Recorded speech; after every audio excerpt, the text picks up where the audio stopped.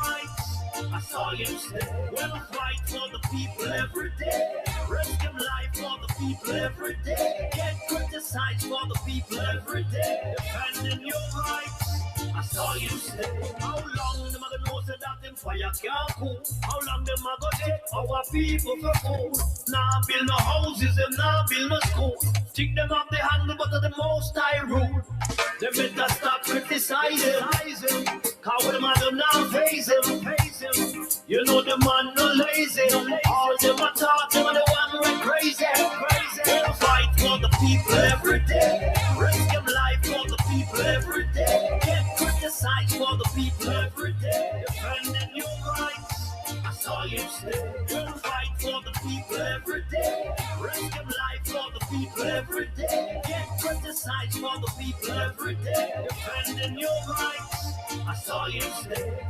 They promise to put all eyes on him. I defend the people that set spice on him. Even politicians spread lies on him. But we know the book of them not wise like him. Them not ties on him. Them know said that the people rely on him. You know said them bring out them Christ through him. That's why all the people them respect him.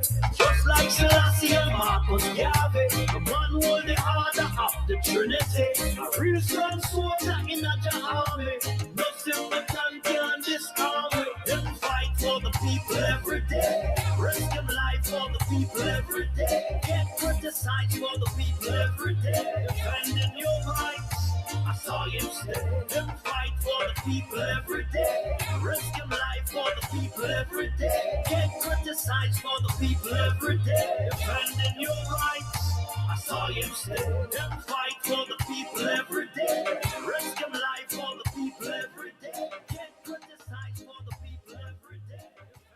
Ties on him. Them know said that the people rely on him. You know said them bring out them Christ through him. That's why all the people them respect him. Just like Selassie and Marcus Garvey, the man who hold the order of the Trinity.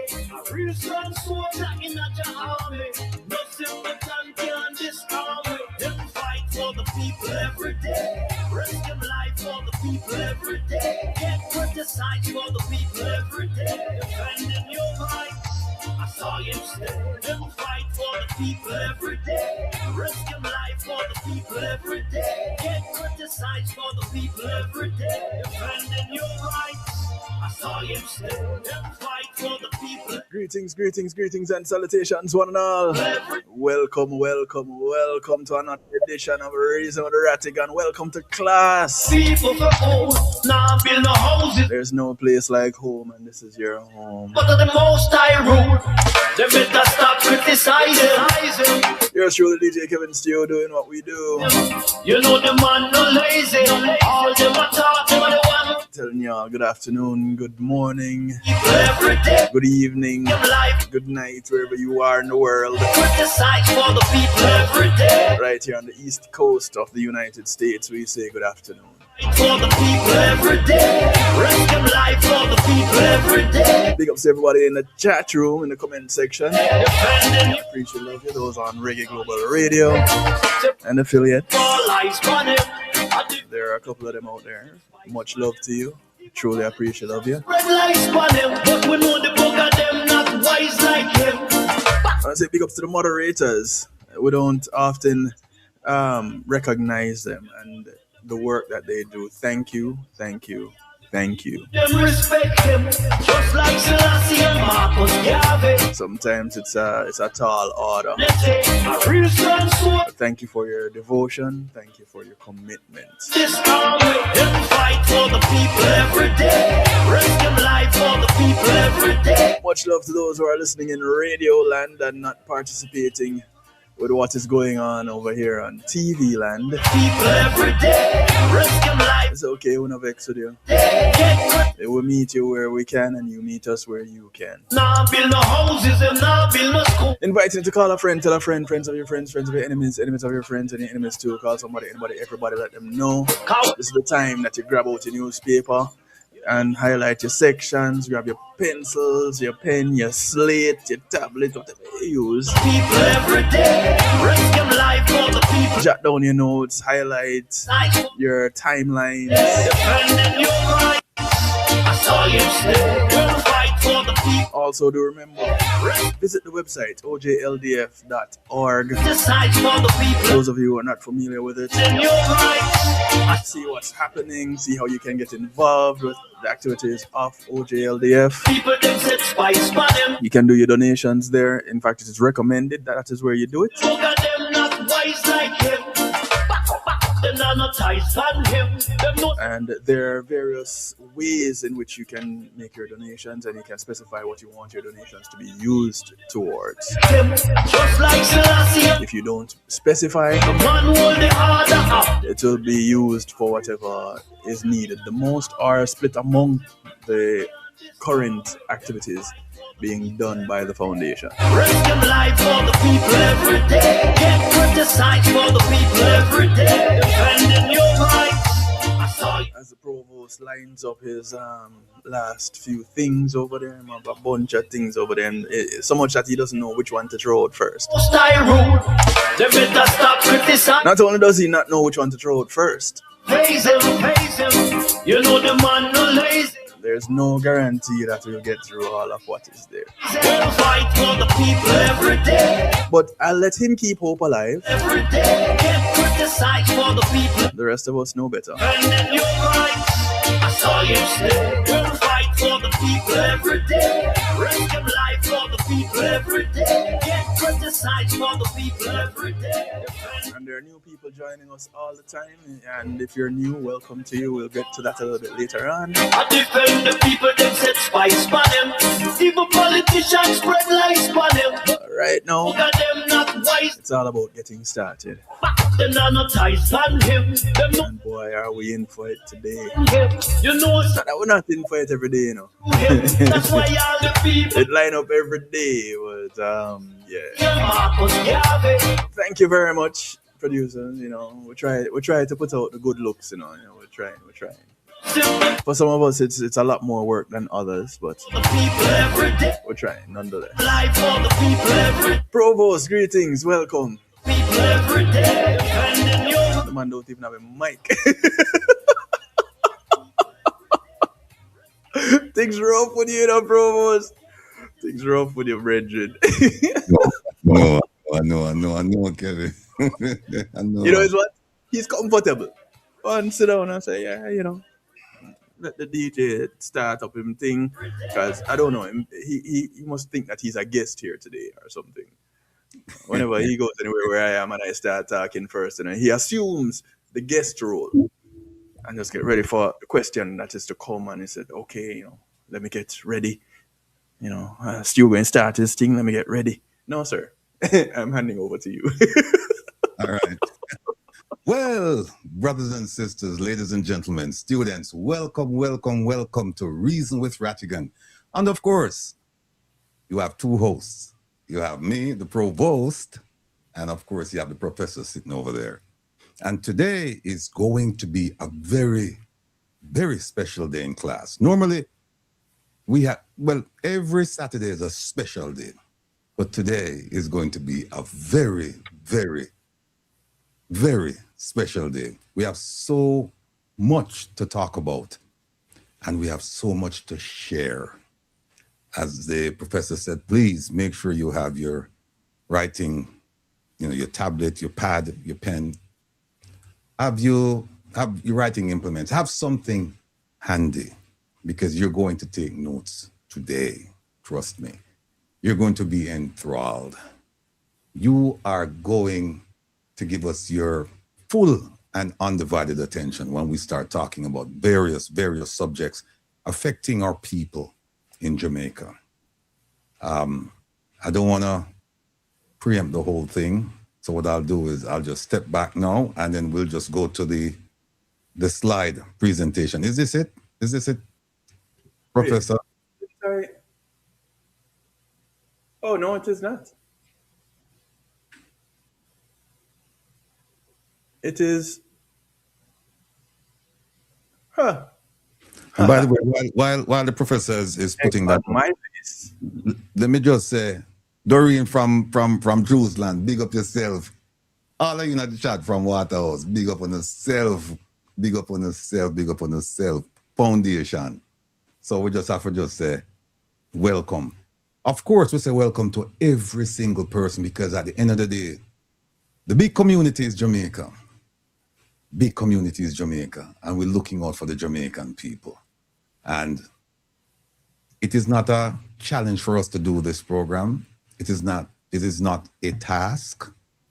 It is a pleasure and a privilege, because when we do the work, we need to come and share it with you, because we know a lot of you don't have the time, you don't have the resources, and frankly speaking, Some of you just don't have the interest to go and dig and gather the information, analyze, synthesize, and disseminate. All of them words, all it means is that when it's just not the time for go just read and just put the thing together and talk about it.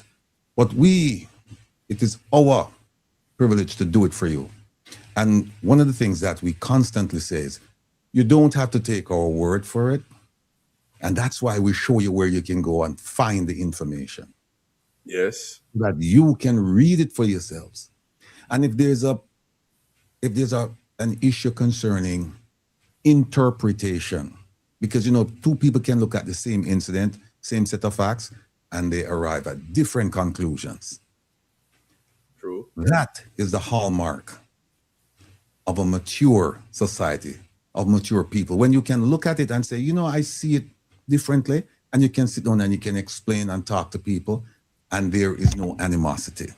There's no, you don't have to load up the thing. You just understand that we have a difference of opinion, and that's fine. That's fine. Because guess what? No two people will have the same opinion about a particular subject or any subject over an extended period of time. Meaning that if you're with someone, 20 years, there's no way that both of you are going to agree on every single point that is raised. It's impossible. It's not going to happen. It's not healthy either. No, and I always say that they say that if you have a business and two people always agree, then you only need one person to run the business. You don't need two. So, correct. Yeah, so we just want people to understand that whenever we say something, that it is out of love, manners, respect, and research that we present the position. Now, if you have a different position, then by all means, explain it to us, because, we're in a learning mode too. We never stop learning. And, Professor, I want to say this before we really get into it to all of the people listening. Sometimes when you watch a TV program, right, the newscaster will say, this material is graphic. So if you have children in the room, have them leave. Or will tell you as an adult, if you don't like graphic material, then turn away. Or sometimes you have a sporting event and it's delayed in your area, meaning it's played already.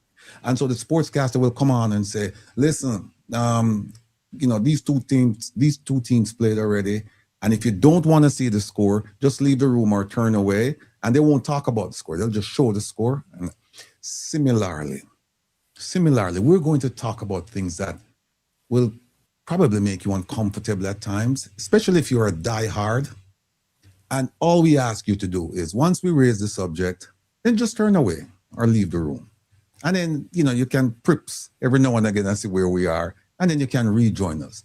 We don't have to get in any argument or something. I think that's the best. If you get to the point where you refuse to listen to others because you're firmly committed to your point, then just turn away when other people are talking about that subject. And then once it's over, then you can rejoin, and then we can talk about something else. So I think that's the best way to do it, because otherwise, as Donna Thompson said, it gets toxic. People, and Elaine says it, no twins are alike.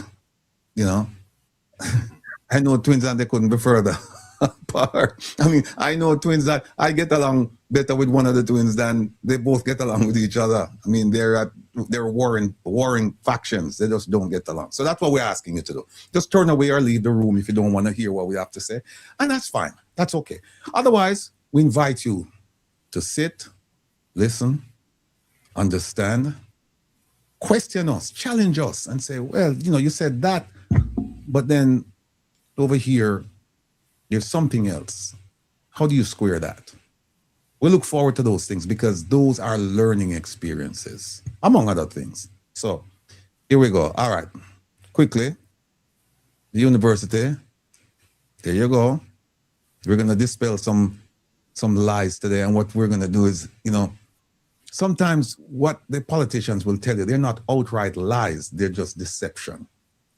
So they'll tell you the issue is right in front of you, and they'll dangle that sparkling that sparkly item over here and take away your attention and tell you all kinds of nonsense over here. Meanwhile, this is what you should be focused on. So sometimes what they'll do is they'll distract you. They won't tell you the truth. And we're going to show you a classic example of it today. We've been telling you about this particular example over the past several weeks. But today, we're going to show you a very glaring example. And it's going to bring the last 2, 3, 4 weeks together. It's going to bring, on that point, we're going to bring it home. Shaping civic minds for a better tomorrow. Yeah. Let me just quickly say, what dear brother Isaac, he has a program and he has a saying. The program is named after the saying that context matters. And he's absolutely correct. Absolutely correct. But here's my take on it. Implicit in context matters is that you must understand. If you don't understand, if you don't know the meaning of the word context, then you don't understand what he's saying. You'll hear it and you'll repeat it. You'll know it because he said it. But in terms of understanding, that is what we're trying to do around here. We're trying to get you to understand what these things mean. Because once you understand, then you will see where context matters and where it doesn't. So keep that in mind. Oh, Professor, happy. We have to say happy Emancipation Day to all Jamaicans. Go ahead, take it away. Let me just look for something to put up. Well, blessings indeed. Happy Emancipation Day, happy Emancipendence Week to our island in the sun and those all who are connected to it. And if you are associated with a Jamaican, we take you as family members. And so you have some who are not born Jamaicans who are Jamaicans. So you too get a happy Emancipendence Week you get as a greeting. I know that doesn't sit well with some people, but I just saw the thing go. Right. But yes, right. Emancipation Day today, kicking off a week long of celebrations in the island, Jamaica. Emancipation Day today, and Independence Day coming up in another 5 days. So all the celebrations happening all over the world. Right. Tamu Miller says, what happened to the notification? I'm not getting any. I don't know what's going on, Tanya. You should. You can reach out to Joan, and she will explain to you. She'll figure out why is it that you're not getting the notification, and we apologize for that. Let me just go back to the Emancipation Day. Again, remember we talk about context matters and understanding what the context is. For me, and I guess it's because of a whole lot of things. We won't go into those now, but I always like to ask the very basic questions. Why, what, whom, when, where, how? And so when you say Happy Emancipation Day, I'm saying emancipation, what does it mean? And emancipation from what? Because it's emancipation from colonialism in all its forms. We haven't been truly emancipated because, as you know, we're still under British rule. A British colony. We're still under colonial rule, right? Because remember, we have a king, King of Jamaica, that is King Charles. Remember that. And there are lots of other things I can point out to you to show you that we're not fully emancipated. But the most glaring thing is this. The mind. The mind. A lot of us are not emancipated from the shackles and the chains of subjugation, colonialism, etc. We're not. We have been programmed to think a certain way. And beyond that, we're lost. You're in deep waters if somebody should take you away from that course. bring you out and say, okay, think. So, and that's one of the purposes we serve here, is to bring you, those of you, and I don't know the numbers, but I suspect that some of us are still in the dark, and our job is to bring those folks into the light and have them not think with us, but think for themselves. Think. That's what we're trying to do. Let me see. All right, here's what we're going to talk about today. And we have Mark with us already from Advocates Network. He was here last week, and he's going to give us an update or give us what we call a hot wash. You know, tell us what happened on Thursday with the candlelight vigil. But before we bring hot wash, yeah, not hogwash. Yeah, you're right, hot wash. HOT, not HOG. We're gonna deal with the swine around here, right? So here's the thing: we're gonna talk about our Holness's days as Prime Minister numbered. That question depends on who you talk to. It depends on whether you talk to me, the professor, the Prime Minister, his supporters, independents, the opposition. It depends on who you talk to. But what we're going to do today, we're going to present two cases, and you'll be the judge of it. We're going to present the case of Holness versus the Integrity Commission. We've done it before, but there's a ruling this week, and we're going to go over it. We're going to go over it and explain to everyone. And then there's another case, and it's Buchanan versus the constituted authority. A lot of people still proceed under the misguided belief that it is Paul Buchanan versus Andrew Holness. It's not. It's not. He's not suing the Prime Minister. He's suing the constituted authority. And those of you who have been with us for a while, you must know what the constituted authority is, because we went over it. But in case you've forgotten, and we all forget, we are going to put up the chart that we used back then, and we're going to just do a quick walk through it so that you can understand. You know, it will, what do you say now? You're going to refresh their recollection. Recollection. That's what it's going to do, to refresh your recollection. And for those of you who have never seen it, it will be a good primer for the rest of the subjects we're going to touch after that. So we're going to touch those two subjects and explain to you what's going on. So again, it depends on who you talk to, but once you listen to these two cases, then you can make up your mind, because you know it's a lot going on. The other one, will Forked Tongue Marks and Silver Tongue Johnson Smith tell us when the 10,000 upstanding deportees will arrive from the US, because the way they talk about these deportees, it sounds like these people are just, they're nowhere near any type of criminal activity. But we're going to show you how they deceive you. And that's why we say Forked Tongue Marks, because we're going to show you where it's this. She said one thing here, and then she says another thing here. We're gonna give you one example. We have several examples, but because time is at a premium, we're going to show you one, a very important one. And then we're going to show you Silver Tongue Johnson Smith, my favorite minister. We're going to show you when she came on the scene, and she's like pretty words flowing like a string of pearls. And then you stop and you examine those words, and you realize that she's not saying anything new. She's not saying anything new. And actually what she did was she stayed away. She tried to steer clear of the TCN program. Enough said. I'll show it to you. And then truth is a small solace to the victims of hurricanes Beryl and Melissa. That topic there, context matters, right?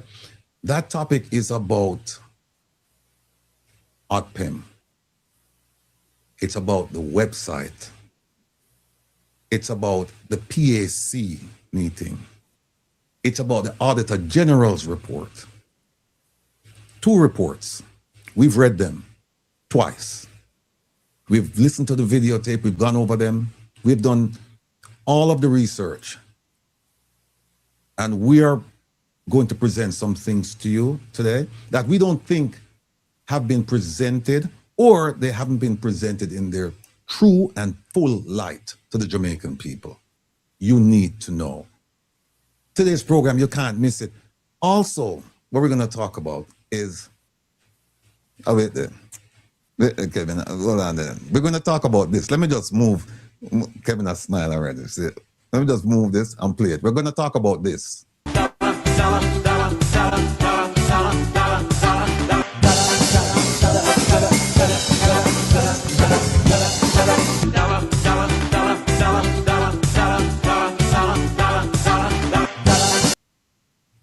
Right, we're going to talk about that.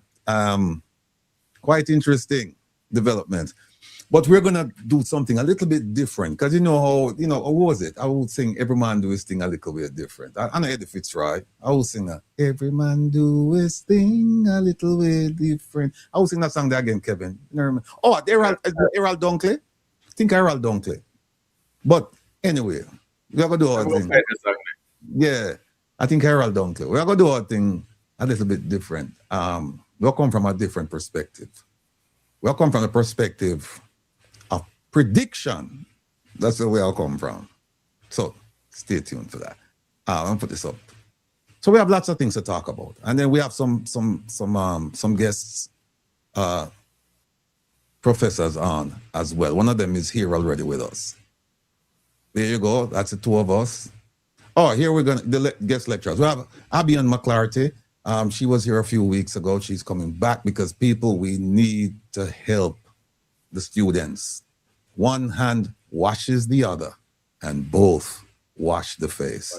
By helping someone, you're actually helping yourself, your spirituality, your soul, your emotions.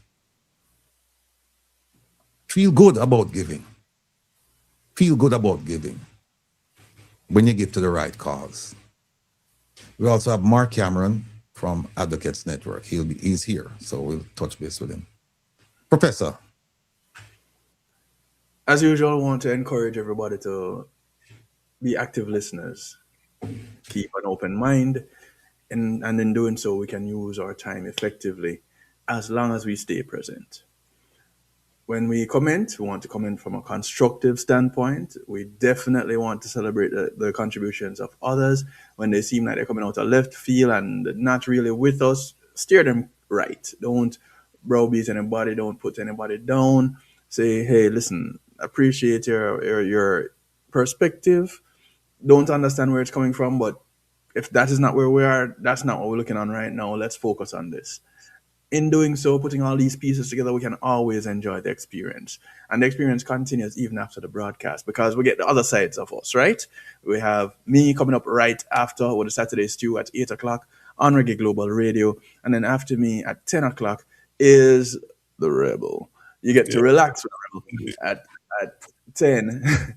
And he'll fill you in a little bit more about that, what is happening tonight in just a few moments. So let's be here and let's enjoy here. Provost. Yes, Professor.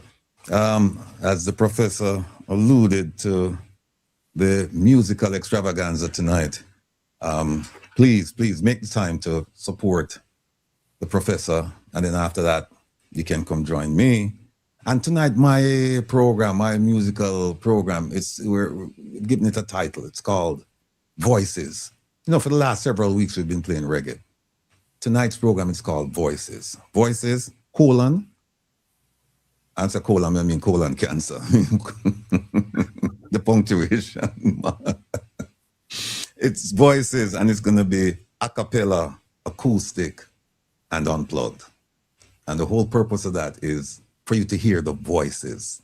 A lot of times what you're listening to the rhythm, you're listening to the instruments. We want you to listen to the main instrument, and that is the voice. And tonight you're going to hear some songs that you're very familiar with.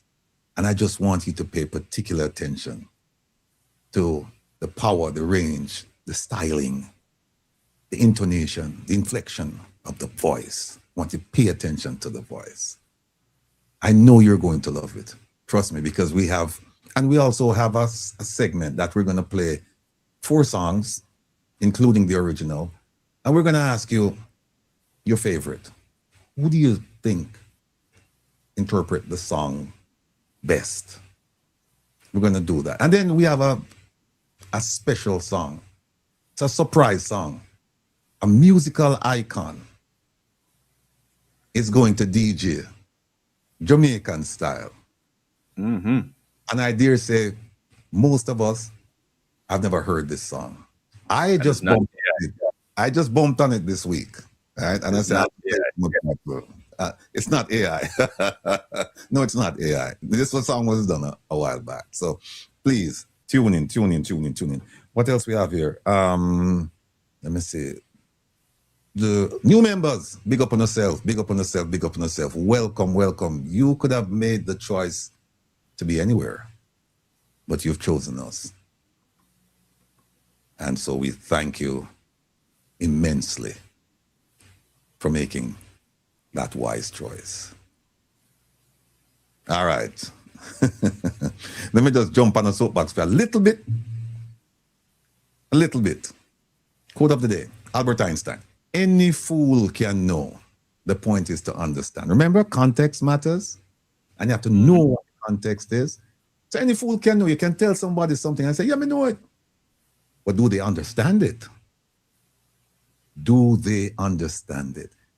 So my people, my students, brothers and sisters, I want you to pay attention when you come here in terms of understanding the material, not just knowing it, understanding it so that you can deconstruct it for people. When you get out there, you can talk to your neighbor and you just not say, well, me here say, you can explain to them. And that's why I constantly say that if I can get one student every Saturday who will walk away understanding, knowing and understanding a point, that's the equivalent of having 100 people. Because you know why? I'm hopeful that that person will go with pride of having this knowledge and this understanding and explain it to others. And that it will travel.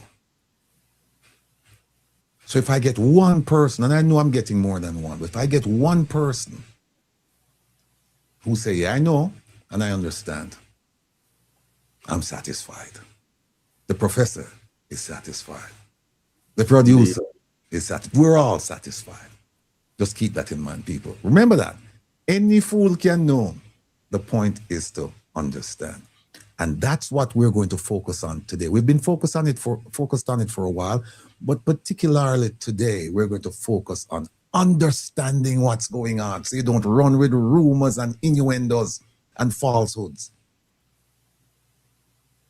And you don't listen to people like the Prime Minister come out and talk a whole bunch of nonsense. And I'll show you the nonsense I'm referring to. Here's another one. And this has happened to us all the time, Professor. Talk sense to a fool, and he calls you foolish. Clint Chambers, big up yourself from the UK, yeah. Deep new member, welcome. Okay, I see Ilian saying that questions are being thrown out already. All right, we'll get to those. But there it is, people. That's what we're trying to avoid. You know, we don't. If you have spent time with us, trust me, if you have spent time with us, knowing and understanding, you're not a dunce bat. Because remember what Marcus said, and we have to get to Marcus's website as well today. Brilliant young man. Remember what Marcus said? He left us with this. He said, a teacher cannot give you a question on an exam that you cannot answer. Mm-hmm. Remember that. A teacher cannot give you a question on an exam that you cannot answer, because the teacher must teach in order to provide that question. They can't give you something that they never explain to you. It cannot. Keep that in mind, people. Keep that in mind. What else we have? Okay, all right, we'll save that one there. We're going to save that one there for later. All right, folks. In terms of advocacy, the Advocates Network is doing I want to say your woman's job. You know, the word is your man's job. And no disrespect to Mark, but we use your woman's job because I'm telling you, these women are dynamic. They're bringing it. They're taking the message to the masses. And I've noticed over a period of time now that the men have essentially relinquished their roles as warriors, as mentors, as teachers. Because when you look at the forefront of all of this advocacy work, who do you see? Mostly women. And I applaud them and I support them. People like Kay, people like Nora, people like Rosalie, people like JC from Advocates Network, people like Danielle, and many others. In fact, I shouldn't even start calling names because I know I'm going to leave out some names and people are going to say, oh, come you not mention this person's name? So I shouldn't have done that. But I did it. Oops, there I did it. It happened. It happened, right. So without further delay, we're going to bring on this gentleman who's doing yeoman's work over there with Advocates Network, a friend, a brother, a patriot, a supporter, Mr. Mark Cameron. Mark, welcome. Well, welcome back. I'm happy to be here again. You know, you talked about giving earlier, and we really want to thank you for your contribution. You know, to the One Jamaica Legal Defense Foundation actually helped with our protest, our candlelight vigil, and you know, it gives us a measure of strength knowing that you're not alone.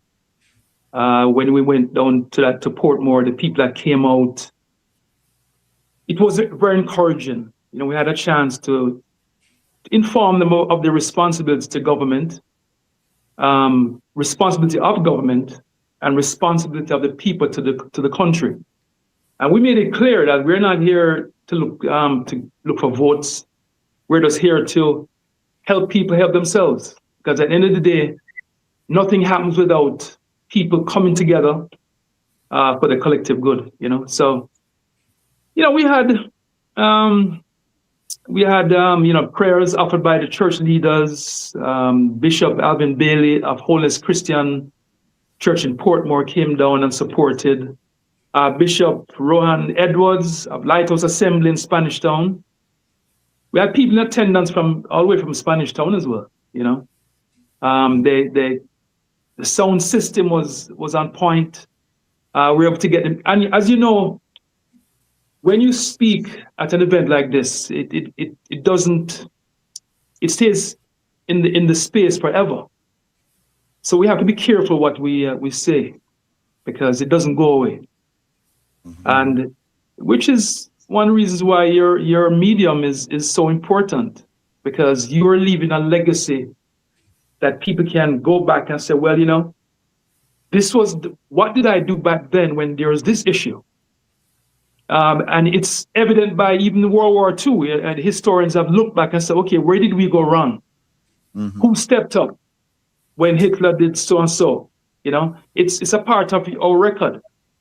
So advocates, I mean, the municipality, the police, technical support of stage and light, the churches, all who contributed to the event, we're very happy about that. And you mentioned Kay earlier. Kay was one of our main speakers. She's a real firecracker, man. I mean, she came out there and she really on point, you know, 1, 2, 3, 4. I mean, she laid it all out, you know, and this is what we need. I think educating people is a very important part of our democracy. When they heard what she had to say, we had people come down who registered with our group. We got their information. I think we had about 55 people that actually registered. There was a bigger crowd still, but people who want to get involved, you know, and that was very encouraging. So advocacy is, I don't see things changing unless we initiate these changes. and inform people of what can be done. We cannot just sit down and ignore what's going on, because it just emboldens people to do worse. So, Right. but we're happy for for your contribution. I mean, it helped a lot in terms of the production. No worries. Let me just say that one lady I forgot to mention, and please forgive me, Rosie from Germany. How did I forget to call Rosie? Rosie, something about yes, sir. Yeah, Rosie, the pickle. Well, always, yeah. Big up yourself, Rosie. Big up yourself. And then the other thing is that you mentioned history. One of the questions that we need to ask ourselves now and going forward, we should have done it before, is what did you do? What role did you play when history was being made? A very important question, boss. That is. People don't realize that that it sounds cliche, but it takes a village. It takes a village to make the change that we want and that we seek. And one of the things I talked about at the vigil was, my mom, she passed away at 95. Condolences. Thank you, man. She was here before. She was a part of the colonial system that has not changed. So, having been a part of the real colonials when they were here, to know, she did what she could in her own way, but she didn't get the liberation that she deserves. Jamaicans have not gotten the governance that walks with the people. I think the people they're forgetting what it means to be a representative. When somebody's a representative, they're representing your needs and concerns. And that has not been the Jamaican experience. They believe that if you give them 22% of the vote, then you don't have any talk after that. And they do what they want to do. So, and I had a very impactful discussion with a gentleman there who's in the political realm. And the conclusion is that even if we have the best constitution, if it's not enforceable, then how does that going to work out? Which is why comprehensive reform is involved. And I'm talking about the judiciary, the MPs, the councillors, the whole government structure needs to change for us to make a difference. Or it's not gonna be because people are, you've seen, I think we've talked about it before. You've seen where laws are ignored up north and people do what they want to do because people are silent. Nobody is coming out and talking about illegal wars, illegal behavior by different people. Nobody's saying anything. So because we say nothing and there's no big protest about it, then it emboldens them to do even worse. And we in Jamaica, we have to stand up as a country. We have to stand up and try to make a difference while we can, because it would be unfair to leave this level of dysfunction to the next generation who never created this dysfunction. We're the ones who are party to this. We're the ones who are going to be criticized by them. Why didn't we do anything? But it's a calculated situation. They know exactly what they're doing. They know exactly how to keep people quiet. The government is 50%. They're our biggest employer.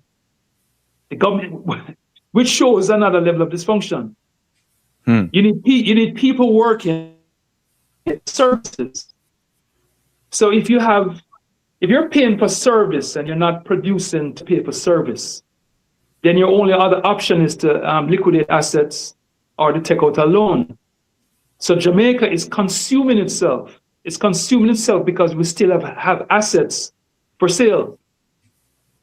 And these are the kind of conversations we need to talk to the people about. When you give a person a raise, when a government official gives themselves a raise, they need to know that the raise comes from their pocket. It comes from their lands that have been liquidated to pay for these salaries. They need to understand that money doesn't come out of the air. You know, it's not like, you know, in some countries print their own money, right? We don't have that luxury. Every dollar that we make in Jamaica has to be earned. We don't print money. So if we pay with assets and we pay with real cash that comes from somewhere. And education, I think, is one of the biggest tools we have that's gonna change our country.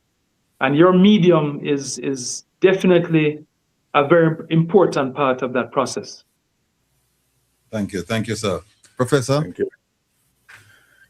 Mark, let's go back to the prayer vigil. You mentioned that there was a pretty decent turnout. What was the takeaway? What was the kind of feedback that you got from people who attended? Again, those who didn't attend. And what was the kind of response of those who were there at the time? Well, the takeaway that I got was can be summed up in one conversation that I had with a young man. He came over and he said he had no idea what this was about.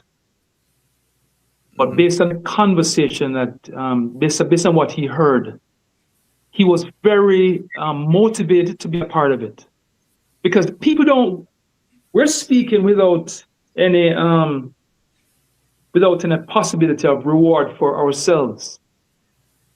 They saw that what we did was really for the collective good, for the people. We're not saying, hey, come on, do this because we want your votes. No, we're saying to them that this is all for us, for the legacy to our kids, to the next generation. And that's one of the things that I personally spoke about, and I think Kay spoke about it as well. I think the takeaway is that people, they feel the need to hear more of this, more of what we talked about, because they've never heard that kind of a language. And, you know, Kay and myself didn't hold back, and regardless of who was in the audience, and we had one of the MPs in the audience. And, you know, we just said what we had to say, regardless of who was there. But it's the truth. The truth is not, it might be offense to those who may not like, who might be affected by what we're saying, but at the end of the day, what we're saying is gonna affect our lives, you know, in a good way. So. So that was one young man, and it's good that it was a young man that showed up, and you had that conversation with. Right, but you had more, you know. This is like this one that kind of echoed the sentiments of most that were there, but he was very passionate about what he wanted to say. I mean, he came over to where I was and said, "Hey, man, I want to talk to you, know, so on, you know." He said, "I never know, so I saw it, I go." He says it's a regular prayer thing. But I said, I was very clear in my opening remarks that prayer is good, but it does not absolve ourselves of the responsibility of taking control of our lives. You can pray from now till the kingdom come. We have the most churches in Jamaica. We've been praying, but we, you know, and I said to everybody there, I said, you know, some people may say, well, I'm not into the politics thing, right?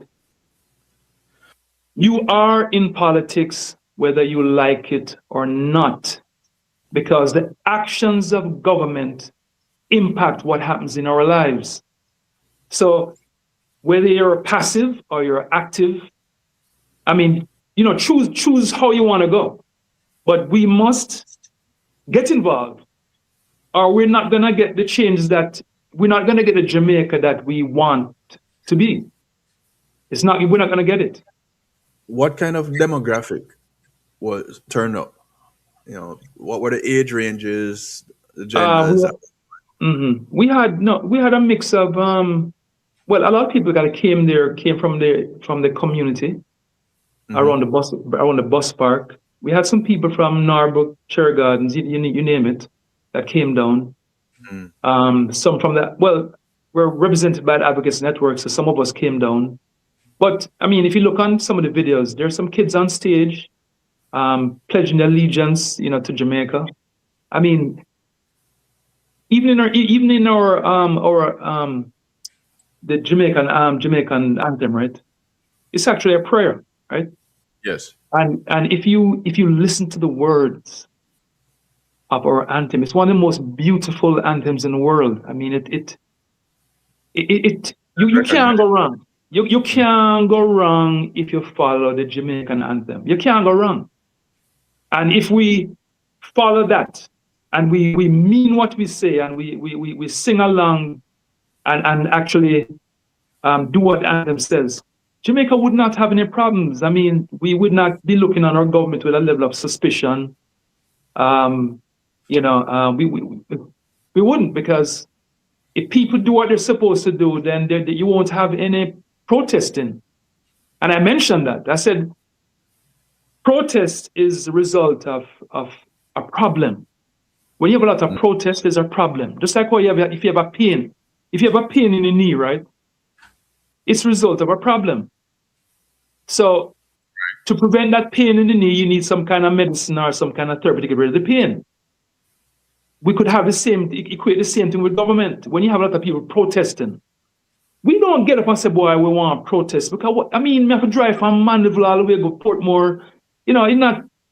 Nobody pays me to do this. I mean, it's something that you feel for your country. You want your country to be a better place. And advocacy is knowledge can be a burden. If ignorance is bliss, and if you know what's going on around the world and you're aware, then unless you don't have any empathy, you're not going to care. But if you do have empathy, you're going to say, hey, this is not right. And that's where advocacy comes in. I mean, we had people there that are not the usual advocate per se. I mean, we had professors, we had teachers, we had doctors, they are your unlikely advocates. These are not people that are feeling the pinch directly, so to speak. The pinch is that their mental space, that's a pinch, but they're not physically affected by what's going on today in government. These are people that are doing okay. But at the same time, having empathy for others brings them out, to try to make a difference. Realizing that if we don't rise as a country together, we're going to fail together. And a lot of people don't understand that philosophy. So, facts. But as we're very encouraged with the support, of all the people around, and we hope to continue. I mean, we're not going to, just have these protests just to have a protest, but as it comes up, as we get these little pins and stung by the pins and needles, we're going to react. Every time the needles come out and the misinformation comes out that we know about, we're gonna hold them accountable. We're gonna say, hey, what you're doing, we understand what you're doing is not right, and we're gonna talk about it. And as it comes up, we're gonna do it. We're gonna continue on our educational path. As you know, this is a non-political thing. I mean, in terms of, we're not seeking political representation or whatever. We're just want to hold government accountable with the proper protocols. All right. Look, Mark, time is at a premium. I just want to ask you one question before we go. It's from Elaine. She said, where is it?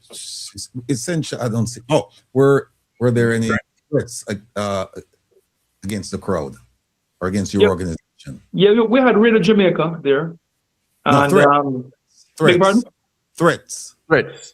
Did anybody feel threatened, or did anybody come out in opposition to what was happening? Well, the church is extremely powerful in our country, whether they know it or not. They have their own, and the politicians are afraid of the church. Because it's a church, it's a church-inspired prayer vigil. We had good support from the police department. They came out in their numbers. We had an ambulance there. We followed all the protocols necessary to ensure that we had a safe and impactful event. And we didn't get any, we got support from everybody. I spoke to the police officers that were there. And of course, nobody wants to be on camera like that because they're government people. But if they're like, boy, boss, me like what not doing, like what not say. You know, that to me is encouraging. I get goosebumps when I hear stuff like that, you know, from the officers who understand that a good government will be able to pay them good wages. So it's one hand wash the other. We all benefit from proper governance. So. All right. Well, look, we want to thank you for coming on and giving us an update as to what actually took place on Thursday. And as you said, and we agree that there is more to come. We won't talk about it right now. I'm sure you guys are doing your planning, but it cannot be a one-off or a two-off. You know, this is something that we need to get and have it spread like wildfire across the island. Well, I'm going to make one more plug, you see. Sure. I want everyone listen to this show to please give to the One Jamaica Legal Defense Foundation. You are doing something that is going to hold people accountable.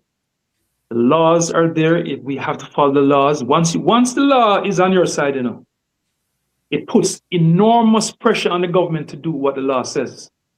Right. And I would just encourage people to support your foundation and what you're doing, because you're doing a very good job for the entire diaspora and Jamaicans here. So much appreciated for doing that. All right, Mark. Look, people, Mark Cameron from Advocates Network. Mark, thank you so much. We look forward to having you soon. Please give our regards, our well wishes, our love, our respect to all of the members of Advocates Network, and tell them that we're very thankful and grateful for what they're doing, and we're going to continue to pray and support Advocates Network in their quest for good governance for all in Jamaica. Thank you again for coming, sir. Much appreciated. Thanks for having me. Appreciate it. Yes. That's all. Yes, my people, that was Mr. Mark Cameron from Advocates Network. Very powerful organization in Jamaica, doing the right thing. And we're hoping that other civil society groups will follow the lead, or even if you don't want to follow the lead and establish your own path, at least support Advocates Network. They need the support. We need the support, because unity is strength.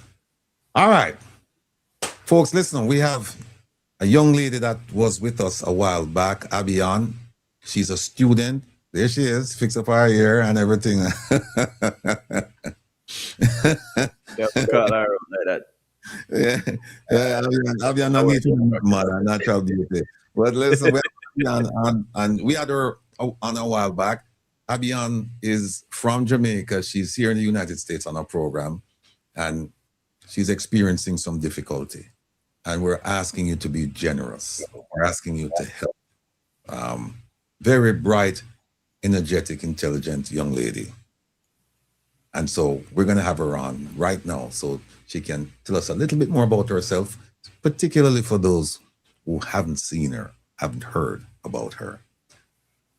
Without further ado, Abian McClarty. Abian, welcome. Hello. Thank you for having me again. You're welcome. Hi. So tell us, just because we're pressed for time and we're not going to rush you though. I just want you to just spend a few moments and just tell people who you are. And for those of you who heard already, we just want to remind them. Just quickly tell us who you are, where you are, and your situation. Okay, so hello everyone. My name is Abian McClarty. I attended the Hope Bay All-Age Primary School. Then I attended Titchfield High School, where I attended lower six, and then I started college in 2024. This situation occurred it started in April originally. So we had received an email saying that there was supposed to be a meeting to discuss the scholarship. So originally we all knew that it wasn't going to be any good news, and from the start. Then they sent another email saying the previous meeting would be postponed for some reason, so that further confirmed our theories that we weren't going to receive any good news. Then we received another email saying that, oh, we're not going to have any meeting at all. We'll just send you an email over the summer. Then we received an email during our summer break saying that our scholarship had been reduced by $5,000. And then they would change the tuition rate. It wouldn't be a single base fare, it would be a base times the amount of credits you be doing. So originally I was scheduled to do 17 credits this upcoming fall semester, but I had to reduce the amount because it would be too expensive if I did continue with the 17 credits. I'll be basically paying over $10,000 just for one semester, and that would be pretty impossible, basically. I also had a minor in computer information systems, which I had to drop because, again, it would be too expensive if I did continue with the minor. We don't need to know the name of the school, but what are you studying? Computer science. Okay, so you went Hope Bay, then you went to Titchfield, then did you go to the University of the West Indies, or did you just leave Titchfield and then here you are? I attended lower six, but I didn't continue to upper six because I had to leave for college, the one that I'm attending right now in the US in 2024. Okay, and so you've been there. What's your status? Are you what's it, junior? I'm going to be a junior this upcoming semester. This one you'll be a junior. Okay. And they've been advising you over the past several months that something is going to take place. Not even over the past several months. It was like the last 2 weeks of school. So it was the second to last week of school because the last week of school would be finals. So we were supposed to have it the Wednesday, but they canceled it and said they were going to do it the next week, which is finals week, and they're going to do it the Thursday, I believe, and Friday the campus would be closed, so students would be leaving the Friday, but they were wanting to have the meeting on Thursday to accommodate everyone apparently, and then they canceled that one as well and said that they would just send an email during the summer. So this is something, it's a recent development, so you didn't have time to prepare for this. Okay, so that put you in a pickle. Are you allowed to work while going to school? I'm allowed to work on campus. To work off campus is a little difficult because if I do want to work off campus, be internships. I can't just say I'd want to do like a part-time job at a random grocery store or fast food place or nothing because that would be going against my visa because we're not allowed to do work that's not related to our majors. Okay.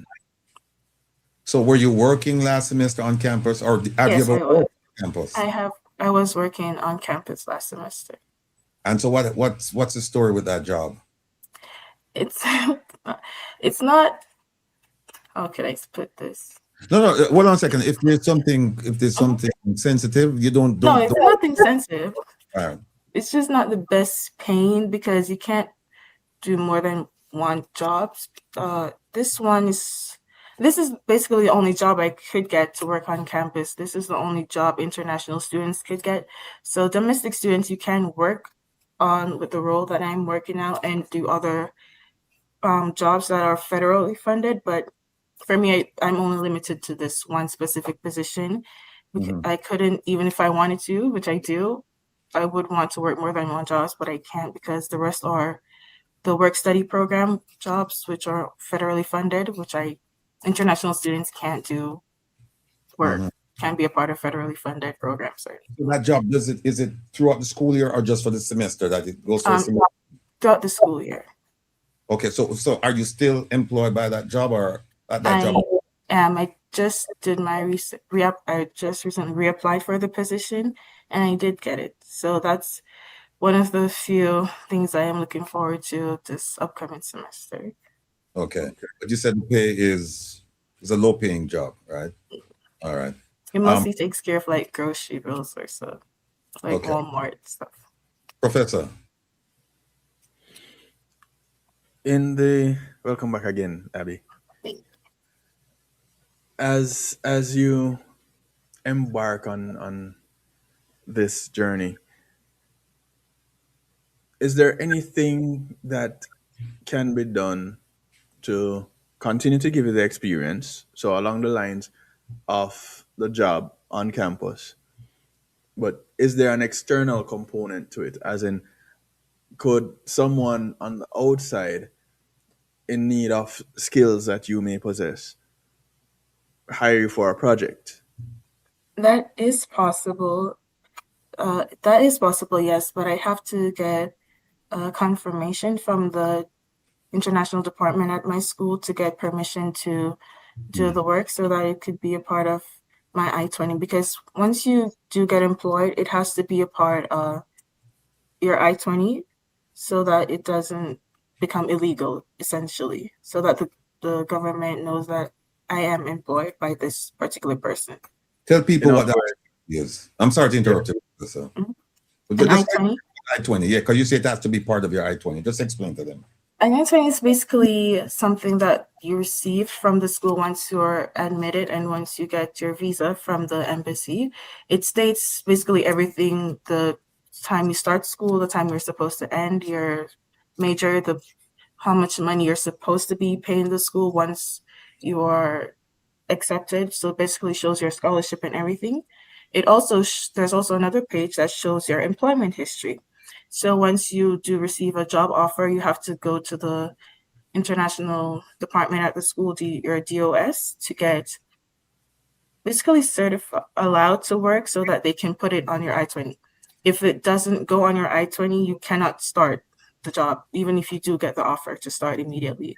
So if you do begin working before it goes on your I-20, that'd be considered legal, and you risk your visa being taken away. So you have to wait until it is processed on your I-20, so it's updated in the database so that you could be allowed to work, essentially. Before the professor comes in, let me just give you one piece of advice, and I'm sure you're in compliance. Follow the rules. When in doubt, go to the international students office on campus and say, look, here is my issue. How do I resolve it? Don't listen to people outside and go do, wayward things. Because some people, they have good intentions and they may give you some advice that may be good for them or other, but they don't know your full circumstances. So just follow the rules. I'm asking you, please just follow the rules. All right, Professor. So what are some of the job areas that outsiders could possibly hire you for? It's, like I said, anything related to IT work specifically. So whether it be coding, project management, or anything of the sort that's basically related in that area, that's mostly the work that I can be allowed to work for. So because there are a lot of listeners here, I'm going to need for you to be a little bit more specific, because you don't know who is listening and who needs someone to do some coding, who needs someone to create a website, who needs someone to update a website.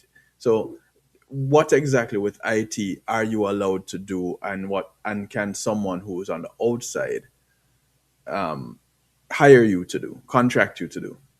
So I recently been working on website development, so that is something that I could do. I also been working on app creations, so if that's something that they need help with, I could also be able to do it. Project management, it's not really coding per se, but it is something that I would also be able to do. It's more of a business IT mix. So if it's not really coding, I can still be able to do that as well. Okay. And let me just quickly say that, where is it? Where is it? Somebody in the chat said, calligraphy said, just make sure whatever they tell you when you go to this office, as best as possible, get it in writing. You know how it is. They'll tell you one thing, and I'm not saying they're going to, but you have to be prepared. They'll tell you one thing, and then you'll go out and you'll do it, and then next thing there's a problem, and they'll go, we never said that. So calligraphy, good advice. If you can, just get it in writing. So the last time you were here, we had a few people who expressed interest in, I believe you have a GoFundMe. Right. And there are people who expressed some interest in it. And there were some people as well who expressed interest in hiring you. For those of you who would like to hire her, we applaud that, but she has to get permission to do so. Just keep that in mind. Now, for those of you who would like to support her financially, she has a website. GoFundMe, sorry. And I'm asking, I'm pleading, I'm begging, I'm beseeching all of you.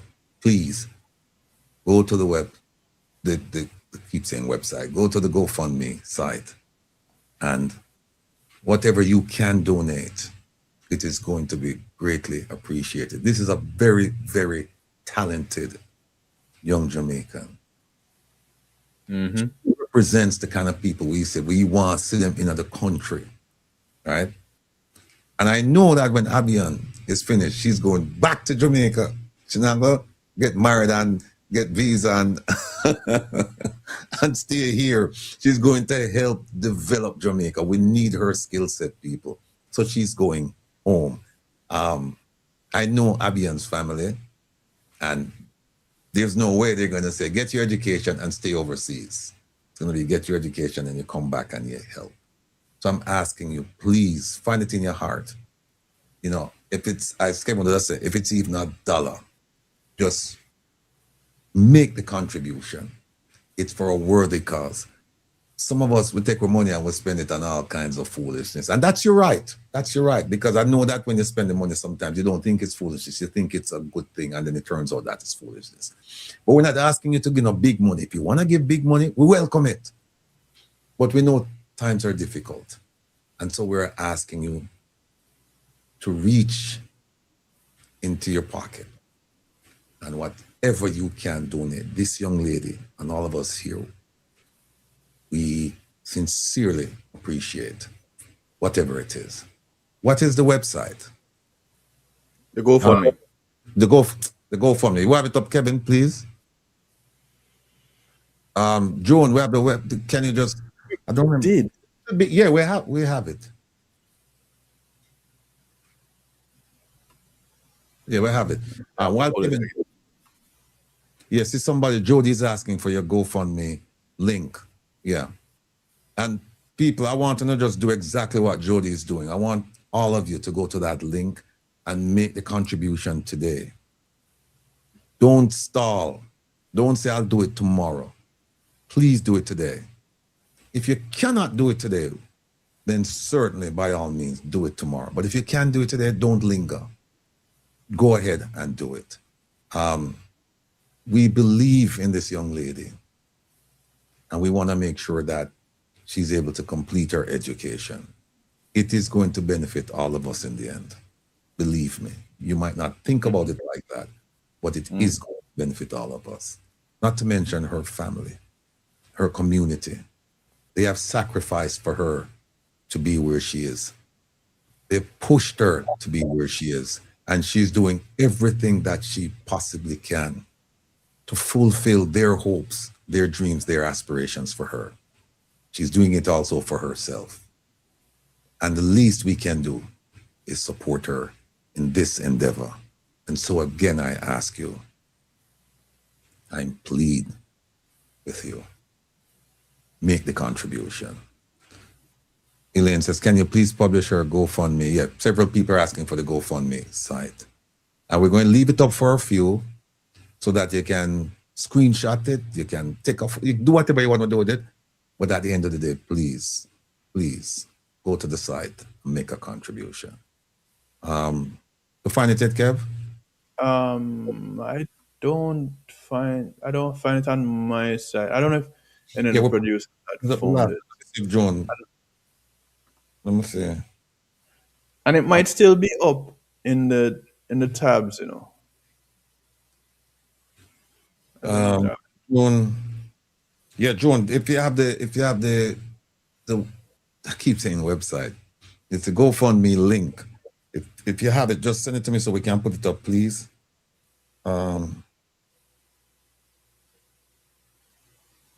Okay.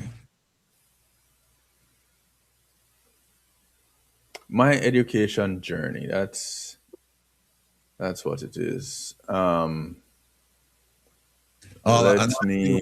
all of you folks from Philadelphia, all of you folks from New York City, all of you folks from Washington, D.C., along the Eastern Seaboard, particularly along the Eastern Seaboard, because we have most Jamaicans living in this region, make the contribution.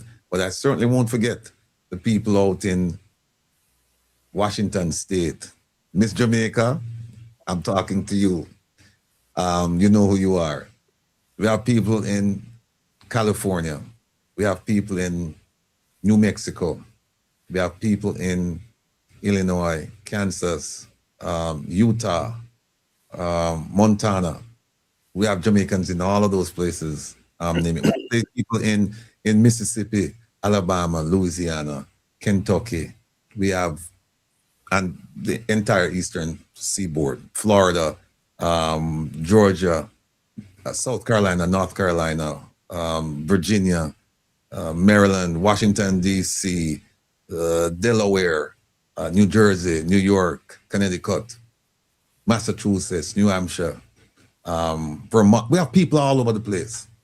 So listen, whatever you can put, every mickle make a muckle. I want Abian forget the muckle. When I want our buckle. See, sound like a DJ now.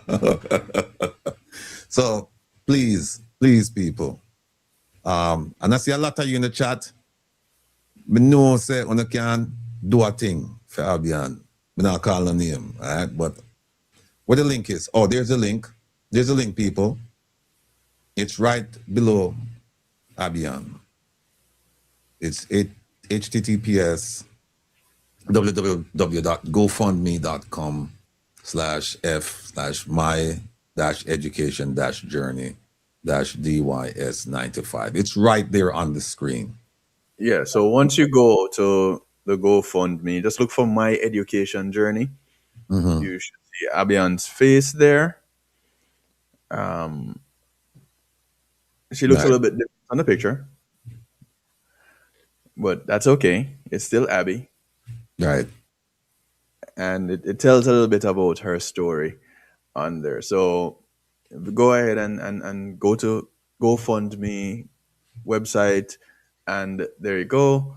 My Education Journey is the name of the campaign. That Yeah, is where Kevin is right. It look a little different.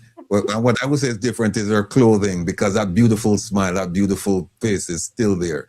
So Abian, big up yourself. All right, we have our next guest sitting in the room here. The lovely, we're not gonna call no name, sis. We're gonna wait till they come on. But listen, folks, again, we're asking you. This young lady is in dire straits. She needs the help, and we're asking you to do whatever you can. If you have a job for her, please mention it to her. She will then go to the appropriate entity in the university to inform them and seek permission to accept employment. But if they say no, just keep in mind that there's nothing she can do, but there's something you can do. If you can offer to employ her and she can't work, send her a thing still. You know what I said? Send her a thing. So that is where we are. Abby, it's been a pleasure having you on. We're going to give you the final word. You're muted. I just want to say thank you again for having me here. I appreciate every advice or help that everyone has to offer in the chat. And I just really appreciate the being able to come here and express myself and my concern once again. So just want to say thank you. all right. Look, Abby, keep in touch. All right. We're family. Thank you. All right. All right, Abby, take care. Be well. All right, folks. Abby McClarty. Please, we are asking again. Go. The website was there. If you miss it, you can just rewind the program. The website is there. Just go and help this young lady. Me I beg you now, just go help the young lady. All right? big up on yourself. And may God bless you. And if you can't get money, say a prayer for her. Say a prayer. We are very prayerful people. We know that. Just say a prayer for her, for our success. All right? Now, we can move to our next guest. Our next guest, I don't know, guest. We shouldn't even say guest. Guest like, guess what? You know, not sound right. Well, sister, I come forward. She was here a couple of weeks ago and she burn a fire, light up the place. She just so energetic that people can't say bye. You know, the energy from that lady is just something to behold. It's a blessing to be in her presence because you can't be sad. You can't be sad when you're around this young lady. All right? So, folks, without further ado, we'll bring on our sister, right? The princess, the hostess with the mostess. Miss Lou revisited. See it, yeah? Sharon Garden.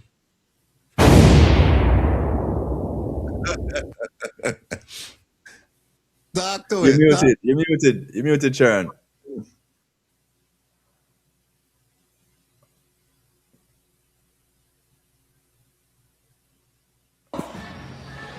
Okay, I think you find it. I think you lose it again. You hear me now? Okay. You hear me now? Yes. All praises. Listen, I'm so happy to be back here with you, Ratty, and with Mr. Mr. Kevin Stew, and your listening audience. Boy, I appear DJ upon the show today.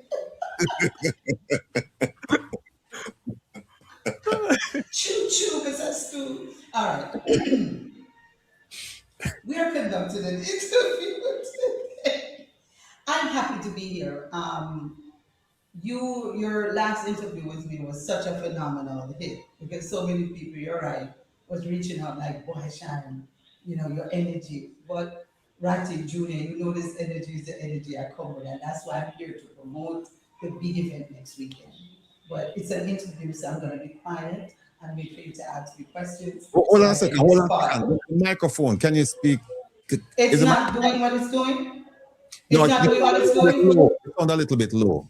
It's low? Okay, hold on. Oh, yes, you're right. It was turned down. Oh. See, my voice projects too much on some interviews, so I brought it down. So this is good now? Are we good? No, you can turn it up some more. Turn it up some more, Kevin said. Yeah. Kevin, it bugged. Kevin, it bugged. You can't go low down.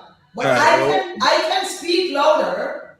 All right. Can you hear me now? I can raise the level of my voice. I am the hostess with the hostess. All right. Yeah. So that good. All right, good. So I'm the guest and I'm waiting to be interviewed. I'm going to be quiet and allow you both to interview me and not just come in here and chat. Come and chat too much. When you going to do that?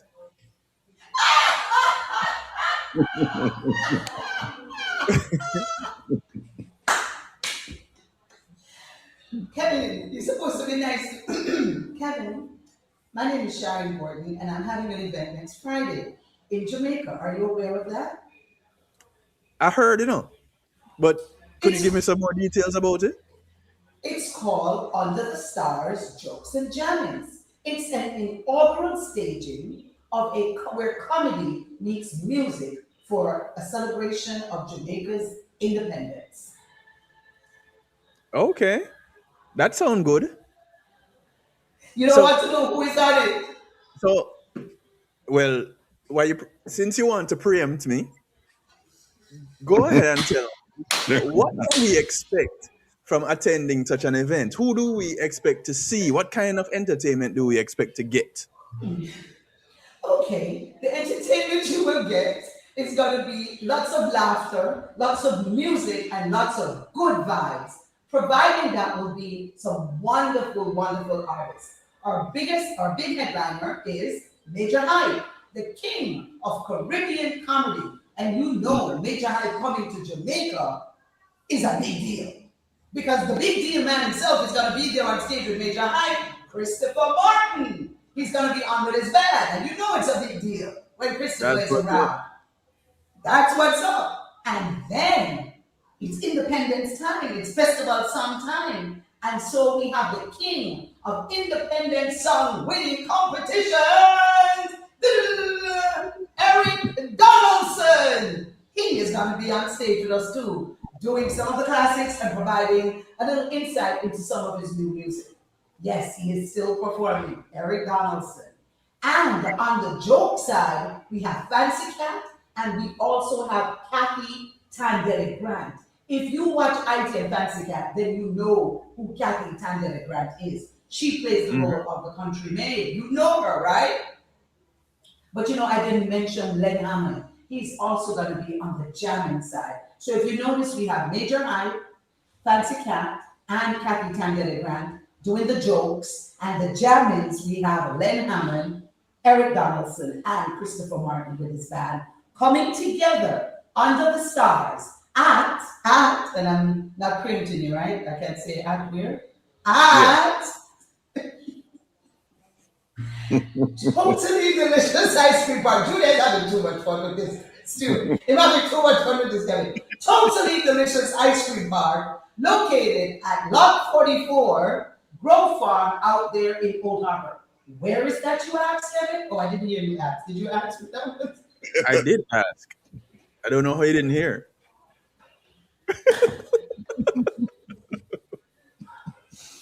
Oh, God. So, the place is located at, thanks for asking, Kevin. The place is located at Lot 44, Grove Farm, which is in Old Harbor. Now, if you're coming from like the Mango side, Old Harbor side, it's after you pass Butters. But if you're coming from the Spanish Town, Kingston side, it's before you get to Butters. And that area is called Grove. And that is where you find the most beautiful, spacious, state-of-the-art entertainment space in that area of the island of Jamaica. And it's the Totally Delicious Ice Cream Park. And you are gonna love it there. You know, what we need for the Sharon, we need to put up because I didn't really, I didn't. It was my first time seeing pictures of the location, and I was truly blown away. Yeah. Let me ask Joan if she Kevin, didn't we get some pictures for the location? We did. We got a link actually. All right. You can play it? Mm-hmm. That would be nice, Kevin. It's big, it's huge, it's spacious, state of the art. We got to make sure people are comfortable. People can come out and feel good about being in this space. It is a space for the community. It's a oasis, actually. While the professor is looking for that, let me ask a couple questions. Okay. Last time you were here, what has the reception been to the event? Junior, it has been overwhelming. You know, I'm on the ground and we're in the streets. And you know what I love is when we, like right now I'm speaking to you from Mandeville. And we are in the streets giving out flyers. And you hear people say, "Here, what I show you, you know," or "Yeah, man, I'll show you what I tell you about." Or people will come to me and tap me and say, "Give me 2 more flyers."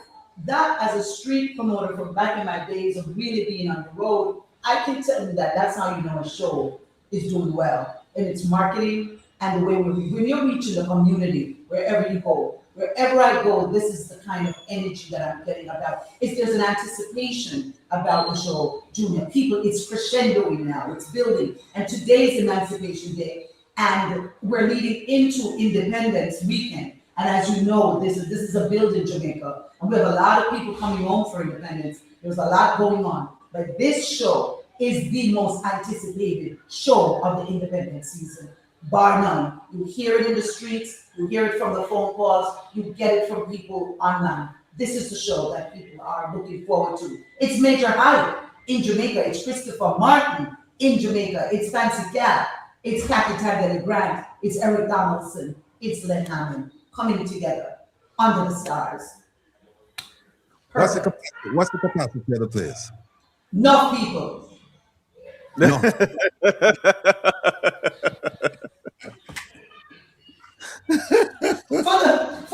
the non-Jamaicans amongst us, the response was a whole lot of folks can be in the space. Indeed. A whole lot. when you see the visuals and you see the space, you will understand it is really an oasis for the community that Mr. Lawrence has created out there in the library. It's a major investment that has happened, and it just shows. Now, as the hostess with the mostess, what will your responsibility be? Will it just be to introduce and to inform the people about the various artists coming up, or will you take an active role and do something? Well, I want to say to folks, it is very active when I'm around. I'm always taking an active role. As you can see, I'm actually actively participating in my interview. Correct. You're the only one that thinks it's an interview. You see what I have to deal with around here, folks? You see what I have to deal with around here? So that's what's coming to the stage. I am actively involved. I'm an active host. I'm not a passive host at all. And so when I get on stage, it's why I'm called the hostess of the mostess, because not only do I keep track of time and I manage the time and I manage the flow of the show, the energy that is in the space, I have a lot. That's a responsibility that I carry, and I take that responsibility seriously, because you can have the people and you can have the acts, but if you don't have the right MC, the right host, your event can actually, we don't do that around here. Our events go totally delicious because we are totally delicious presents. And so I am the totally delicious hostess of the mostess. I will bring all this energy to the stage. I will ensure that we're celebrating independence, but the inaugural staging of Under the Stars, jokes and jammings, with such a plum and with such Jamaicaness that folks will say, I want her back. Yes. See him so. Now catch my practice. Now catch my practice for next week. Yes. How are you named Guinea Pig?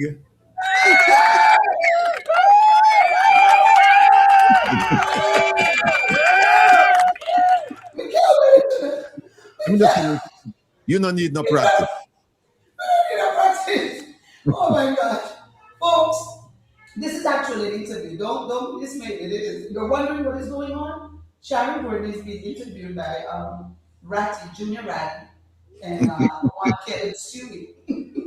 And we're talking about Under the Stars, jokes and Sharon, Sharon, when will you, off the topic a little bit, when will you return? Because you've been in Jamaica now for what? A year? A month. That's very bad. I only be here for 1 June.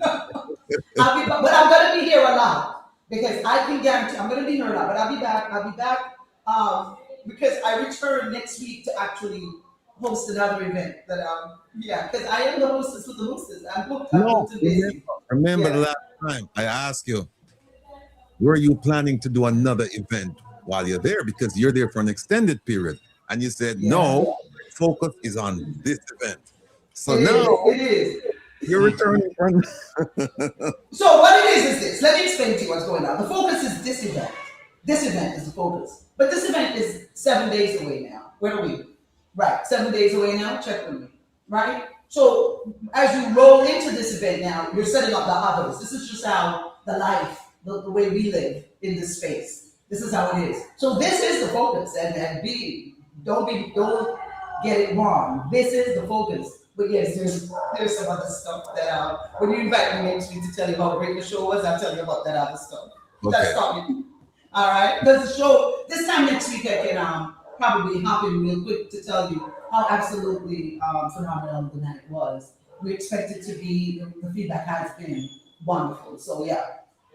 But I'll be back soon. Right. Now, people who live in the tri-state area, they're very familiar with you and your work. Yes. I'm very familiar with you and your work. Could you please tell us some of the events that you've hosted and some of the artists that you've introduced to the stage, so that people get a sense? So people get a sense. I know they could dibby hurry come up, fly by night. No, I'm not. So I not only do. So I cut my teeth doing just regular shows all over the world. I've traveled with and toured with, from the Barry Hammonds to the Butcher Bantons to the Marcy Griffiths to the Freddie McGregors, you name them. I've been on the road with them. I was part of that. A lot of the, what I call younger now, seasoned artists, but I was working with the Beanies, and City Bounty just got his street named after him, and all those younger folks. At the time, they're now seasoned folks. And so we're talking 35, 40 years ago of really being on the road and cutting my teeth as a street promoter, working on many, many projects, but also as a host. And when I say street promoter, back in the day, the way we promoted events, like the show we're doing is, we would go in the streets and we would do something called flyway and sniping. And I ran various groups in New York doing that for many labels at the time, because that was at the time when dancehall and reggae was breaking into the market. We were responsible for bringing in so many folks and breaking them into the marketplace. From the ladies' saws, like I said, you name them. Anybody coming out of that period, you know, we really, if I was hosting them, doing their media party, doing their press event, doing their publicity, or whatever, I was involved in some way of booking them for a show. I worked with George Crooks for many years. George Crooks of Jammings Entertainment, who has been doing shows and concerts for years, and I was George's right-hand person for many years, and his host. Again, just you name it, from the Maxi Creases to the Shaggies, to you just name it. I'm calling names. It's something for me when I have to call names, because you know it's like everybody that I have to think. You know, the Bunny Wailer, may so rest in peace. All of that. I've worked on so many projects. The Marleys, any of them. So I've been exposed to this side of the business for a very long time. And then I'm also a host for a lot of black tie affairs and,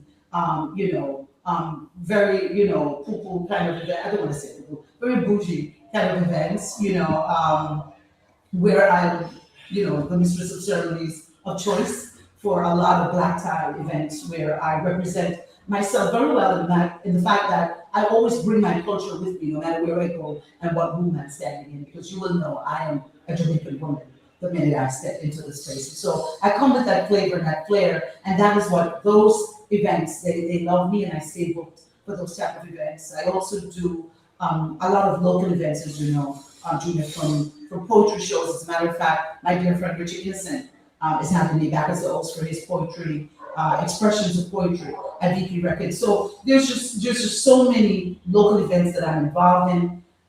It's hard for me to start even naming some of the things that I do, because I don't remember all the things that I do, because I just do them. It's part of who I am. It's this character that I am. But I hope that I've given you some kind of insight into, did I mention Dennis Brown? Did I mention that Jacob and I were good friends, like Garden Silk, we're responsible. Like, it's, World of Girls, working with World of Girls. It's so many. It's so many. I've worked with so many people in this industry. I mentioned Buju, right? Broke Till Shiloh and those albums. So yeah, Tommy Stevens, Diana King. Oh, see, maybe start. I'm leaving people out, and they're gonna say, "Gee, you never mentioned me." But it's so many names and so many people in so many years. It's over 40 years of doing this work, and on so many levels, whether it's hosting, publicity, managing, promoting, doing whatever kind of campaigns for them. There's one thing. There's one thing we haven't done yet, though. Which one I didn't touch on? The actress? Which one? No, Which your one? broadcasting career behind the mic. Okay, let me talk. All right, thank you for that. So I've been a radio announcer for. I totally started this with Gil Bailey. If anybody knows who Gil Bailey is, he was the king of Caribbean radio.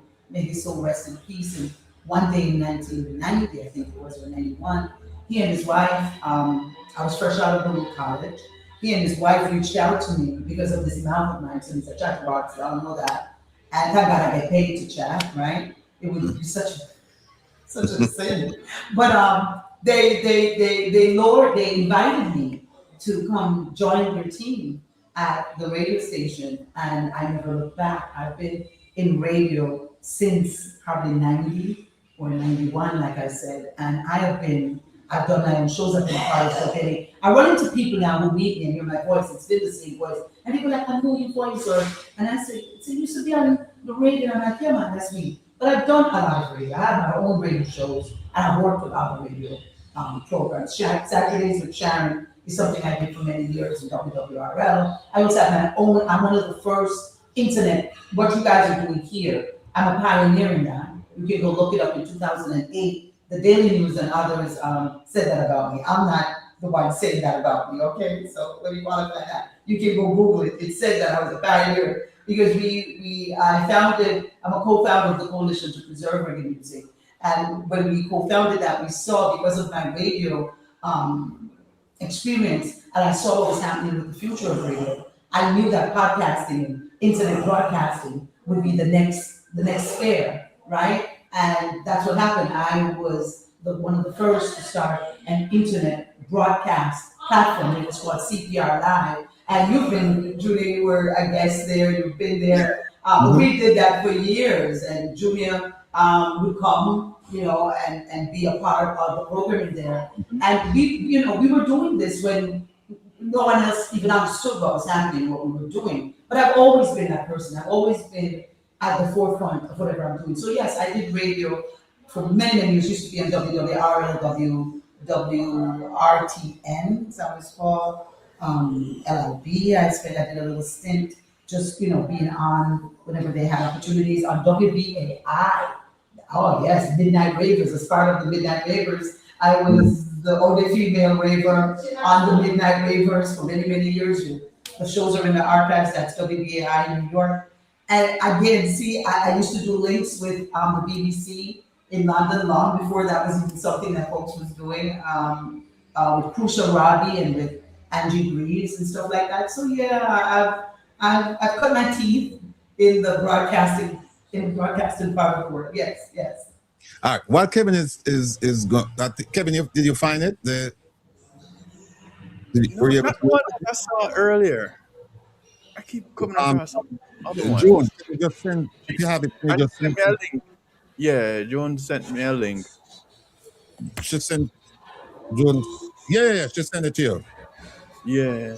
Put that up for me, There's please. one. Yeah. There's one image I want to share. Go ahead, Kevin. Let me pull this up real quick.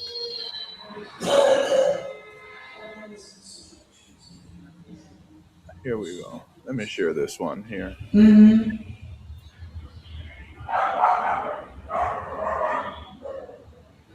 That's something unruly, man. It's emancipation day, man. All the ancestors out and about.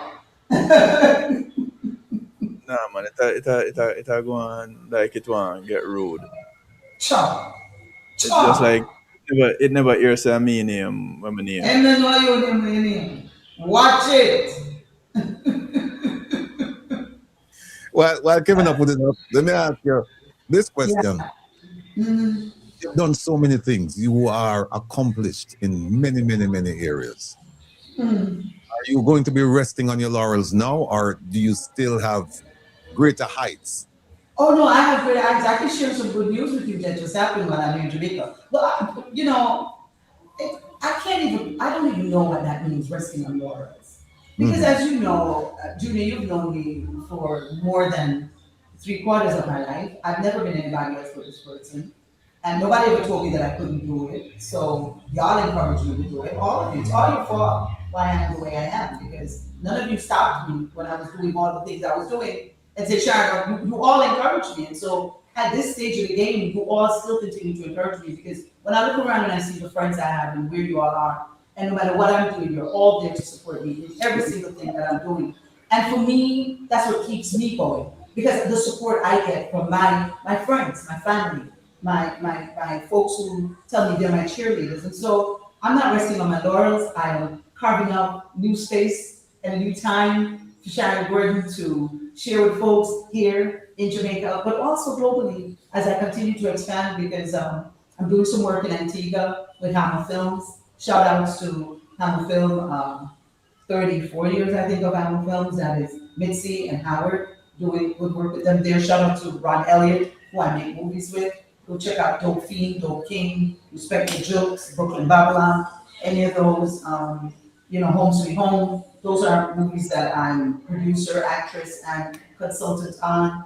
And so I am not resting on laurels. I have so much to do. There's more Sherry Baby to come. My first book, Sherry Baby, is doing so well. Exactly. And the audiobook is doing so well. Oh, and I'm actually getting ready to do an audiobook for another very important Jamaican author. Can't say it yet until it's happening, but until I sign on the dotted line.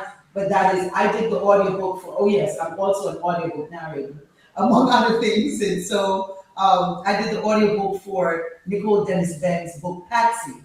And I've been asked to do the audio for another prominent piece of work that's coming soon. And I did the audiobook for my book, Cherry Baby, which you can go on to Amazon or anywhere that they have audiobooks, and you can download it. The name of the book is Cherry Baby by Sharon Gordon. It's not a children's book. It's a little girl telling a very adult story about 1969 to 1975 Jamaica. Yeah.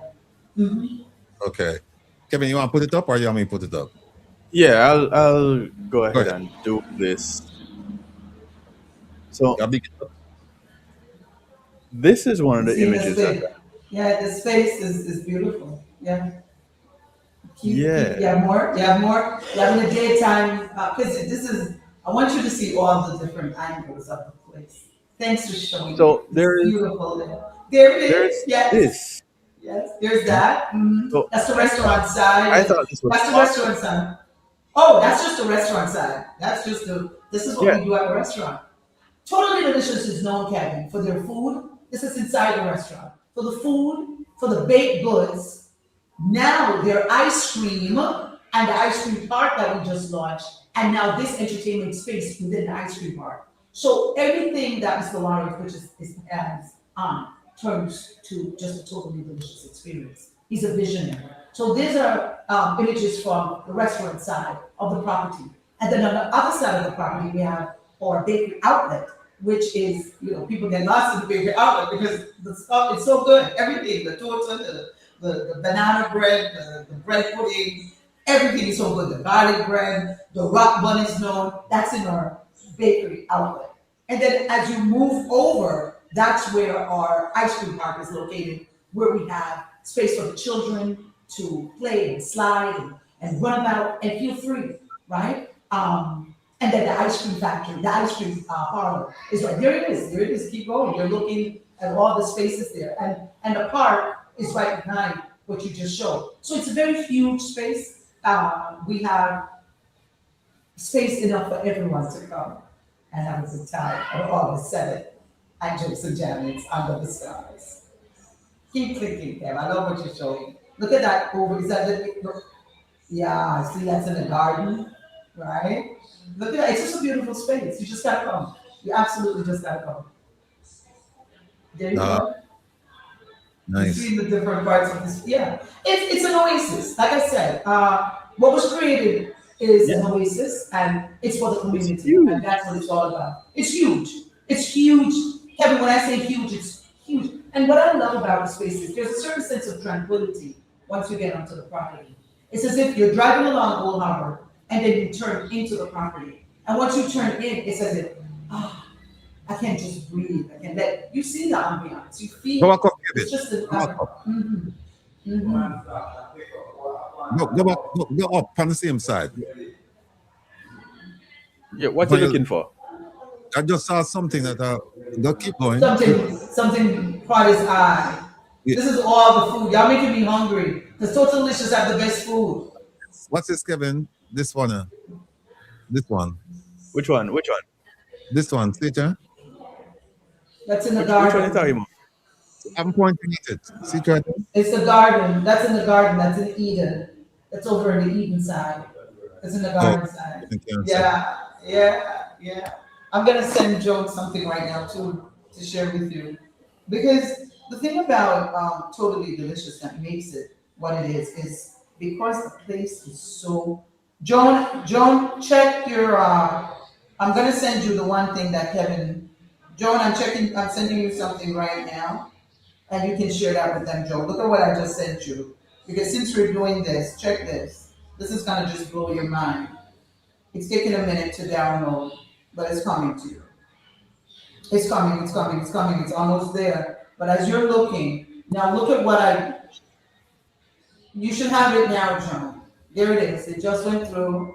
There you go. Tell me if you haven't, my sister. There you go. And send those on to Kevin. He can pull those up right away. Those are just, the space is absolutely breathtaking. You come there and you don't want to leave. It's not a place that you want to leave when you get there. You get what I'm saying to you? It's the kind of place that you come to and you're like, okay, the kids can run around. I can have some ice cream or have some food or bagels, but you can sit down and just chill. It's a park. So you're going to see, Joan has some and she's going to share them with you now. So you can, and thank you for doing this because I think if people see the space, they get a chance to really understand what gets me so excited, why I'm so excited about the space, and others as well. Okay, Oh. did you get it yet, Kevin? Did you see it? All right. You seen it? Getting some. You see it, Junior? No. Yeah, all right. Go ahead. Pull these up now. This is Ratty. If you think, and Kevin, if you think what you saw before blew your mind, watch this now. And I gotta say kudos to Roger Nelson for grabbing these images for us that I'm sharing right now. Because this has gotta just show you. This was just this week. We just captured some images. While Kevin is doing that, it's funny because the owner of this establishment, It's art there. Mr. Lawrence. Mr. Lawrence. Robin Hood. I'm not Robin the Hood. That's Robin Hood. Yes, because he really is something else. Talk a little bit about that relationship so people understand that you're not just hired, you're somebody that can hire off on the street for just come do it. No.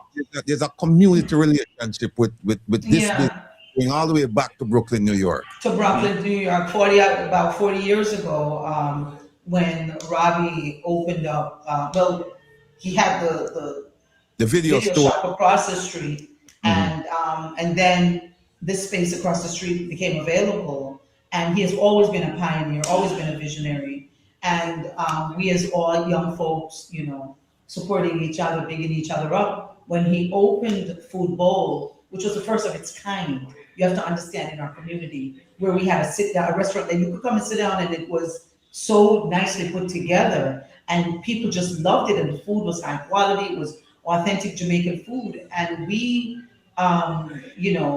just have always been supporting Robbie. And he has been very instrumental in my life, because when I was in college and when I was doing all the things I was doing as a young startup, it's people like Robbie and them that supported me, and I supported them in the promotion of their space. And so it's a symbiotic relationship that grew.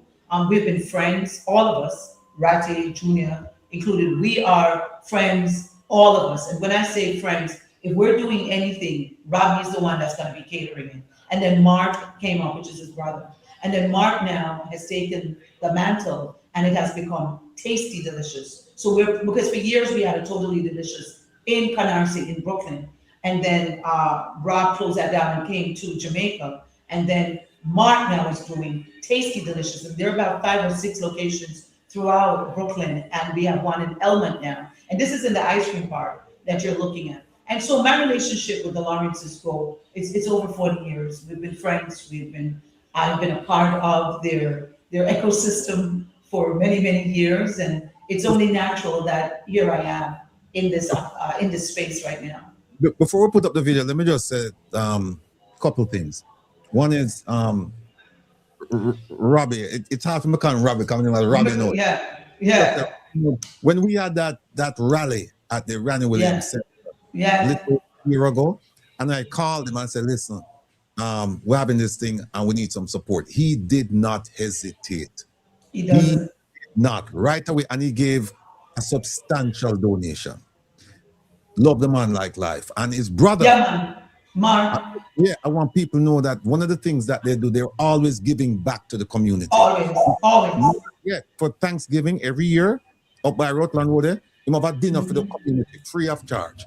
You just come every year, free of charge, Thanksgiving dinner for the whole community. Yes. So I just want this is the kind of stuff they do.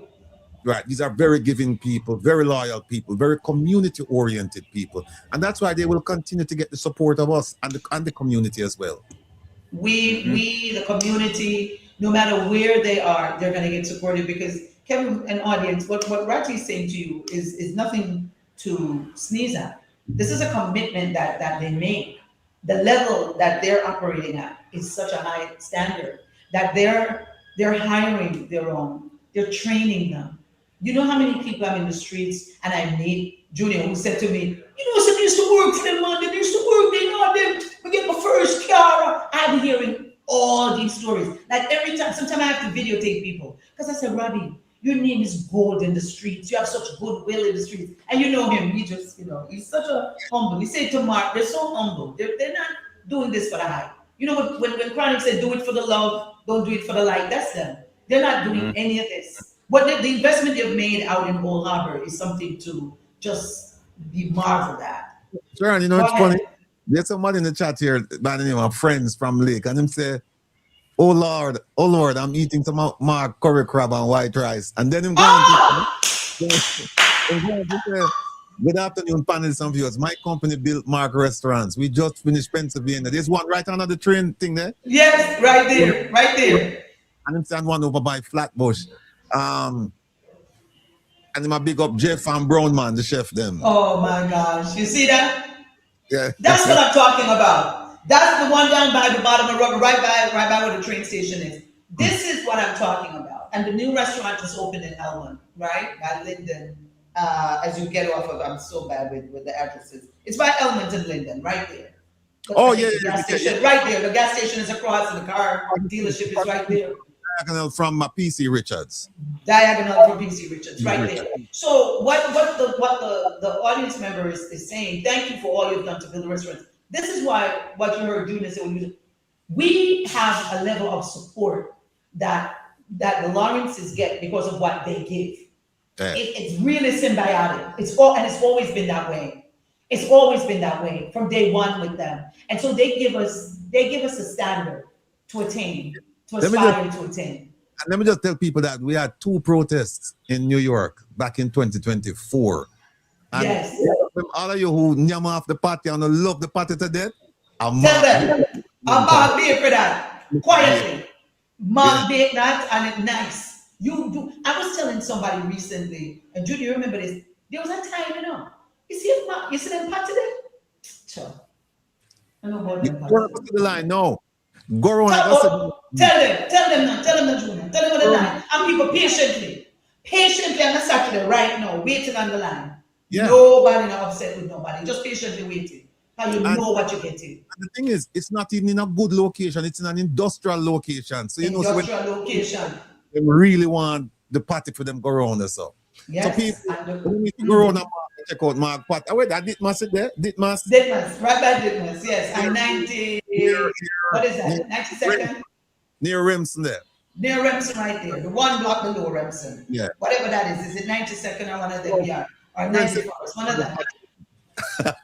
Where's that? We never get none of the party.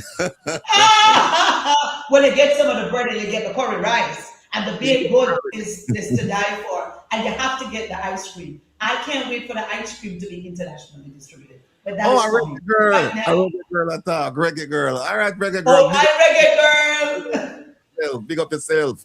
Kevin, make us show this thing I know. Because what we are up against. Yes. Throw up some of these videos real quick. All right. You want courtesy of Mr. Roger Nelson. Just rolling in. So I am gonna go out on the main and show you guys the entrance so that you are familiar. I know where, see?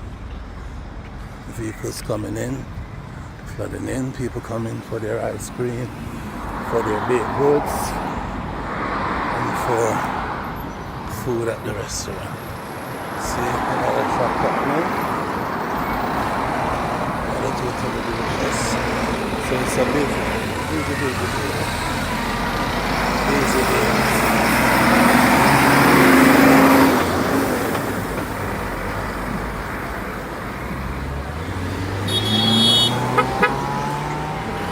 This is the entrance, guys.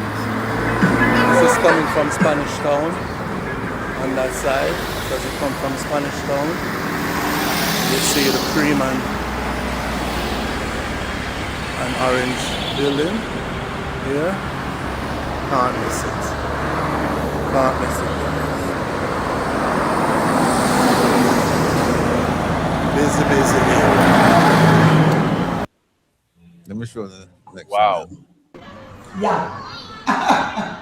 Look now, this is the ice cream park.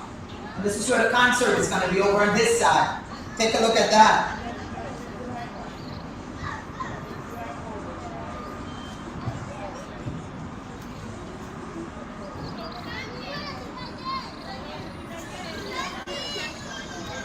Look at the kids just totally enjoying themselves. Playground. Totally enjoying themselves here at Totally. Totally Kevin. Delicious Amusement and Ice Cream Park for the kids. 44 Grove Park, Old Harbor. Just as you pass McCook's Pen coming from Spanish Town, or before you get to Buttons and Old Harbor. Total fun. The kids just streaming in and their parents one after the other. And look, it is a safe environment. Yes. These are the gates that you have to come through. This is the ticket office. And of course, there's a security guard monitoring the flow. So your children is totally safe here at Totally Delicious Ice Cream Park. Now, this is the parking area that's being under construction for the ice cream park people. So here at Totally Delicious, it's a bakery. All right, we'll stop it right there. So, but Right, so you're going to taste. we have to go run now, but so over to the hostess with the mostess. Under the Stars, Jokes and Jammins comes to you on August 7th at the Totally Delicious Ice Cream Park, located at Block 44, Grove Farm in Old Harbor. If you're coming from the Spanish Town side, it's right before you get to Gutters. And if you're coming from the Old Harbor side, it's right after you pass Gutters. We open gates at 7. Showtime is at 8. It's an early show. By 12:30, you're done. It's Major Hyde, Christopher Martin, Len Hammond, Fancy Cat, Kathy Tangele Grant, and Eric Donaldson coming out and have a great time. Go to totallydeliciousjamaica.com, totallydeliciousjamaica.com for all your ticketing information. If you're in Jamaica, we have select Fesco gas stations, and you can also go to our outlet at 22 Mannings Hill Road, which is Totally Delicious outlet in Kingston, or come on out to Lot 44 in Grove Park, in Portmore, Genius Pharmacy, and in Mandeville Villa Pharmacy. Come on now, tell everybody that I sent you down. I want to see your face in the place. My name is Sharon Gordon, and I'll see you next Friday at Under the Stars, Jokes and Jammins. Big up yourself.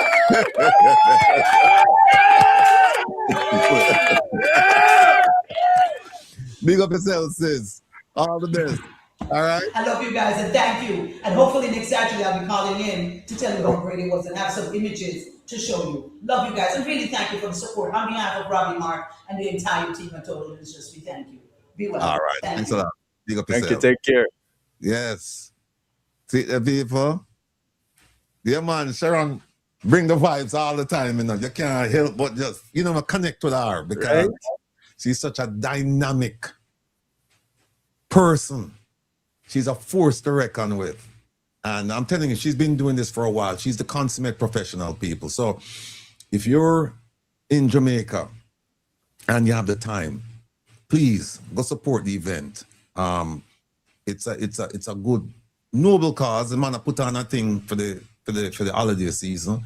And like I said, this is a man who gives a lot to the community. Not just him, but his brother. June just remind me, she call him Chin. Same have all kind of name. Chin, Robin Hood, all kind of name. But at the end of the day, beautiful person, man. Beautiful people, I should say. By the way, we want to thank Christopher. Thank you so much for the pounds, them. Yeah, and we want to thank Elaine. Big up yourself, Elaine. Long time, strong time supporter.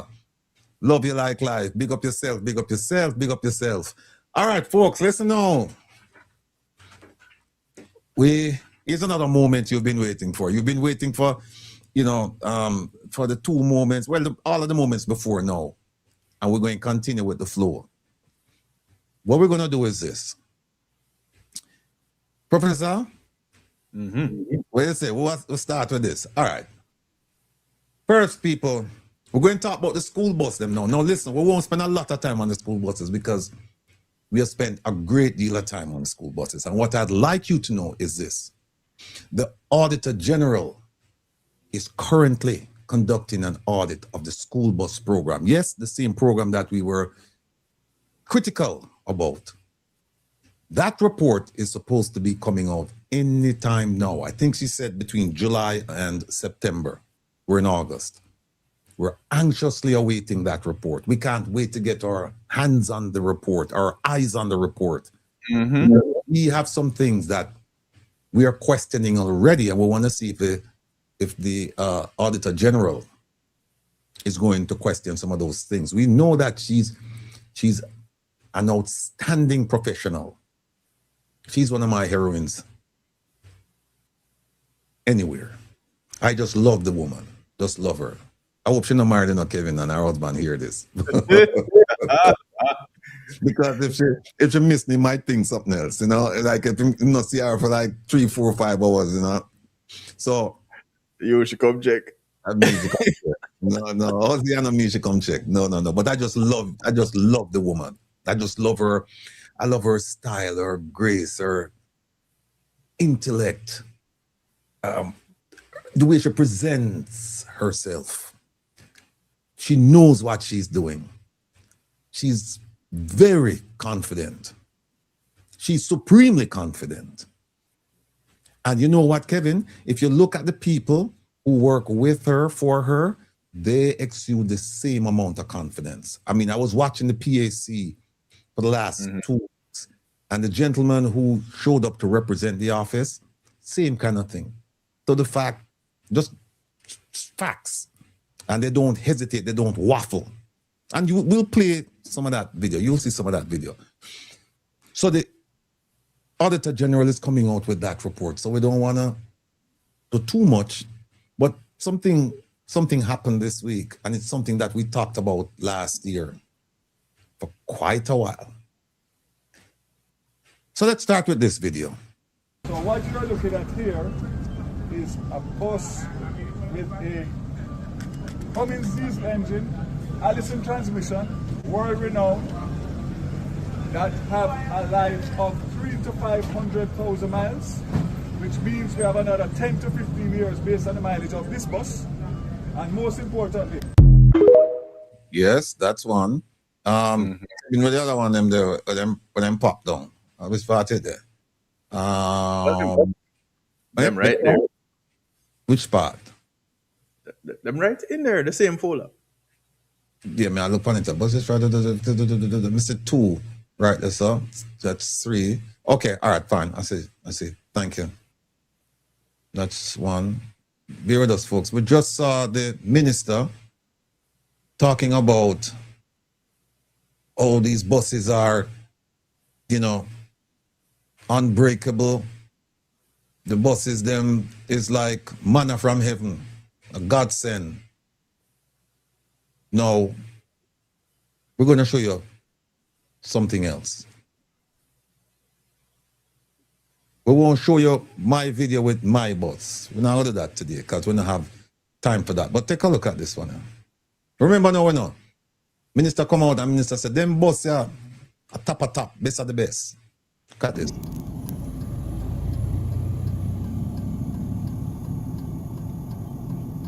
people, see the garbage our Prime Minister buy? See it, the people? The garbage our Prime Minister buy. Right in Mandible, Greenville Center, Community Center, that. Look at it. What a disgrace.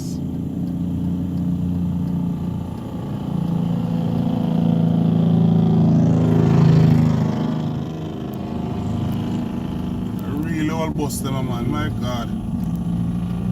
This taxpayer money take go by.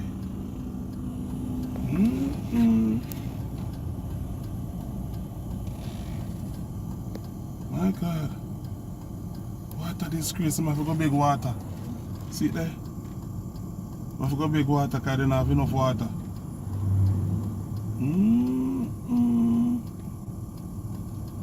Look at it. Go big water, see it there?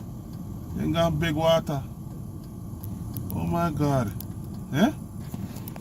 Eh? Gonna beg the gas station water. For train hour. Eh?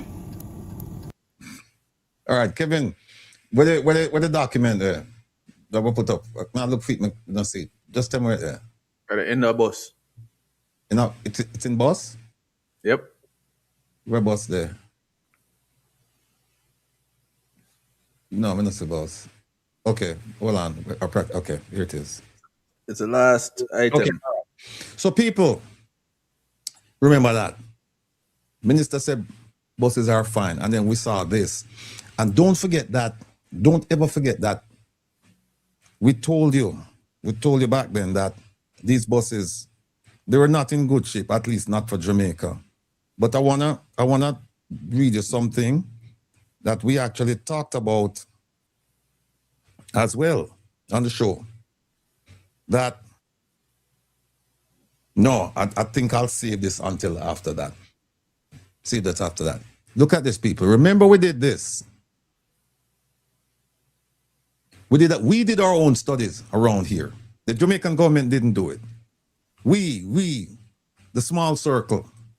If you remember, we did the study, a complete study on these buses.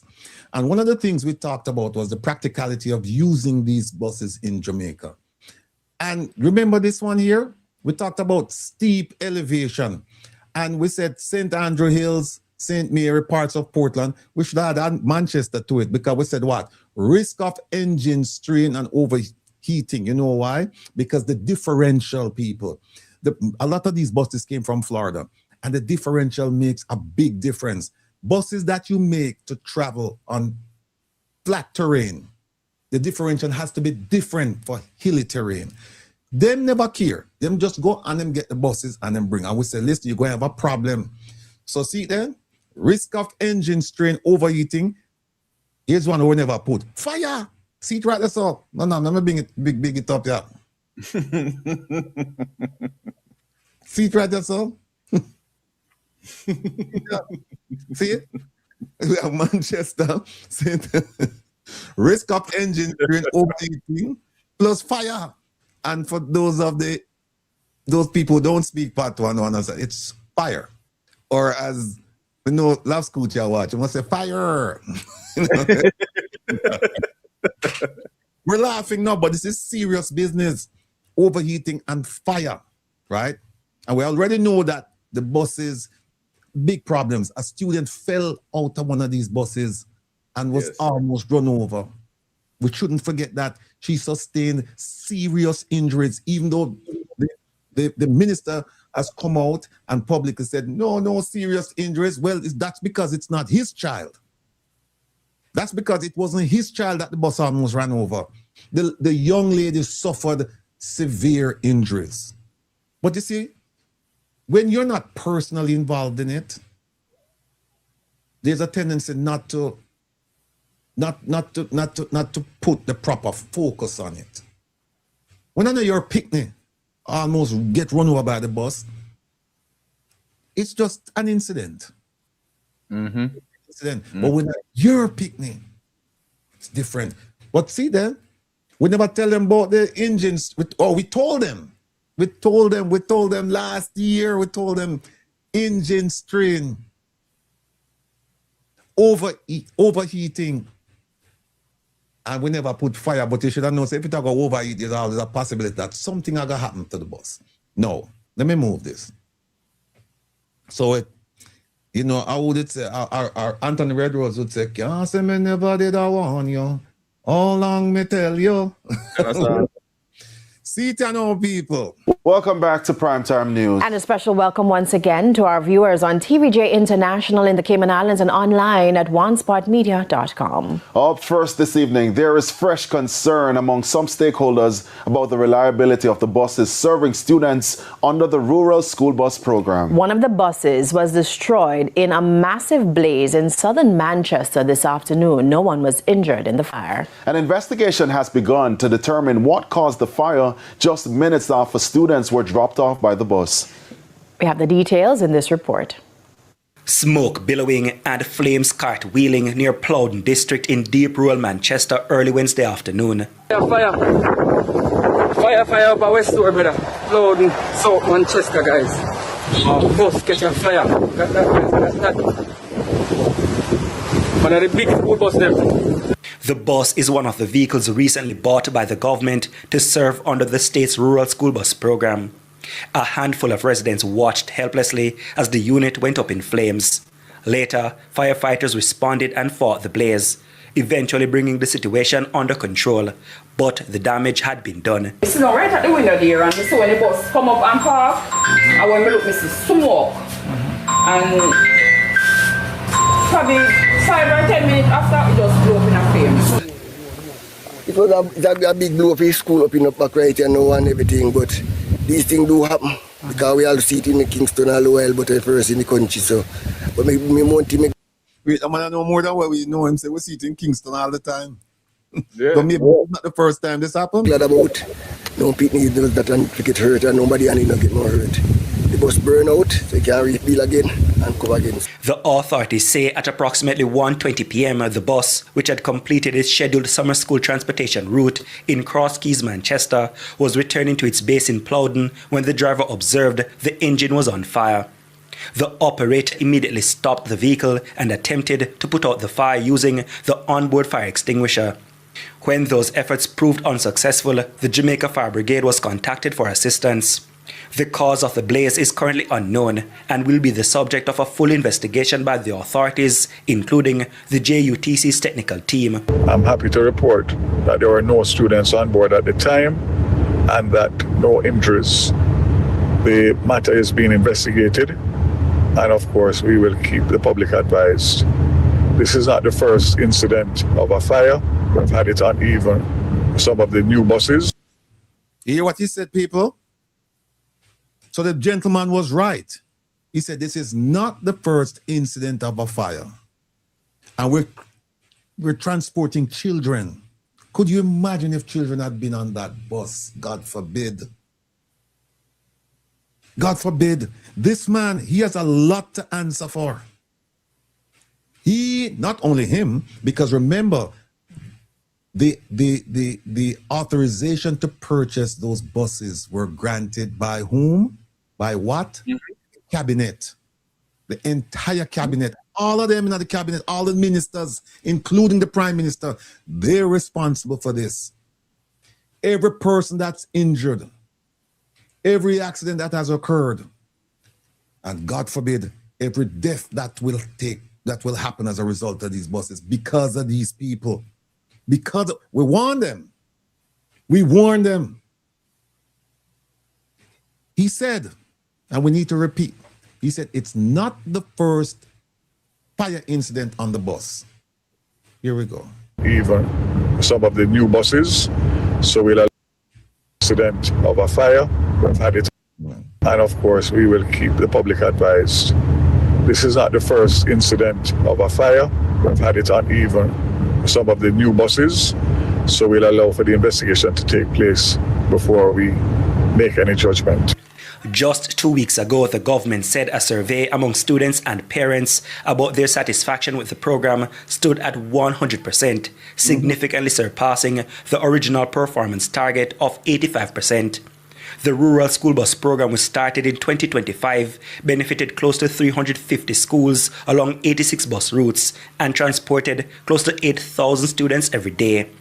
Transport Minister Darrell Vaz at the time also pointed out that since the program's launch, there has been no incident involving serious injury or loss of life to students using the service. Dwayne Anderson, TVJ News. So the little girl will drop out of the bus that never serious. That never serious. And we saw pictures. We saw pictures of the young lady, her knee, them mash up and everything like that. That's because it's not his child. It's not his child. And him cumble up picnic. It's not a relative of his. That's why it not really make a difference. And what have you heard anything? Have we heard anything more about that situation? No, they not care. They not care. But people remember when you came to the university, remember we told you about this.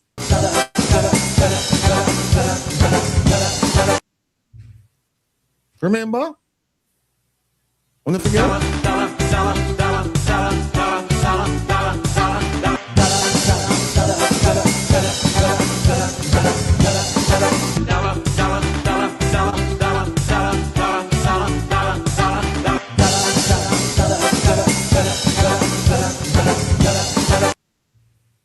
Remember? We told you about that. We told you. They did not pay $80,000 per bus. They did not. They simply did not. Mm-hmm. They did not pay $60,000 for the bus. They did not pay $40,000, but they don't pay. Don't let them fool you about the cost of the bus. But you know what? We're waiting on the Auditor General's report because we have our own numbers enough. We're going to wait, we're going to watch, and we're going to see. Now, remember, we said that engine strain overheating, and we can add fire to that now because the differential, big problem. People, hold on, Kevin, let me show the people. This is just one of the things that we did around here, you know. Let me just show you. It's just one of the things that we did. Look at that. We did the categories, the details, the assessment. Look at mechanical and operational considerations. Look at the bus type that would be best for Jamaica. We talk about training, and then in the end, we talk about why they should consider electric buses, smaller electric buses. We talked about all of these things, you know. But guess what? It wasn't only that. We went into the pricing, all of these things we talked about. And when the Auditor General's report is released, we're going to go back and we're going to show you everything. We're going to pull everything and we're going to show you. I know you know, my people. I know you know. This is a sign of things to come. We see just happen. You hear what he said? It's not the first time that they've had a fire on these school buses. He said that. So, Minister Vass, here's what you should do with all of the school buses them we have. We have a housing problem in Jamaica. Take a look at this.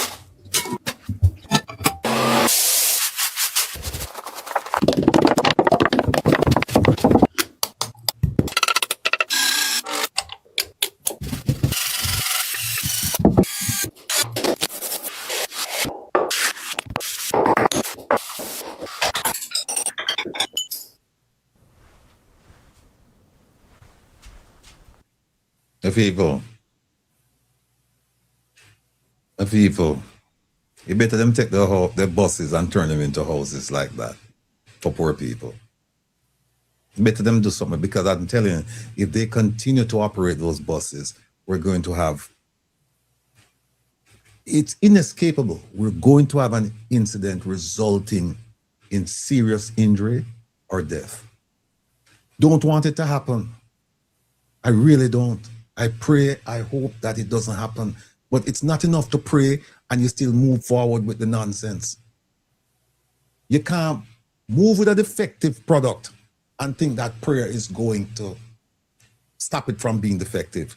You pray hoping that the people responsible for operating these defective products are causing them to be operated, that they will take stock, that providence will intervene on our behalf, that the Almighty will do whatever is necessary to stop them from doing that. Whether it is to have them have a change of heart or something else. But we need that. We need to stop this. This is foolishness that is going on with these buses. And I have been told, oh, by the way, let me tell you something else. There's a source who reported that, listen to this. Several of those buses have caught fire already and they cover it up. And the person is not talking about what the minister just said. Apparently they did some feasibility tests a while back. He said, the reason is the compression from Jamaica's terrain on the transmission. Here it is. The reason I'm not sure everybody understood when you mentioned the differential. You know, differential, right. Because when you have to climb, the differential that you'll use in a bus to climb in a hilly area is different from the differential you'd use on a bus that stays on the flat, right? So it said, further complicated by the average temperature in Jamaica. Hot. It's hot. And it have to go up with the wrong differential, so you can see it's going to overheat and it's going to cause problems. The general configuration of the bus has not changed with the exception of the clean air technology element added.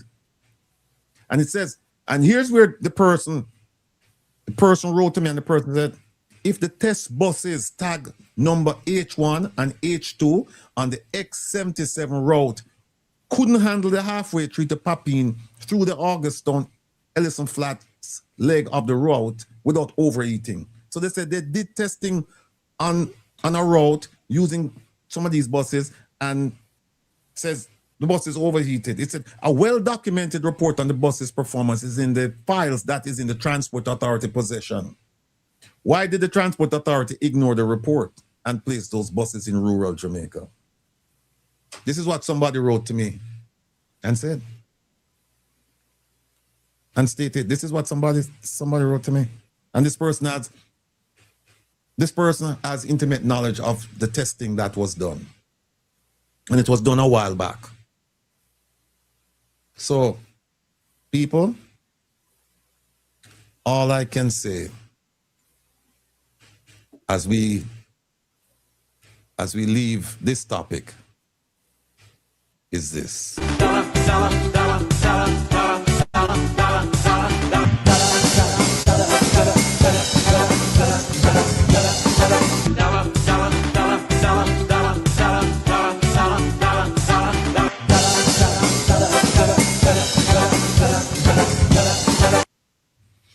All right, leave it there.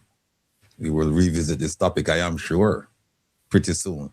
Kevin, where's the one with the prime minister who's giving out the house and making all of that fancy speech about going after people? Oh, here it is. No, that's not. Oh, here it is. Hold on. All right, people, listen to this. Cannot give taxpayers money in anonymity. Let me make that point clear. If you are going to benefit from taxpayers' fund, it cannot be anonymous. There has to be a record. There has to be oversight. We have to test that you deserve to get the funds over someone else who is equally or more in need. So we have to do means test. So when we build this and have this ceremony, and we say these units are now built and 5 of them, we are not taking away the dignity of the people. No, we're not taking away the dignity of anyone. The indignity is that they didn't have the house. The indignity is that they were living in cars and under trees and in structures that are about to collapse. It is the giving of dignity now when they get the house. And the pride is not just the pride of the beneficiary, it is the pride of the nation to know that your country, your state has used the taxpayers' funds in an accountable manner to raise the dignity of the people and to raise the dignity of the nation, one house at a time. We will not stand and allow falsehoods, misrepresentations, downright lies, and mischief to lead this country astray.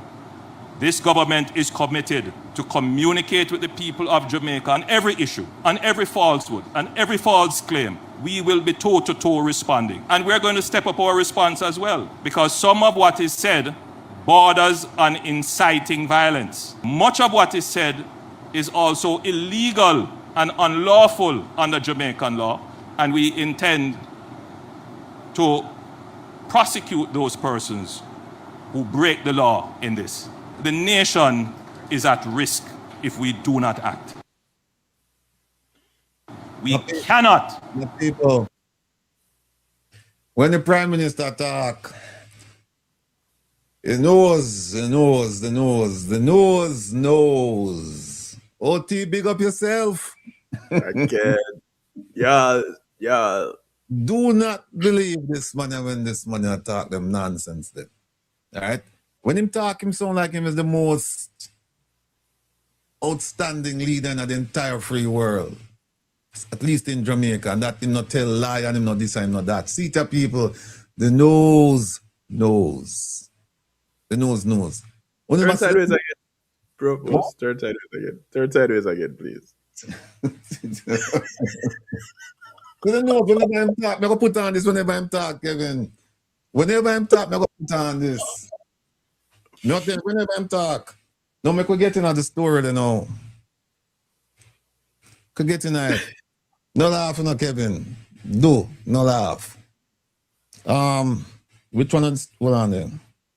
So we have, I'm going to say I'm going to lock up people, you know. I don't know who my plan for lock up. I don't know. I don't know who my plan for lock up. I don't know who my plan for lock up. You know, the police in Jamaica don't lock up people. They don't lock up people. All right. Now, we could go to this story about Paul Buchanan. Could go to that story. Here is where we start. I could start with, where is it? Okay, I could start with this.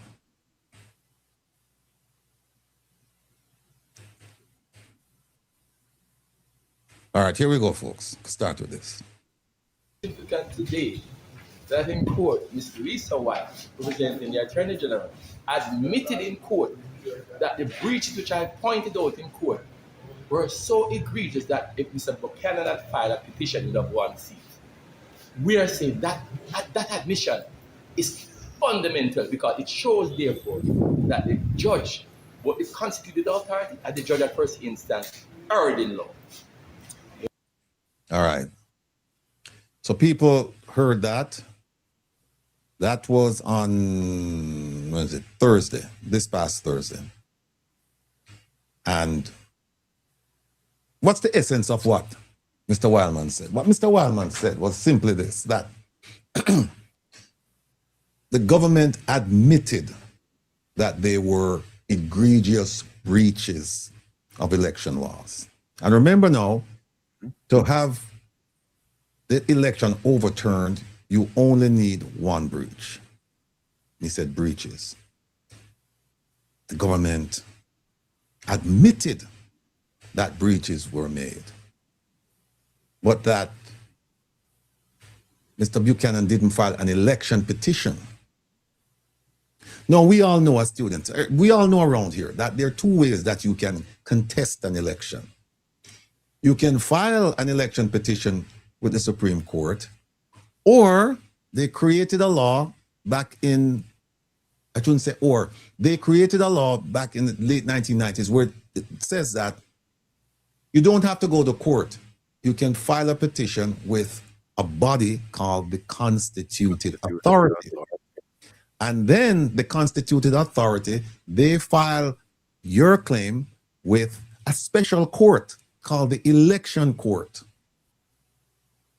So there are two ways you can contest an election in Jamaica. You can go to the Supreme Court, or you can go to the Constituted Authority. And we're talking about general election now. Constituted Authority, Election Court. Now, for those of you who weren't in class when we did this story, or we lectured on this, let's where's the chart, Kevin? Is it at the bottom? PMIC. It's in IC? PMIC. Oh, PM, Prime Minister IC. Okay, all right.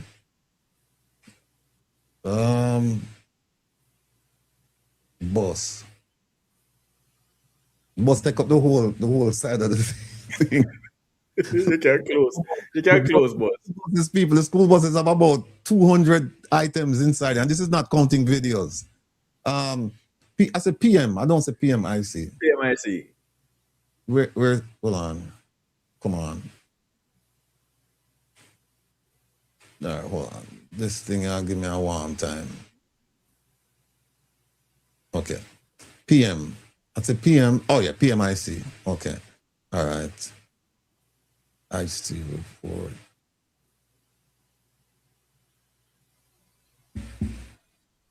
Wait, which one of the chat you were looking for? The one from the election?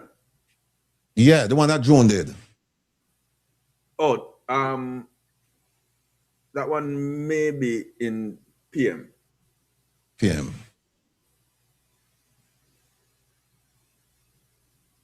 Hold on. PM.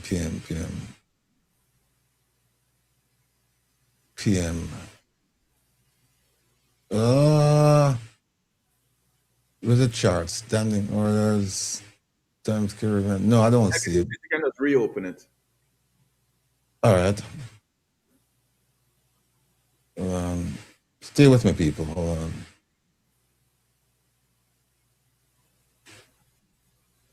What's it called? The election. Okay, election chart. Yeah, the election chart. All right, here we go, people. Sorry about that.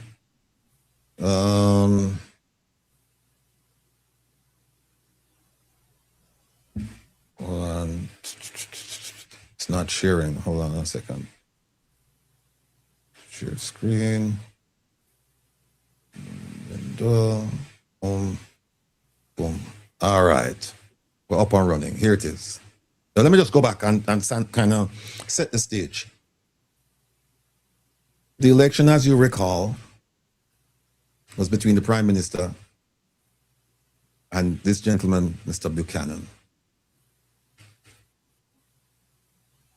We watched an anomaly, something that shouldn't happen. We watched it, where this man was leading, Mr. Buchanan was leading by a substantial amount, and then all of a sudden there was a blackout. We didn't hear anything more about that election. And then the next time we heard about it, the Prime Minister was up by, I think, 1,000 votes. And it just didn't make sense to many of us that how come he could be... Oh, and then the votes, we found out later on that the votes came in from the stronghold, from Mr. Buchanan's stronghold, which it's strange because that's his stronghold. Those people are going to vote for him. We couldn't understand that. Subsequently, Mr. Buchanan did what he was supposed to do, and he filed a complaint with the constituted authority. Now, the constituted authority, the only thing that they're required to do under the law regarding an objection to an election is to determine, is just to look that there's evidence there. They're not supposed to determine the quality of the evidence. They're not supposed to determine the weight of the evidence. They're not supposed to determine the admissibility of the evidence. In other words, people, they're not supposed to question the evidence. As long as you come and say, here's my evidence, their job is just to move it on to the election court. In this case, they didn't do that. They questioned, they pretended as if they were the election court. They acted in a role that was not created for them. It was created for the election court. And so they looked at the evidence, they questioned the evidence, they looked at the weight, the admissibility, everything that they weren't supposed to do. And then they said, we don't think there's anything here for us to pass on to the election court. That forced Mr. to seek relief in the Supreme Court. He went to the Supreme Court, they turned him down. He went to the Court of Appeal, and the video we just showed you was after the hearing on Thursday where Mr. Buchanan's lawyer, Mr. Hugh Wildman, said to the world that the government, the Attorney General's office, they're representing the Prime Minister. Oh, no, they're representing the constituted authority. Because remember, this lawsuit is not against the Prime Minister, it's against the constituted authority, the body that should have passed the evidence on to the election court, but instead, they played judge, jury, executioner. They looked at it and then they decided there was nothing there, so they didn't pass it on, right? So, Mr. Wildman came out and he said, hey, the government admitted that there were breaches. No, people, if I'm me, you know, I represent the government. Me not admit no breach. All when me see that, don't believe your lying eyes. Me not admitting, because the moment you admit it, then the case has to go to the election court. They have to determine that, look, we need a new election. The moment you admit that there was a breach, and they did admit that there was a breach. Mm-hmm. So, Mr. Wildman was very confident on Thursday that the following day, yesterday, that the court would rule in his client's favor and would send the thing, either send it back to the constituted authority for them to send it on to the election court, or send it on to the election court themselves, or, and I'm not quite sure about this, if they could make a decision that, look, there's no need to send it to the constituted authority and the election court. Why? The government admitted that they were egregious breaches. That's it. Well, lo and behold, it didn't turn out that way. But let me show you, let me just go back over the chart. All right, remember, folks. All right, here it is. Remember, with very simple chart. You have an election at the bottom, right? And when you lose an election, go to the left. You see where it says losing candidate? The losing candidate can appeal to the constituted authority. This is a statutorily created body, meaning that, I don't know, but this was created by law. The constituted authority was created by law. Them said, we have to have this body. And remember, people, this is an alternative to filing a complaint with the Supreme Court. That was always the law, that if you contest an election, you could always file an election petition with the court. The problem was, it took forever. Mm-hmm. It took forever. I've heard of a case where a lady contested an election, and by the time they decided it was time for another election. Yeah. So what, and I think it was under PJ Patterson they did this. What they did was they said, okay, you know what? We're going to create another stream whereby you can road to your destination. And they said, no, we're going to create the constituted authority and the election court. So you have two avenues to get to your destination. If you want to take the long road, it's up to you. What they should have done, though, they should have repealed that one. They should have repealed the one going before the Supreme Court. But they didn't, for whatever reason. So now if you're a losing candidate, you can go to the constituted authority. In addition to that, the constituted authority can on its own say, we're going to look at a particular election in a constituency. A candidate doesn't have to petition them. They could hear, watch it on TV, see something going on and say, look, we're going to take this up. They could on their own. So there are two ways to get to the constituted authority. One, you as the losing candidate can petition them. Or two, they on their own could say, you know what we're seeing, what we're hearing, we don't like, we need to look into this. And once they look into it, and once they say, yeah, we see the evidence. Remember now, they're not supposed to determine the quality of the evidence, the weight of the evidence, the admissibility of the evidence. They're only supposed to look and say, yeah, there is evidence. And in Mr. Buchanan's case, there were loads and loads of evidence. There were affidavits from people who said, this is what happened. That should have been enough, because then they would have passed it on to the election court. Now, when you get to the election court now, the judges there now will have a real hearing. So they'll test what's in the affidavits. They'll call the people and say, you said this and this happened. Okay, let's test your memory. Let's test your accuracy. Let's test your truthfulness. And they will test those people on the stand. That's how it's supposed to work. Now, here's the problem. You see the constituted authority? It lasts only for 6 months. You see the election court? 6 months. 6 months from the, I think it's from the date of election. And then after that, that's it. Till the next general election, if nobody's complaining. So you have 6 months within which to complain. And then after that, the election court dissolves. The constituted authority dissolves. Now here's the catch. Mr. Buchanan complied with those notice requirements. He satisfied them. He was not late. He was early in notifying the constituted authority about his disapproval of the way the election was conducted. He did that in a timely fashion. So now you have to ask yourself this question. Well, if he did all of that, and they had a hearing on Thursday, and the government admitted to the breaches, then why is it that we're not hearing about another election? Why is it that we're not hearing that the election that was conducted last year is now declared null and void? Why? Why? And here is why. We're not hearing about it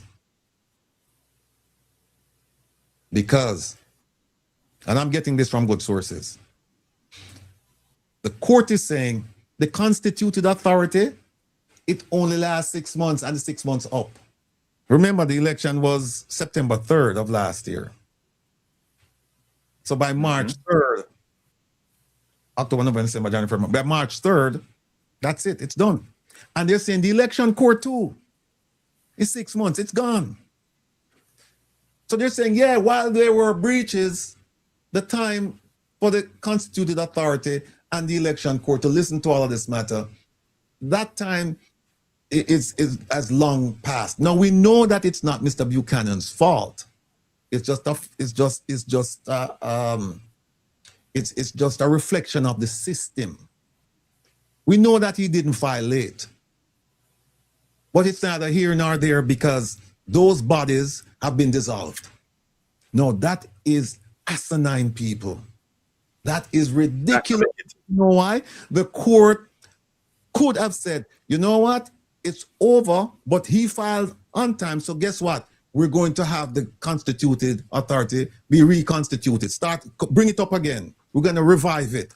And the election, yeah, and the election court, we're going to revive it for this case because the man filed early. This is a denial of due process, my people. And as my admin law professor, J. Clay Smith, may his soul rest in peace, would say, he would ask us, what is the definition of due process? And he said simply, it is process that is due. Mr. Buchanan did not get his due process. He did not. So now, the question is, what do we do? And here is what I am suggesting we do. Because, you know, around here, we're not just criticize, we'll come up with solutions. Kevin, please tell me which part of the Constitution there. Down at the bottom, the new one. Yep. All right. Are we there? Oh, see it. All right. Look at this, my people. This is the Constitution of Jamaica, right? So here's what, and I don't know if it's been said yet, but here's what I would do. 1 second. Let me just find the 13.3. All right. Let me just find it. You just pass it. What pass it? Wait, you said 13.3? Yeah, hold on. This is the other one now. See it, huh? 13, Fundamental Rights and Freedoms, the chapter of Fundamental Rights and Freedoms. Here's where we go with this now, people. 13.3. And then 3, we go down to M. All right. We can, Kevin and I decided that we're not going to download this and then you know, highlight it. We're going to just put it up so you can see it. There is a constitutional breach. In addition to the election breach, there's a constitutional breach that the court didn't decide. And what I would suggest, I'm not licensed to practice in Jamaica, I'm just reading. So I'm subject to being fully corrected. And until I'm fully corrected, this is what my suggestion is. File a complaint with the Constitutional Court in Jamaica. You know why? Because you get a hearing right away. It has to do with the Constitution. You're not going to wait 6 years. And here's where you file it. You file it under this. You see that at the top, the right of every citizen of Jamaica. It says, the right of every citizen of Jamaica who is qualified to be registered as an elector for elections to the House of Representatives to be so registered, meaning that every Jamaican has a right to register to vote in the election. And it says, and if you're registered, and who is so registered to vote in free and fair elections. So when you register to vote, you're registering to vote in free and fair elections. And what we're saying is that the election that took place in that constituency was not free, was not fair. And I don't need to go over the breaches. Mr. Wildman was on this program. He's been on several programs and he's explained. He's explained in very simple terms, and he's also explained in he's explained in legalese. So if you're a lawyer, yes, you know, you can grasp the concept. And if you're not a lawyer, or if you're not, you know, you don't understand legalese, then he did it in plain everyday language. He did that. So I won't do that. I won't waste your time and do that. But the breaches are there, my people. I have seen some of the evidence. I have seen some of the evidence. The breaches are there. And so the next step is next week, run to the court and file. And file under 13, what me say, Kevin? It's 13.3M. Chapter 13, section 3, and letter M. Subsection M. Right there, the right of every, because now what you're going to say is that all of these people, and you have some of the affidavits, and now you can say these people did not vote, did not get a chance to vote in a free and fair election. Why? Because the election wasn't free and fair, because of all the breaches. Oh, Marcia said, Mr. Wildman said he was going to do a filing on the section 3. Okay, all right. Good. Big up yourself, you. Big up yourself.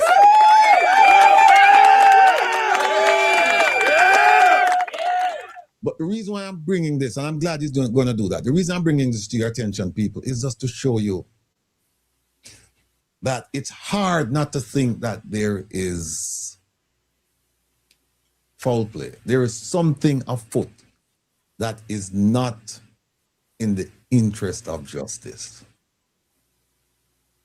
There's something wrong here.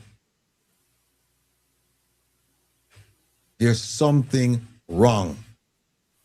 Now, some people are saying, go to the Privy Council and all that. Yeah, you can go to the Privy Council, but the Privy Council is very expensive, and you still have another avenue for remedy here, and that is the Constitutional Court. So you deal with that now, and then we'll see what happens with the Privy Council.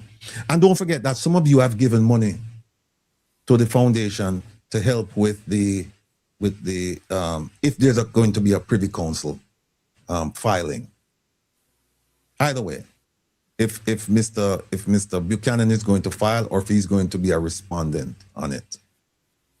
Some of you have given money.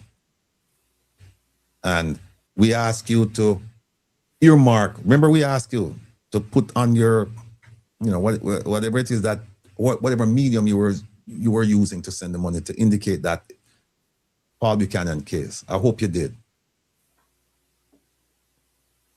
Because it may come to that point that we have to do a show where we're several shows where we're asking for people to make contributions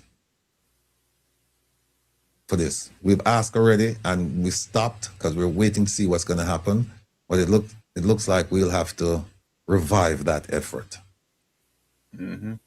We'll have to revive that effort. But people, you see, so I hope that the explanation is enough for all of us to grasp what's actually going on. This case is not against the Prime Minister of Jamaica. This case is simply, let me put it up again. Which part of it, Kevin? Okay, there it is.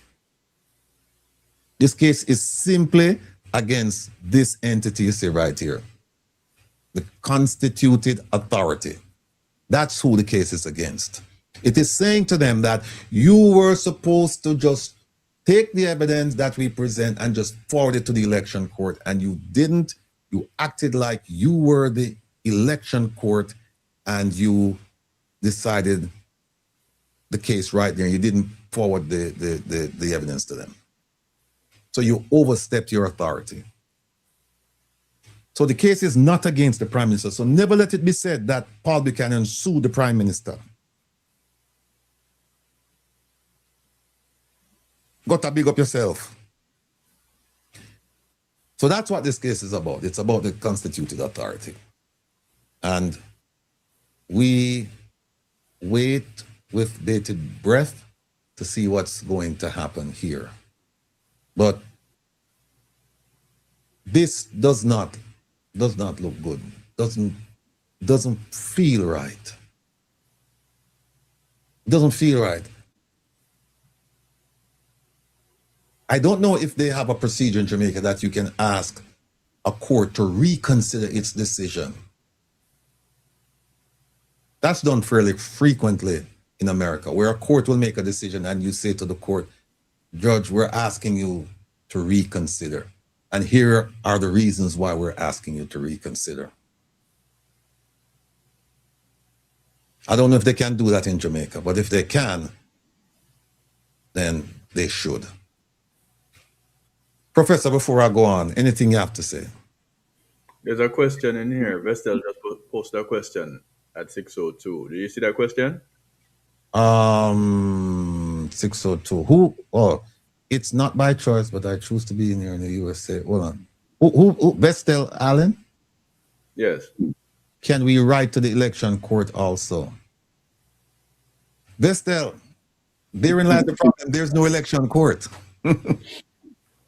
That's what the Court of Appeal said. They said there is no election court and there's no constituted authority. So you can't write to anybody because they expired in March of this year. Because remember, they were only created for election purposes. So they won't be in existence again until, whenever an election is called. And they run from the date of the election 6 months after that. What is the recourse for the mistake of the constituted authority? You can go to the constitutional court, or you can go to the Privy Council.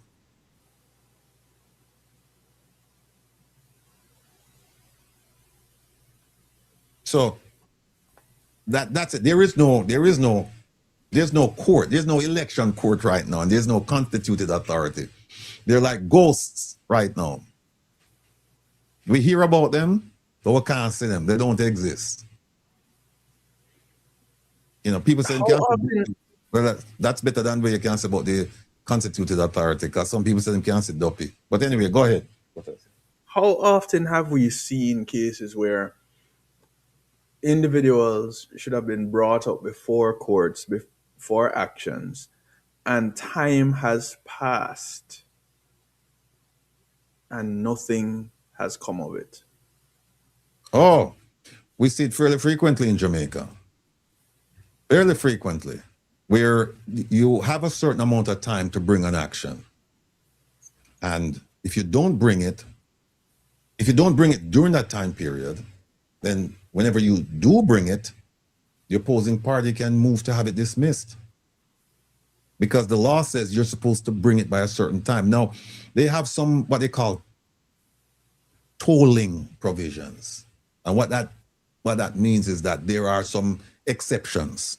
There are some cases where they will allow you to file even though late. They'll allow you to do that. But in general, you have a time period to bring certain actions. And if you notice, I say certain actions because corruption is one of them where there is no time period. You can bring an action, the corruption prosecutor or the DPP, they can bring an action, they could bring an action for corruption 10 years from now, even though the corrupt act took place today. As long as they have the evidence, because there is no statute of limitations on corruption, meaning that there is no limit on the time for which you can bring an action in court for corruption. Most matters, you have a time limit. And you understand why. They can't have you, clogging up the court, about something that happened 10 years ago when you should have brought it like a year after the incident occurred. And part of that is because memories fade. Witnesses disappear. Files go missing. So that's why somebody just put up something, say he had 16 days. Mr. Buchanan had 16 days and he filed in 9. Yeah, he was well within the time period. He was well within the time period. So I heard yesterday people were calling me and they were saying, yeah, Paul win him case and he's going to do this and do that. And then I looked into it and I said, wait a minute, no, he didn't win. The court actually ruled against him. So that's why people, you must be careful. You must be careful about transmitting news before checking it out. Now, will we make mistakes even when we do? Yes. But you can minimize your mistakes if you just do some simple checking before you pass on that information to somebody. Because remember, when you pass on bad information to a person, in most instances, it's not one person that is going to be with, it's going to stay with. That person is going to pass it on to other people. And before you know it, a whole group of people, they're in possession of bad information. So that's why I encourage all of you. When we say things, or when you're being told things, just do some simple checking just to ensure that whatever was provided to you is correct, is accurate. So, P. Breezy said if this was the reverse, the constitutional authority would have sent the case to the election court. This means the system is rigged in favor of Mr. Holness. Well, there was a reverse, P. Breezy. Back in 2016, 2018, there was a reverse. Yeah, there was a reverse because he won his very first time being involved in representational politics. He won, and the opposing candidate filed a petition. Appeal, and they said yes, and they said, let's have a do-over. They had a do-over, and that person won. The opposing candidate won. And then Mr. Holness, then he did what the person did in the first instances, and he complained. And the court said, yeah, we'll find out there were problems here. So let's do another one. And when they did, so 3 elections that cycle, 3 elections in that constituency. And on the 3rd go-around, Mr. Holness won, and there was no objection from his competitor. So, just say, hey, we are, that's time I tell you, I'm proud of you, students, proud of, because we are learned to, we are students also. CD Machine said it was 1997 against Dr. Blake. And it was late 1990s. Yeah. So that's where we are. So, and one of the things with us more often than not is that we have short-term memory. Not What? CD Blake. We have short-term memory. Not CD machine. CD machine have good memory. But generally, we're caught up in the 9-day wonder whirlwind. True. And we have short-term memory.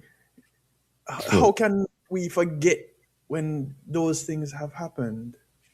Now, here it is.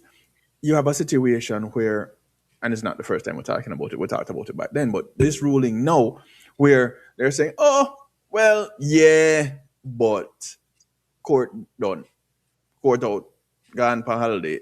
Next election comes away again. No. So if there's a case that is, as in here we go, we have it.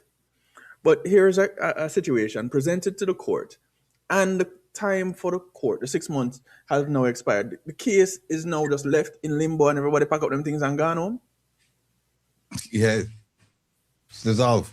I mean, the judges are still working, but they're working elsewhere. So, but it's not. It wouldn't be difficult to say, look, reconvene. It wouldn't be difficult for them to do that. It's not like these judges, they live outside of the country and you have to figure out, transportation, blah, blah, blah. These judges, they all live in Jamaica.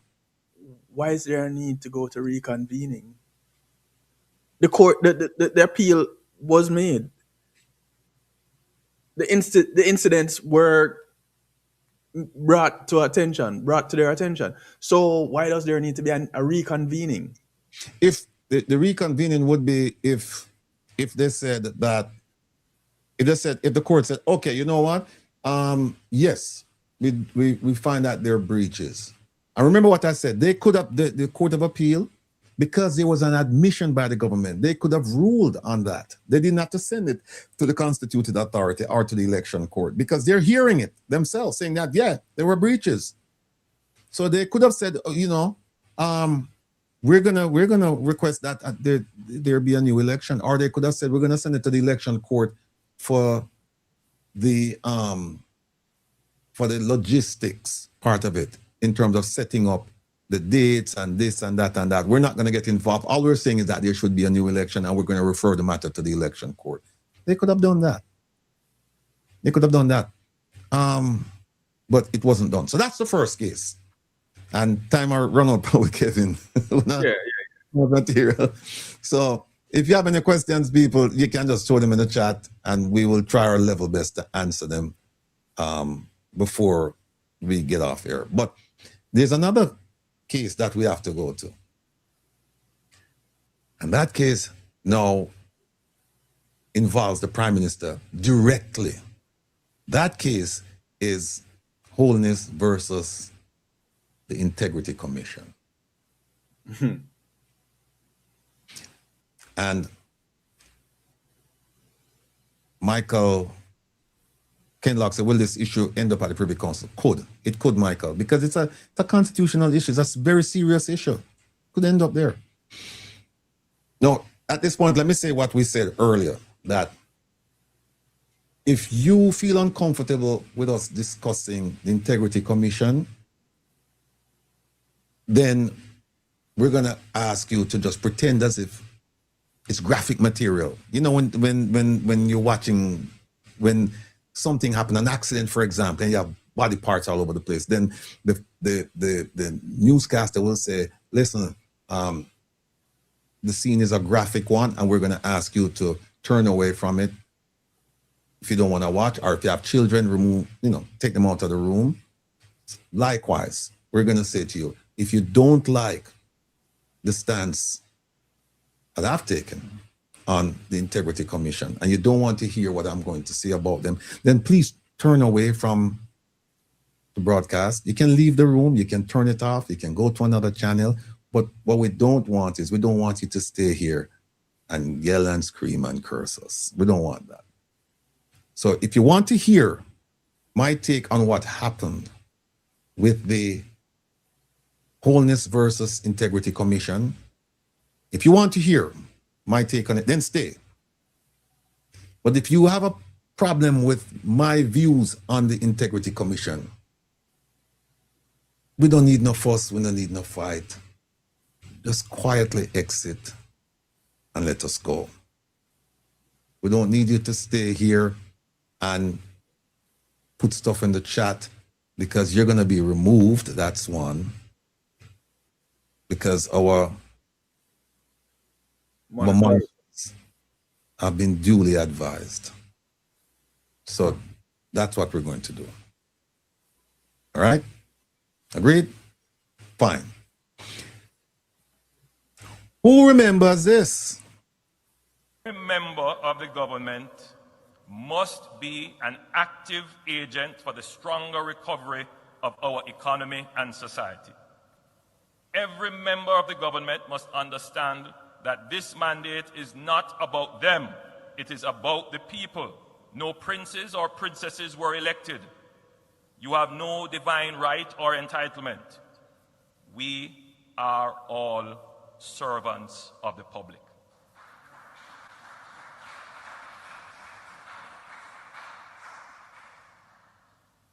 On the whole, we have built out a fairly good anti-corruption structure through the Integrity Commission and MOCA. They are constrained by the need to complete their legislative framework and expand their investigative and prosecutorial resources. We will ensure that this is completed early in this term. The challenge, however, it's not just one of resources and regulation. It is also one of will and culture. The will to challenge culture. It has been clearly demonstrated that my government has acted within the law when matters arise that are of concern to the public interest. No one has been shown any special favors, given any protection, or influence brought to bear on any anti-corruption agency or investigation. This is a step in the right direction. However, in addition to investigation and prosecution, we must also seek to prevent the occurrence of acts which weaken public trust and damage the integrity of the government. To this end, I have indicated to the Executive Director of the Integrity Commission that each elected representative and each appointed minister will participate in the sensitization and public education programs to be established by the Integrity Commission. This to increase their awareness and understanding of the anti-corruption legislative framework, not just to sensitize them alone, but to ensure that they are seized of their duties under the law and understand that this will be an accountable government.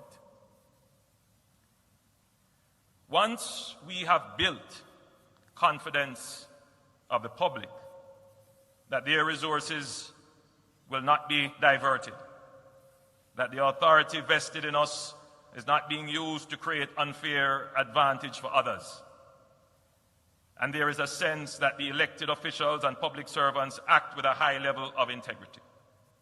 Once that is the case, this will unleash a spirit of public support for the government and the state that will make any development plan a success. All right. That was 2020. 2 years after the Integrity Commission came into being. If you recall, the law was passed in 2017 and it became an institution in reality in 2018. There you have the Prime Minister speaking about what he's going to do.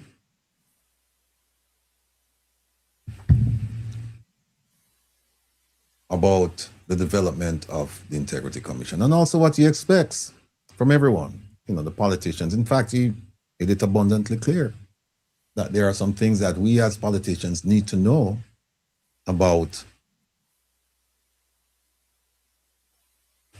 corruption or anti-corruption, etc. And we are looking to the Integrity Commission to provide those workshops under their mandate as specified in the Integrity Commission Act of 2017. Essentially,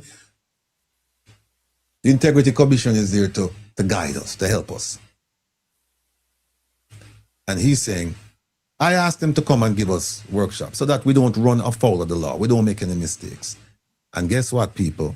They did receive the training. And guess what, people? They were asked to sign, just to acknowledge that they're going to operate under the Nolan principles of government, the 7 principles of government. And guess what, people? To date, they have not signed. None of the government officials, none of them. In case you're wondering about the opposition, yes, they have signed. The government asked for the training, received the training, and then when told to acknowledge that you've received the training and you're going to act in accordance with these principles that we just trained you about,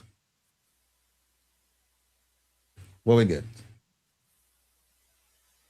This. Crickets. In fact, we got more than crickets, to be perfectly honest with you. We got people like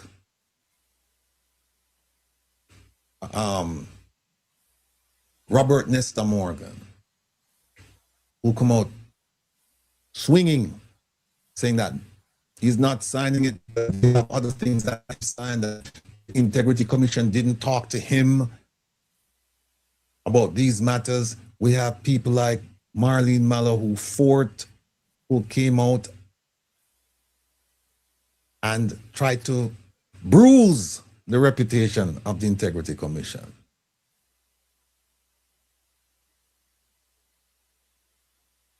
We have other people who did it as well.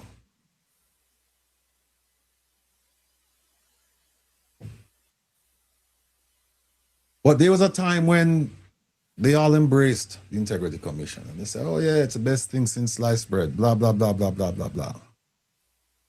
Well, there came a time when they started looking into the affairs of the Prime Minister. And as you recall, it wasn't pretty. They started looking into his financial affairs. And they started developing information. And there was a critical point that we must never forget. There were other points, critical points, but there's one major point we must not forget. And it is this.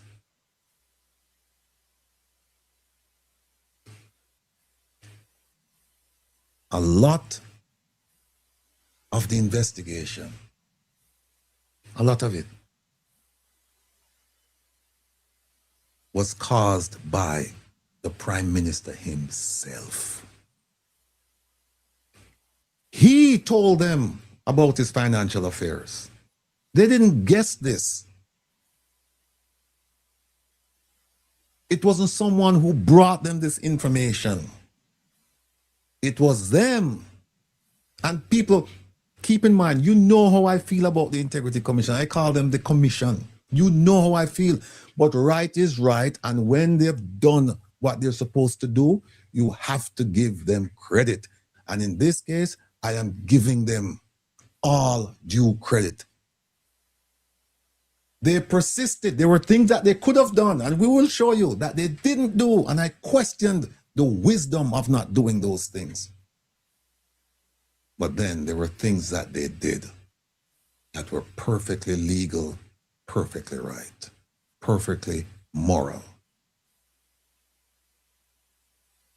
And it was the Prime Minister who turned over folders to them and said, since you are pestering me and asking me and badgering me about my financial life, here. And he gave it to them. And of course, they started looking into all of this information that he gave them. And they came up with some interesting conclusions. And in truth, and in fact, they weren't even conclusions. They were interesting facts they came up with.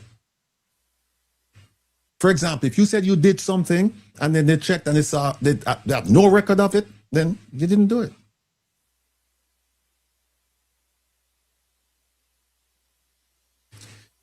If you tell them, I didn't file when I should have, what else is there to look at?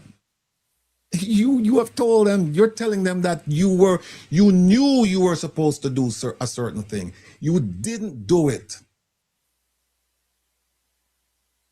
And it's a violation. What are they supposed to do? So this idea of illicit enrichment and failure to provide information when asked and all of these things,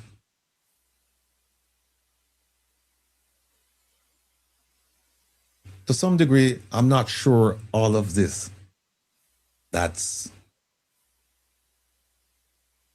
following the Prime Minister would have occurred. And I'll tell you why. I've said before, if I were representing any politician before the Integrity Commission, they're not going to spend time in prison. Part of that is because politicians just don't spend time in prison in Jamaica. In the main, on a whole, politicians do not go to prison in Jamaica. So you have that with you already. And then when you start digging into the rules and you start digging into the investigations, you have a whole lot of material to work with.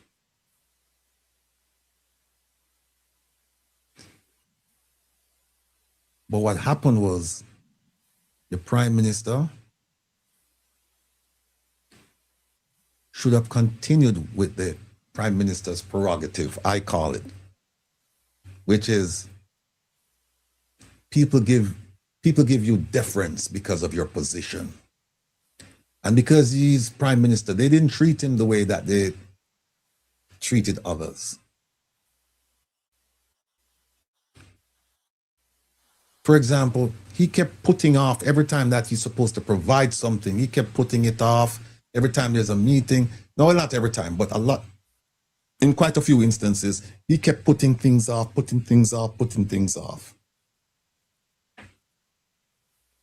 And then finally, I don't know who told him to do this, but he did. And thank God he did. Because as a result of what he did, we now know the kind of person we have running the country. We suspected all along. We insinuated. In fact, we even concluded, but we didn't have the facts. Some people just say, yeah, if it not goes so, it nearly goes so. But the Prime Minister came to the Integrity Commission and said, here is my financial house. Go through every room. And they went through rooms. I'm not sure if they went through every room, but they went through rooms. And when they went through rooms, they documented what they found in these rooms. And the Prime Minister,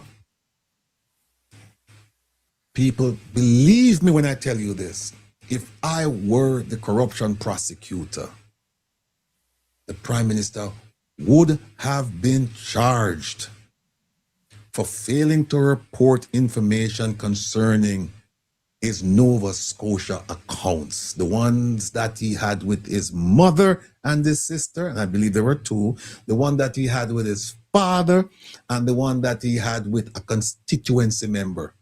Imagine that. The Prime Minister's name on an account with a constituency member, and then when he was asked him, he said, I don't know how my name got on it. I don't know. I don't know anything. He would have been charged. But for some reason, and I can tell you this, the reason given, me no buy it. Me no buy it. Me no buy it. The corruption prosecutor said, I can't prove intent. I can't prove that he knowingly, willingly, intelligently did these things. I can't prove it. And the moment I read that, I said, something is not right. Because you know why? If his name appeared on those accounts and we didn't have any transactions going on, then we could say, maybe he forgot. But when you have transactions going on back and forth between his personal account and these accounts over back and forth, how can you say there was no intent? He didn't know what he was doing. He didn't know about it. How? How? And keep in mind, people, keep in mind that the corruption prosecutor is part and parcel of the Integrity Commission. Not separate and apart, part and parcel. The corruption prosecutor works under the banner of the Integrity Commission for the people of Jamaica. Let me put it another way. The corruption prosecutor does not work for the DPP.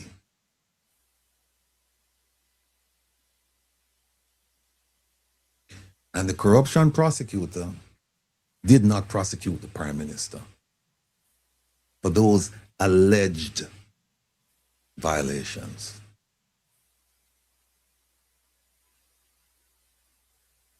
But Provost, when you have proof, is it still alleged? If you have proof, there's no allegation. There's no, yeah, it's not alleged, but the thing is, where did you submit the proof? Who accepted the proof? And is this so-called proof proven? Because somebody can say, well, here's proof, but then when you test the proof, you find that it's not real proof. So none of that occurred. It wasn't solidly tested. Now here's what happened. What the Integrity Commission did, people, because remember, there was an investigation before, the Westcon investigation, and the same prosecutor decided not to prosecute the Prime Minister. Same lady. So here's what the Integrity Commission did. They said, we're only going to recommend prosecution for some of these things. It's almost like they were testing the waters. So them send the Nova Scotia accounts over, and she said, nah, prosecute. But they kept the illicit enrichment. They kept that one. Chances are if they had sent it over there, she would have said no as well. I won't go into what the Integrity Commission should have done at that point, because there was something they should have done. And remember this, people. Like me or dislike me, you can't dispute the points I'm raising, because the points I'm raising, I can show you in the Integrity Commission Act of 2017 what the avenues are in terms of conducting an investigation, ferreting out information, requesting information. I can show you. We're going to leave that for when we start doing the comprehensive look at the commission, which hopefully we will start next week. We started the research already, and I'm asking each and every one of you to show up for that. If you're interested in a significant entity in your country having to deal with anti-corruption issues or corruption issues, you need to tune in. You need to tune in, because as we're doing the research, I'm learning. And I want you to be beneficiaries of this learning experience. And then what we'll do is, when we talk about these things, I am going to show you where the information is so that you can go and visit that information yourself. Have a good time with information. We may have a difference in terms of interpretation of the information, but the one thing you will not be able to say is that the information is not there. I challenge you on that. You will not be able to tell me the information is not there. You will be able to say, Well, I disagree on the way you look at it, and that's fine. That's okay. We can have that discussion. But the Prime Minister, you know, there is something about power. Power is an intoxicant. Power will get you drunk like our white rum will, or any kind of spirit will get you. Power sometimes will cloud your judgment because you feel like, hey, I can do whatever I want to do. I've done some things before and no one challenged me, and therefore I feel emboldened. I can just take another step. I can do whatever I want to do. And what did the Prime Minister do? The Prime Minister sued the Integrity Commission. Bad move. Bad move. As a Prime Minister, it's a bad move. Again, I can tell you about things that, if I were advising him, things that he could have done to avoid all of this stuff, but I won't. Let's just talk about what he did, not what he could have done. He went to court. And we're going to look at one aspect, the aspect that the court ruled on Thursday.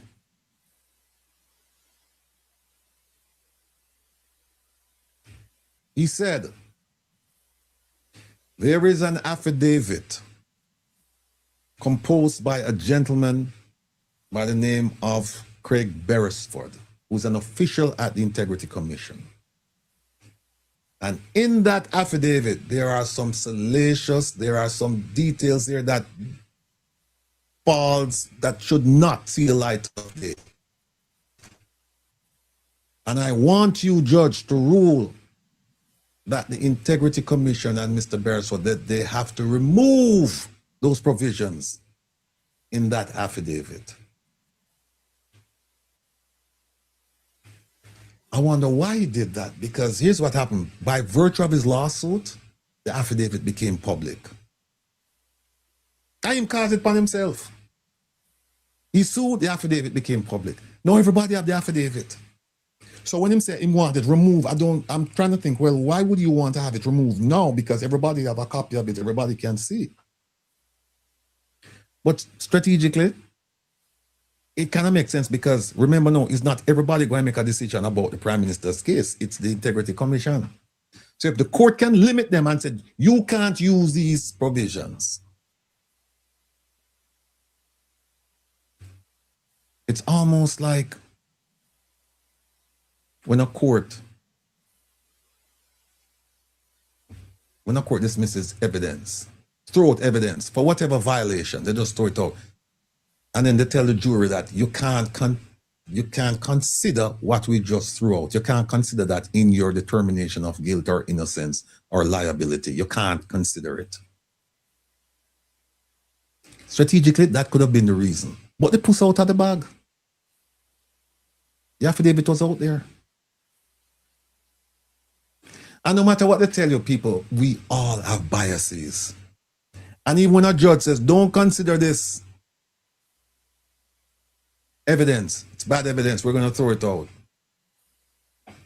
Truth be told, how many people do you think just say, okay, I'm going to forget I saw it? You see it, you see it.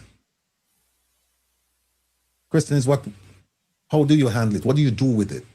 Do you follow the judge's order and not have it be a factor in your determination of the case?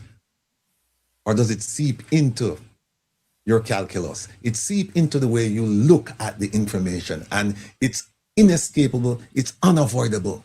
It's you. You heard it, and no matter how hard you try, it's front and center.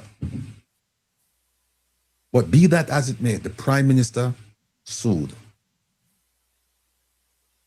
So here's what happened on Thursday. Well, what happened when he sued? He went before a court, in the Supreme Court, and the judge ruled that no, The Integrity Commission needed this information to conduct needed this information as part of their investigative responsibilities. And I'm not going to prohibit them from using this information or from the information remaining in Mr. Beresford's affidavit. So the Prime Minister appealed that decision. He appealed many decisions. He appealed and said one of the things he appealed on, which is still before the court, is the constitutionality of certain provisions of the Act. People, I want you to keep in mind that whatever happened on Thursday, do not consider it to be a total rebuke of the Prime Minister's appeal. It is only one aspect that was determined. Only one. We have to be careful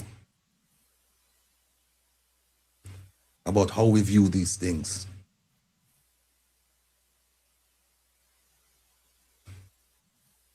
This is not a cause for massive celebration to say, well, the Prime Minister this and Prime Minister that. No, it's just one aspect of the case that was decided. And that aspect was whether or not the provisions that the Prime Minister complained about should remain in the affidavit.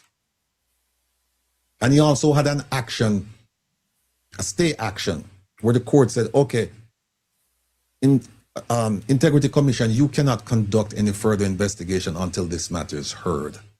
They removed that on Thursday and said, Integrity Commission, go ahead and do whatever you want to do now. Finish up your investigation. Because we are agreeing with the lower court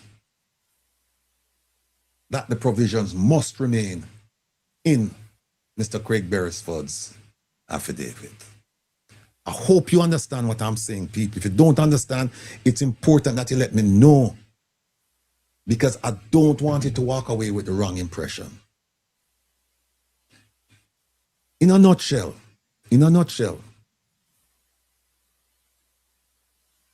it's only one aspect of the appeals that the Prime Minister filed that was determined on Thursday. One. And it had to do with provisions in the affidavit that he didn't want to be there for a variety of reasons. But here's the thing. He didn't want them to be there, but him give them the information. And him realized too late. So it's just one aspect. Now, some of you might say, well, what's the big deal about this affidavit? And by the way, Mr. Craig Beresford, who was in charge of, I believe, if not information on complaints, I believe he was in charge of information complaints or investigations. When we get to it, I'll show you. But no, I think he's the executive director, because they got rid of the executive director, Mr. Christie. He's gone. And I think Mr. Beresford is occupying that position. Or if he's not, he's occupying a higher rank than he occupied when he did the affidavit. So you're saying, well, what's in this affidavit that the Prime Minister? And one of the things that the Prime Minister, or it came out in the media, was that it had to do with his investment in Olint and Cash Plus and this and that. Folks, we didn't know any of this until the Prime Minister spoke about it to the Integrity Commission. He gave them the information. So, Professor, let me just say that let me just tell you people right now, we have 2 stories to do besides this. We're going to finish up the Prime Minister's thing. We're not going to touch on the Integrity Commission the way that I am going to do it starting next week. No. We're just going to look at it in terms of the judgment that was rendered in the Court of Appeal this week. But we have 2 other stories to do today, and I apologize in advance. And let me not apologize to Joan and Kevin and OT because they were laughing at me. I had 7 things. I have them right here. 7 things that we had to do. We had to do the Audrey Marks thing with my favorite minister. We had to do the website that was owned by the Indian man in Jamaica. And that's an interesting story because there are things that have not come out in the media that are in the report. And it is proof positive to me that people in Jamaica, when I say people, I'm talking about journalists, they're not reading. Or if they're reading, they're not reporting. And actually, you know what? There's a difference between a reporter and a journalist. Big difference. So that's one story. The website. The one that collected all of the money, owned by the Indian man. Yes. We have lots to tell you about that. The other one is the program itself. ADPEM. How they administered how they maladministered the program. Interesting information. Interesting. And this information came about because of our interest, not sacrifice, not what the other word? Forget the other word I know. None of those, no hardship. Because you know why, people? We're doing it for the love of country and people. And we think it's important for you to know. And there are some people who said to me sometimes, Joe, you know, if you talk about it, you must go talk to the Integrity Commission privately, talk to them. And I said to them, so wait a minute now, if I do that, then how would you know what's going on? How would you know? You wouldn't know. But yeah, give it too much information. Yeah, but at the end of the day, it is for you. Forget about the politicians, them and the entities. It's for you to know as a citizen. If we do all of this research around here, and then we never share it with you, we just say, okay, you know, we have all of this information about the Office of the Prime Minister. Let's write to the Office of the Prime Minister and find out what's going on. And let's not share it with anybody. How would you'd still be in the dark? We don't think that's all right. We don't think that's the right place for you. We don't. So let's get back to the Prime Minister now and his affidavit. So, and I was telling you about the stories that we have to do, one with the TCN and one with ADPEM and one with the website. Not sure we're going to get through all of them, but and we're not, by the way, we're not going to race through the stories either. We're not going to race through them because the stories will always be here. We want to make sure when we finish tonight, whatever we have discussed, you understand. Because remember this. Remember this? Remember this? Any fool can know. The point is to understand. And that is our purpose around here. Especially now. You will know, we'll tell you the information, but you must understand why these things are happening. Remember, context matters, but you must know what the context is. You must understand the meaning of the word context. You must know when to apply it. It's not enough to just say it. You must understand it. So that's where we're going. Now, Kevin, Professor, you know what I want? No, I'm going to look on my list, yeah? All right. Please bring up Mr. Beresford thing for me. Which part is there? In PM. Oh, see it, huh? I see two. I see this one.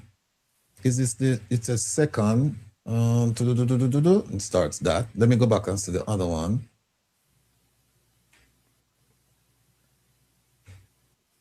Let me. I see two affidavits, and I know you said that that's the second affidavit, right? Yes. Remember we were questioning it and saying, is there a first? Yeah, we never got a first. Oh, we never got a first. Okay. Right. All right. Cool. All right. And we had asked the question, what was in the first? But Okay. Apparently, the second one has all the juice. So, okay. All right. So, we're going to go through. We've been through this before many times, my people. But we're going to go through it again. And this time, it shouldn't. You know, sometimes you hear some things and you don't make a connection. It sounds good, but you don't make the connection. Well, it should make the connection to you with you right now. And you know why? Because the court just ruled. The court just ruled. So now you can take the affidavit and smash it up against the court ruling and say, okay, this is what the court says about this document. And then from that, you can develop your own questions. Well, why did the Prime Minister say this? Well, why did the Prime Minister do this? You can do that. But sometimes when you hear things in a vacuum and you have no real connection, it doesn't stay with you. Those things don't stay with you. But when you have something that is there juxtaposing it, something that you can say, all right, I can make a connection. And that is where we're going to make the connection today. We're going to make the connection with the court decision that says, Mr. Prime Minister, we're not going to redact, subtract, take out anything out of the affidavit. We're not going to do that. Whatever is there is going to remain there. And the Integrity Commission can now continue their investigation of you. Now remember what happened. The Integrity Commission forwarded the illicit enrichment part of the case to FID. And remember what happened? A whole heap of moves are going on, people. Whole heap of moves.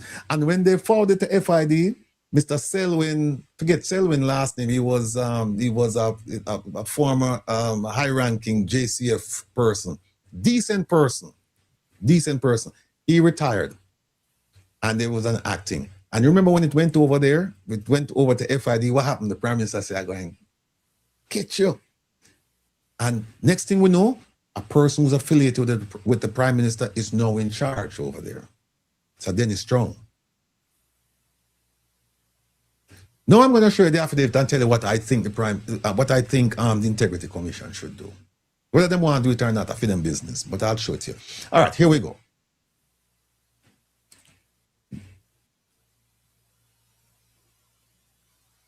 This is it. We've talked about this many times, people, but I hope it will register with you now. This is Mr. Craig Beresford. His affidavit, second affidavit. He did one previously. And the Prime Minister is trying to get him now, get the court to throw out the stuff, right? And this is interesting because the Prime Minister also sued him Attorney General, Mr. Mr. McCoy runs that office. He must sue the Attorney General of Jamaica. All right, Mr. Craig Beresford at the time was director. Let me grab this here because Kevin tell me say whenever I do anything like this, I must always use green. And he said because I think him said something about make it burn people. I don't know what I'm talking about, but I think that's what Kevin said. Make it burn them. I know what I'm talking about too. So here it is. He was Director of Information and Complaints, right? He's now above that. But at the time, and let's look at the date. You know, you always, when you do these things, you always make sure you look at the date. See it? March 2025. A year and must have 4 months. All right. You can even look at the time if you want. 3 p.m. 3 p.m. There you go. All right. So this, if you look right here, what you're seeing that Prime Minister and you're seeing all of his companies. And by the way, people, let's not forget that these companies were formed during the COVID period when all of you couldn't come out of your house. The Prime Minister filed companies like crazy. Imperium Holdings, Positive Media, Positive Jamaica Foundation. And there's another one. There's another one, Imperium, Positive Media. There's another one. There's another company that was formed during COVID. It's not AdMat. Estate Bridge. Estate Bridge. Estate Bridge. It's not there. But see it there? What's in this? It's in this. Put it in it?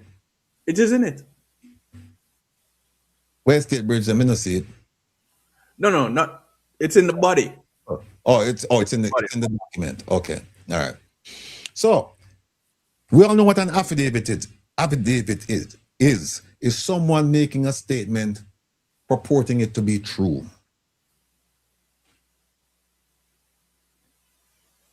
We understand. We're good on that. It's someone making a statement and they're saying the facts as outlined by me, they are true. And you have to do it in front of an official.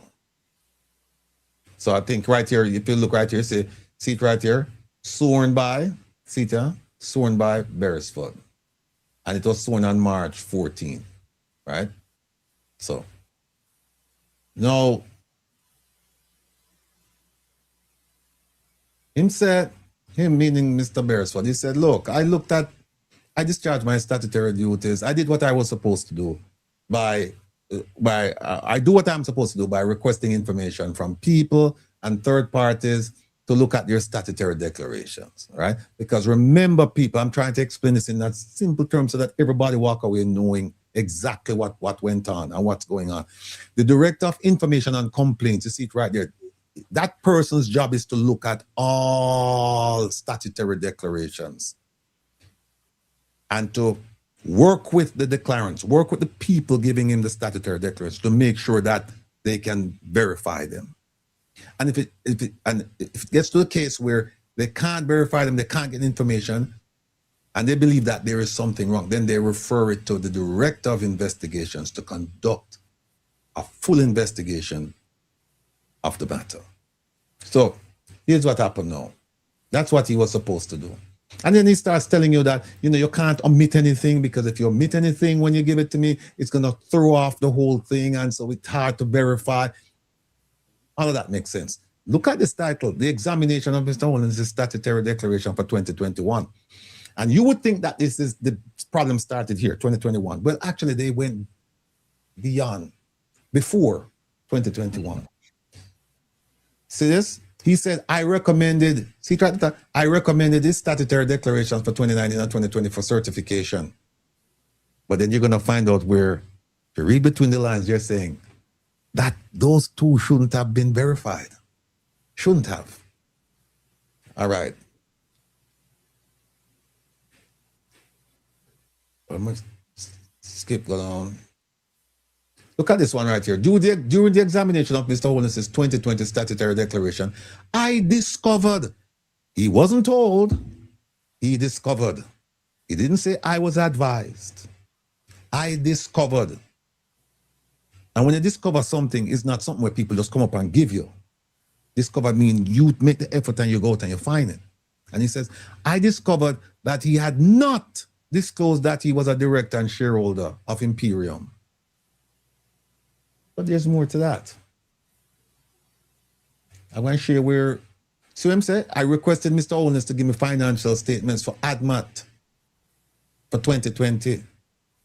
And that he should give me other information. So he's going through the steps now of saying, I'm asking, in the affidavit, I've asked him to give me this, I've asked him to give me that. And when I looked at certain things, I found out that he was not, he was going through all of this.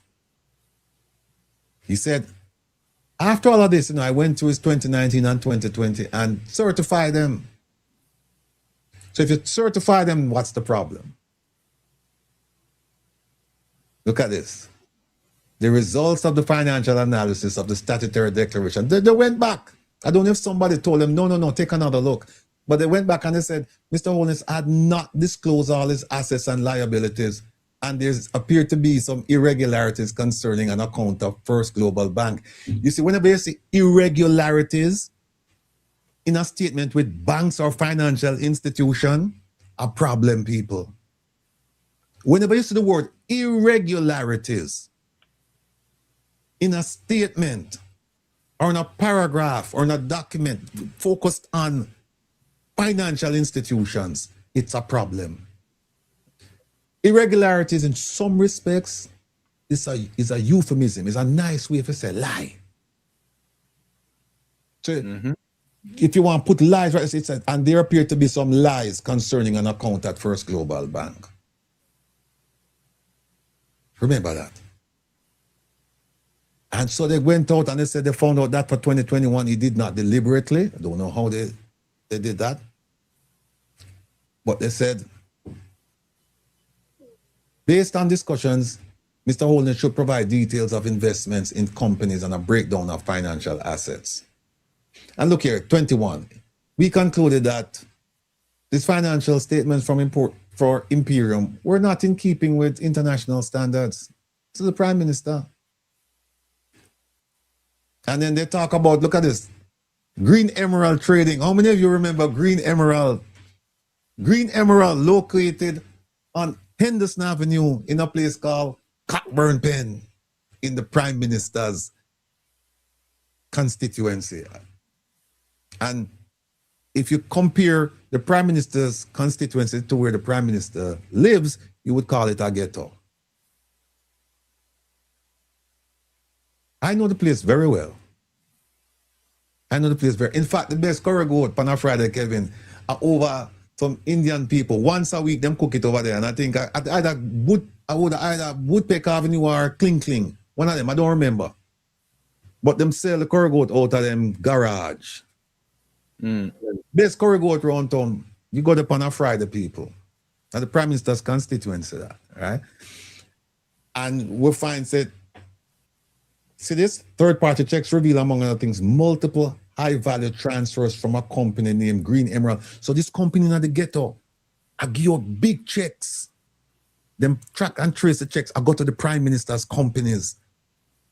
What would be the cause of that? How did that happen? I could skip some of this and just keep going on. Look at this.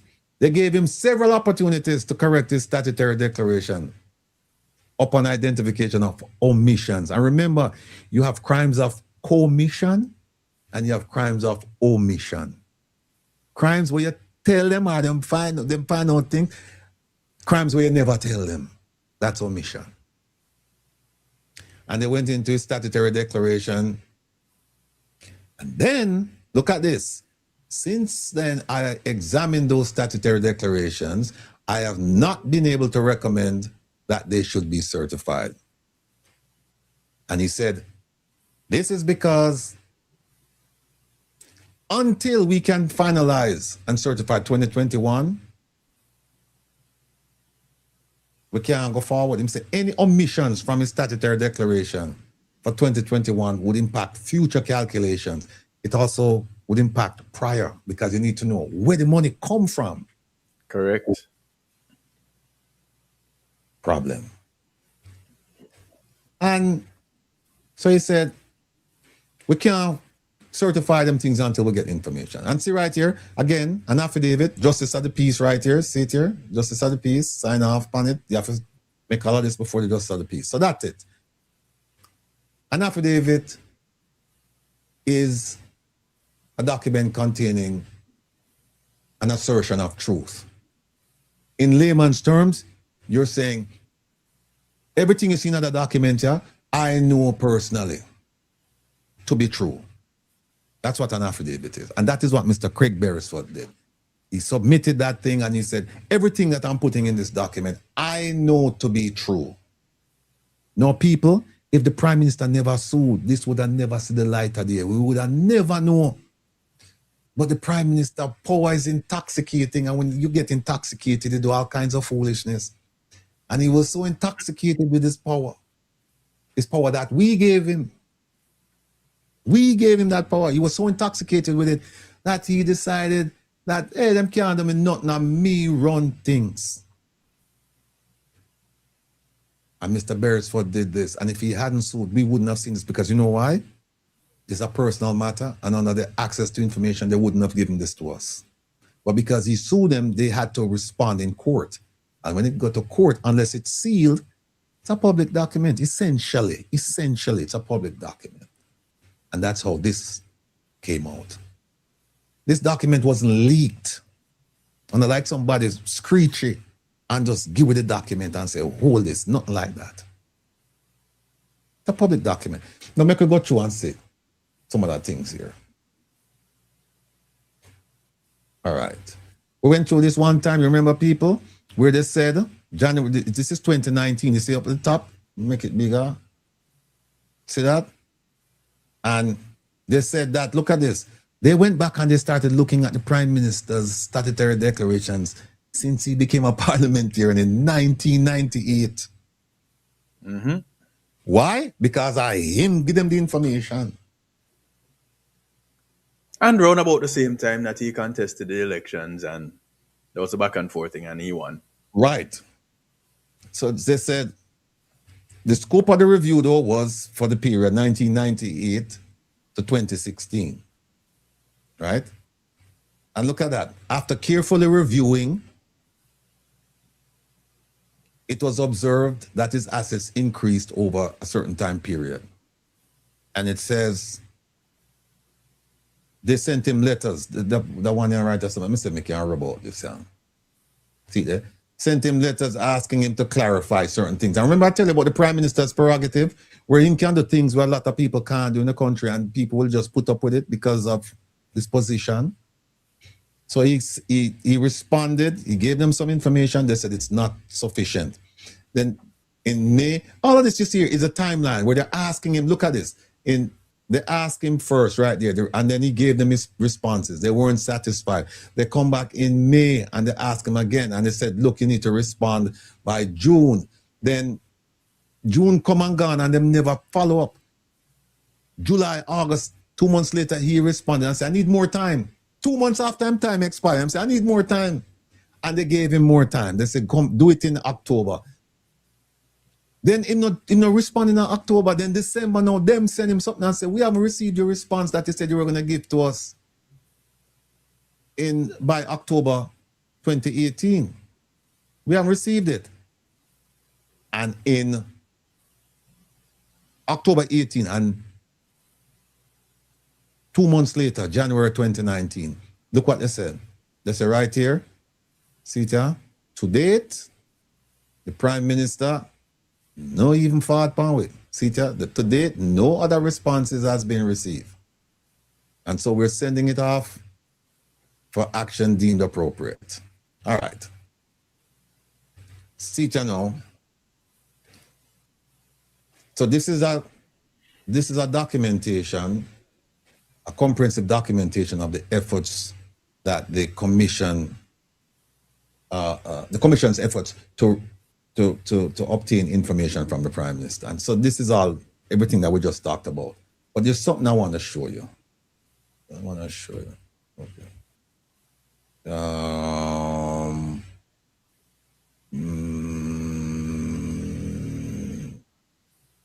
All right, look at this. See this? They were asking him, give us information, give us information, give us information. And it says right here, it is noted from the correspondence that a response was required by December 15th. December 15th, right? But look at when they received it. April 16, 2019. What that? Year and 4 months? No. What do you mean? It's 2 years later. No. Well, almost. Yeah, year and 4 months. Yeah. Year and right. And look at this. You see all of these people? You see all of this? This is a financial journal from 1998 to 2018. You know who provided that to the Integrity Commission? The Prime Minister. And everything we you see now, what we are going to show you now, came out of that report. And so him go court and say, no, tell them don't talk about them, tell them take out them things. And them I say, but you gave it to us so that we could conduct our investigation to certify your statutory declaration, sir. And the court agreed. The court said yes. How did we know about, we never know nothing about Sunshine Mobile, that are the taxi company we ended up. We never know nothing about Delido Taxi Company. We never know that. We never know about Omega Bridge Finance, that's a loan company he had. We never know none of this. It's the Prime Minister talk upon himself. Look on the findings. See here? See it, your people, if you don't disbelieve me. Look here. See, follow the green, follow Kevin Green thing, or Kevin Timothy, green arrow. Open up, can see. See it here? Mr. Andrew Holness provided responses to the commission's queries in a 36-page financial journal. I him tell them. It not stop there, so. Them say, what? Then him said, him give you the journal, but look what him do. It include attachments dealing business activities, investments, and liabilities. Look at the line in yellow. Look at the line in yellow. It says, his explanation, the Prime Minister's explanation in this 36-page financial journal, along with attachments, them say his explanations disclosed multiple businesses and accompanying investments, assets, and income, which were not previously declared. The Prime Minister talked on himself.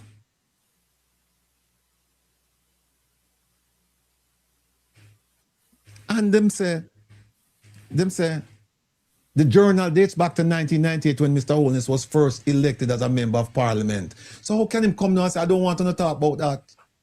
Him open the door. Him open the door. A judge tell me that this week too, you know, Kevin. Of course, I'm going to say something. And the judge said, the opposing counsel, me get that, and the judge said, counselor, you open the door. So, you know, you read and you just live with it, all right?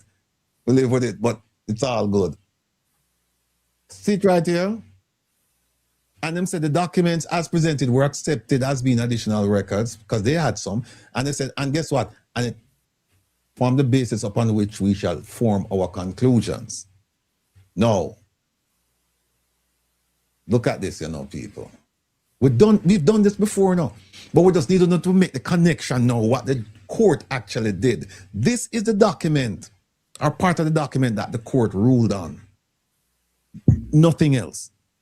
This is the document. The court didn't talk about illicit enrichment or anything like that. This is what the court focused on. I mean, I look on the time, and there's no way me I go get to the other subjects. But no, so OT happy because we have a program Wednesday, so we have the material already. June, OT did you laughing now, you know that. All right, so this thing here, premium group. We never know, say, the Prime Minister never declared income for December 2000, and that is Mr. Former Prime Minister, now deceased, may his soul rest in peace, Edward Siaga's business, Premium Group Limited. And the Prime Minister was working there, and the Prime Minister never declared income. This is 2000, you know, this is after the man getting a parliament, because him getting a parliament when, Kevin, 1998, something like that? Yep. Yeah. And him at work and him not declare income.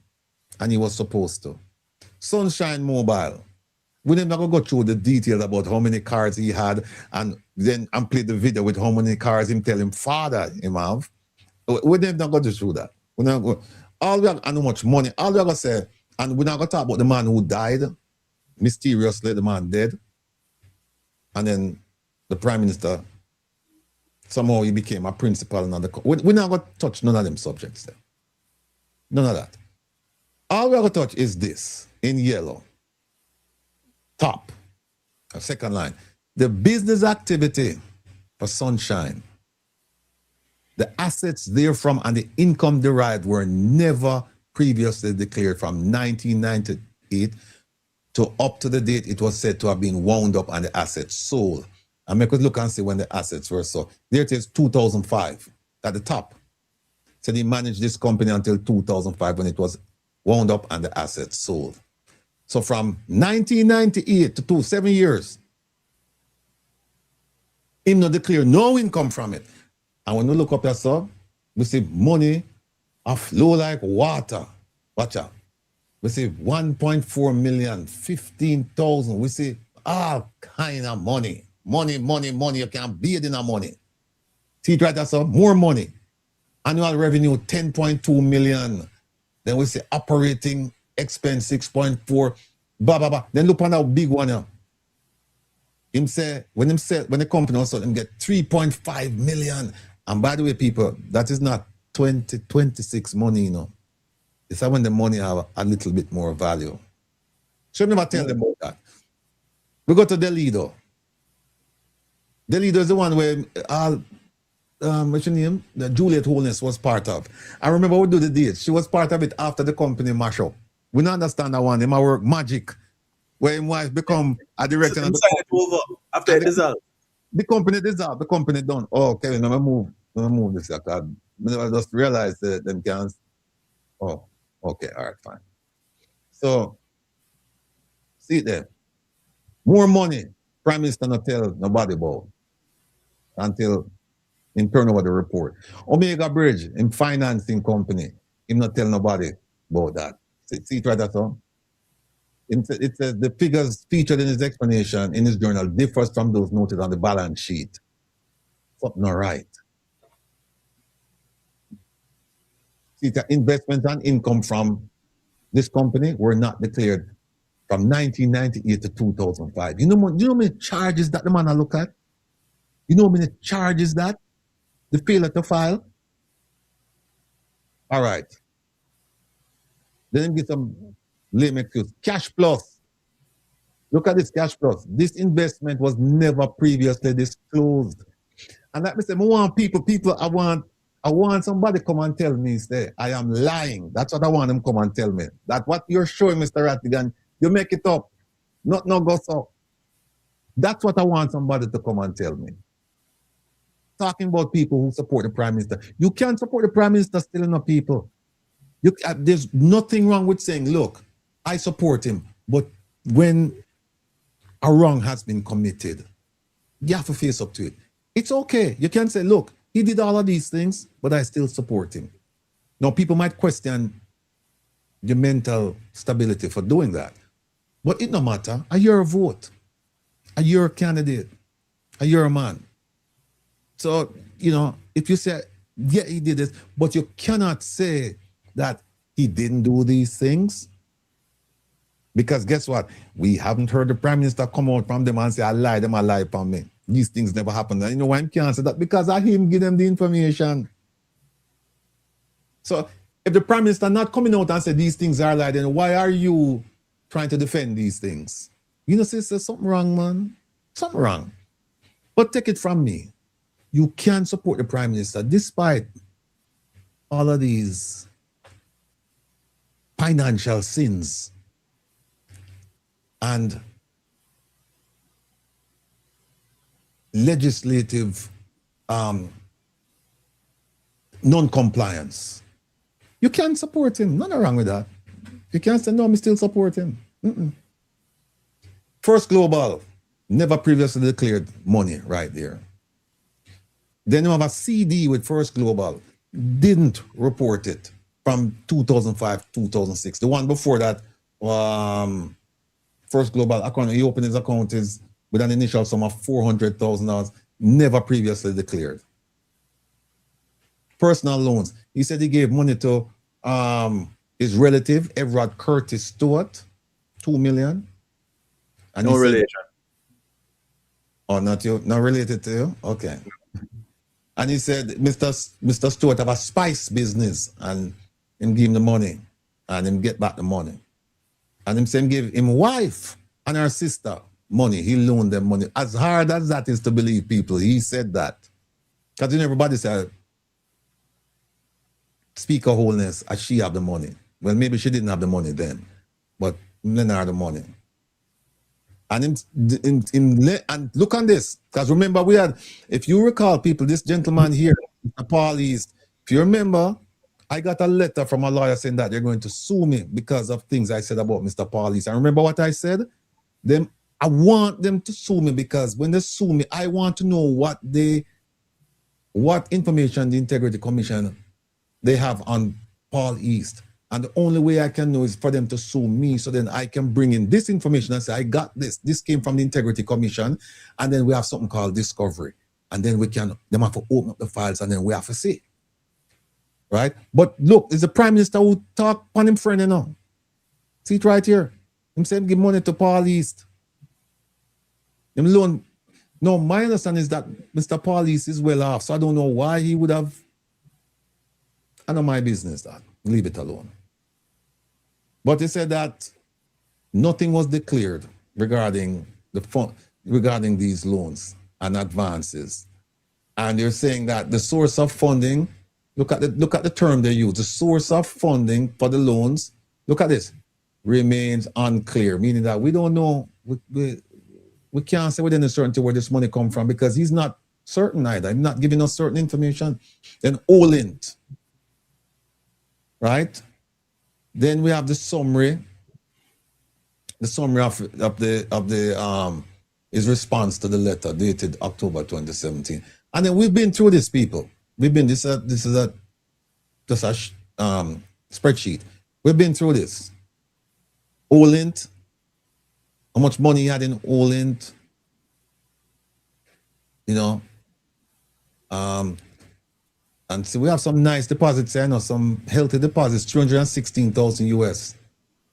This US. You know, this are 2006 and 2007. In two deposits, so two deposits come up to $429 and mash, $1,000, right? See, I call it $430,000. US. In 2006. Yeah, 2006, 2007. Big money them time there. Then we see over here, so he might try to get you know what, we never know about to talk about that. I'm going to just keep moving. There's one here that you must see. More money, OLINT. Then you see, watch out, him draw 350,000, you know. And him use that buy property. Right? Oh, see one company, yeah, Panadian. Now, here's what's interesting about this company, Kevin. This company was formed in the British Virgin Islands. Mm-hmm. Next week or the week after, we're going to show you a connection between the British Virgin Islands and a finance company in Jamaica, where the British Virgin Islands government invested $2 million US in this Jamaican finance company. And the premier down in the British Virgin Islands said, I don't know nothing about this. How could this happen? And yet we see the Prime Minister down there, I buy a boat, I register a boat down there. Not a rowboat. Not a rowboat. People, there's so much to tell you about what's going on. So here it is, Panadian, and we'll show you where it's we'll show you the evidence that it's a BVI company. All right, and here it is again. He said he used this company to buy, this company purchased one item, one dege item, and that was a boat. And it wasn't a rowboat.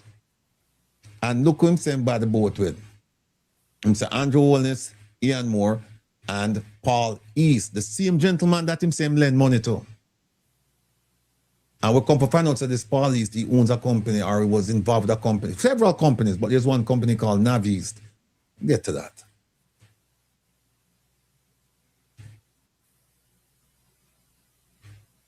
Then we have apartment, we have ADMAT, how the ADMAT money was used to purchase property in Jamaica. This one here, this is a case we're going to look at. This one here, Wycliffe Close. We're going to show you that the Prime Minister should have been investigated by the Integrity Commission because of what was going on with violation of KSAMC regulations, but wasn't. We're going to show you. There was one here, Kevin, we have over $1 million at one point.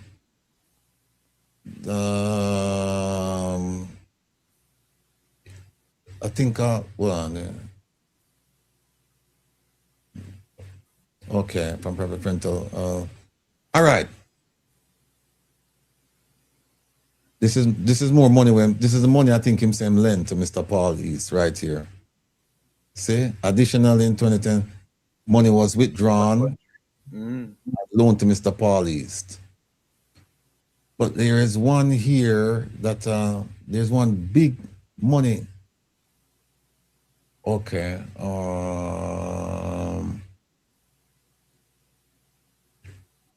That is the bank thing. OLINT 80, 90. more Olin, more First Global. Most of this money never reported.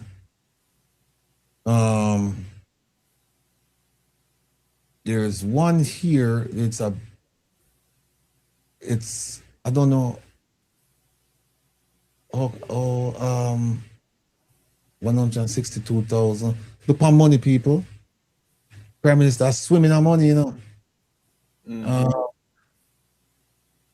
This is the money right. There's one here where it's one of these. I think it's Olent, where he had an account with over $1 million. At one point, he had over $1 million US in it. Let me see. All right, walk with me, people, because it's not. See ya.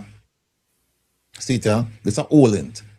Look at this. This is how the Prime Minister caused them to find out, you know. See ya. At August 2007, the balance in this account was $1,214,177.71. See there? Let me big it up for now. Here it is. See there? US,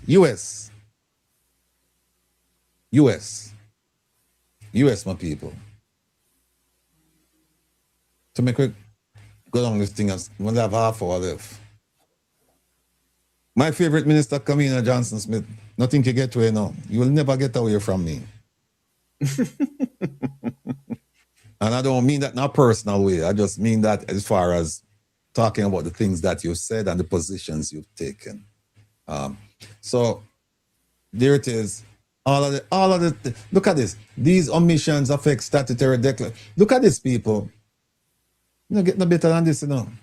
All of the omissions, well, before this, it says, look, these omissions affect statutory declarations for the year 1998 to 2016. And look at them say, some of which it is noted that the previous Integrity Commission indicated were cleared. So what I tell you about the Integrity Commission back then? This Integrity Commission is saying, hey, them omissions are what we are saying affect going all the way back to 1998. And guess what? The people in before us, them they clear him. So when we say Integrity Commission, in some instances, you know, we have to make it clear that you have an Integrity Commission now, and you had it then, but the individuals in the entity, they're different. And different actions were taken for certain things. So look at that statement and make it resonate with you. It marinate with you. It said these omissions affect statutory declarations. So what you're saying, what the Prime Minister didn't tell us is now affecting all of his statutory declarations from 1998 to 2016, from the moment he entered representational politics. And they added something. They said, guess what? The people before us in the Integrity Commission, they cleared him. But we not clear him. But they cleared him. So when you see people me tell us that the Integrity Commission, there's something wrong, my people. See it right as up. Anybody who give you the impression that the Integrity Commission is as integrity and has been acting like that from 2017, 18 till now, they need to look at who some of the people who were in the Integrity Commission. And actually it's going back to 1998 because they had an Integrity Commission back then. And they had an entity that was responsible for looking at statutory declarations. We're going to do that next week. But make that, on a screenshot that. And when the supporters of the Prime Minister tell us not go, so just put that up and show them. Say from 1990 to 2016, he didn't tell the commission things. And now that you're looking at it, you're saying it is affecting all of his statutory declarations up to 2016. And we know what happened after 2016. Right? So. But in truth and in fact, if it affects back then, it affects up to today. No, indeed. Because the numbers, them are going to be off. The numbers, them will be off. So, And look at this, people. Look at Integrity Commission Complaints Department. Look at where they might investigate the Prime Minister. See it in a yellow? Corruption. And look down at the second yellow, illicit enrichment. It's right there. And see them do a profile of him and all that. Then them start, this is the history I'm now, you know. Them start about when he was. And here's another thing. Here's another thing. Remember, they said he was Minister of Education in 2007. Right? We need to look at 2007, what in statutory declarations say. What was he responsible for doing as Minister of Education? We need to look if any of the Holness investigations spilled over at that time. We need to look at all of these things.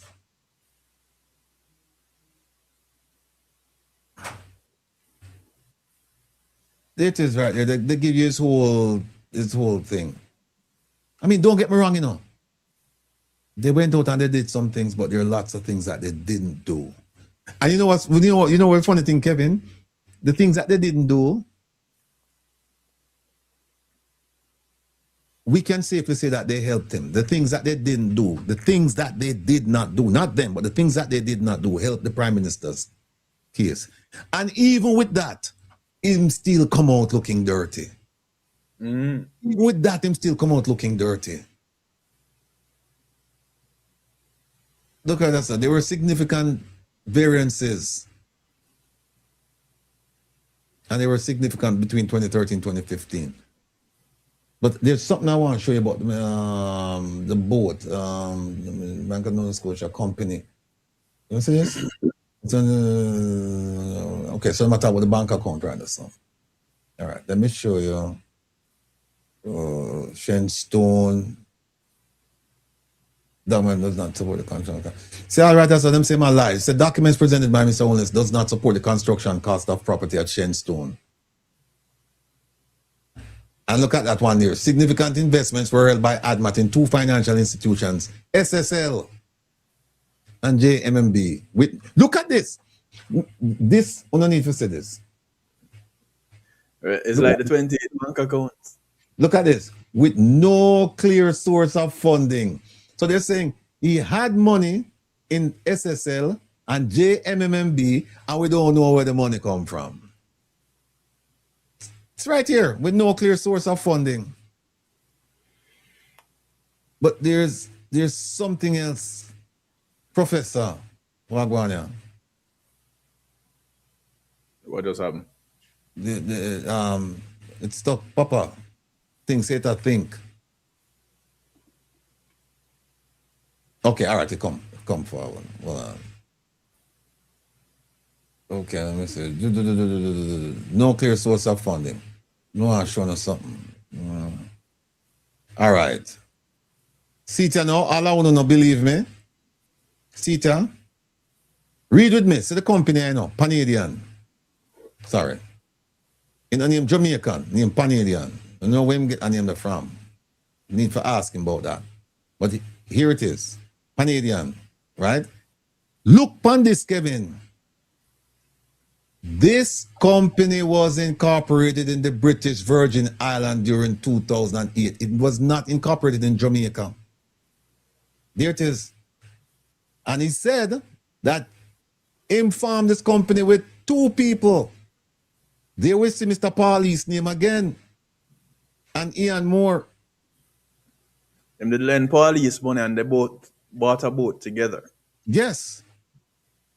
Yes. And they bought the boat, and they formed a company, but not in Jamaica, down in the British Virgin Islands. Correct. We have information. We're going to provide it maybe next week, where some things went on between the government of the BVI and a financial house in Jamaica. When I say financial house, people, a financial institution in Jamaica. And we have the lead of the BVI when questioned about the 2+ million. He said, I don't know how this happened. How we could have lent money to Jamaica, to our deposit money with this institution in Jamaica, and nobody don't know about it. I don't know about it. And it just so happens that the Prime Minister form a company down in the same country and buy a boat and register it down in the same country. Not accusing him of anything, just saying that factually he did this. What's behind it? We don't know. I would have loved to have sat down in front of him and said, Mr. Prime Minister, talk to me about Panadian and this big, lovely fishing boat that you bought and registered in Panadian, a company that you formed with 2 other people in the British Virgin Islands. Talk to me about that. There it is. Look at this. Go back right here. Right here. It says, Panadian Investments Limited, according to Mr. Holness, was formed to do what? To buy a boat. There it is right there. Now, who forms a whole company to acquire one vehicle? One, yeah. 3 people got together, formed a company in a different country to buy a boat. Well, we couldn't do that in Jamaica. I mean, people could ask the same question. Why him go ADMAT? Why him have ADMAT in a St. Lucia when him could have do it in Jamaica? Why? And look at this.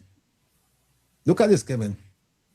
It was stated in financial report as of 2016 that Panadian, that company in the British Virgin Islands, look at this, does not have a bank account, has no records of any commercial activities, them not maintain reasonable financial records, and them said, it said, no, limited, maintain reasonable financial records, has not, since its incorporation, has not maintained reasonable financial records, does not have a bank account, have no records of commercial activities, and them own the fixed assets totaling 17.3 million. This was back then.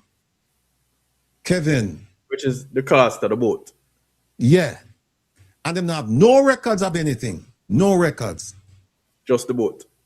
Just the boat. But no bank account, no commercial. So them chemists will rent out the boat and we collected rent for what them call them sports fishermen. The sports fishing. Nothing like that.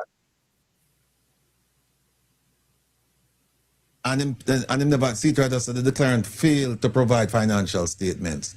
So the Prime Minister, look at this again. And he ended up on the boat there now, he would get blown out of the water. Yeah, that boat, the problem. Who knows? Maybe if them go back and check it, one of the boat that got blown out of the water. We don't know. But look at this. Don't know. Question they ask with the leader.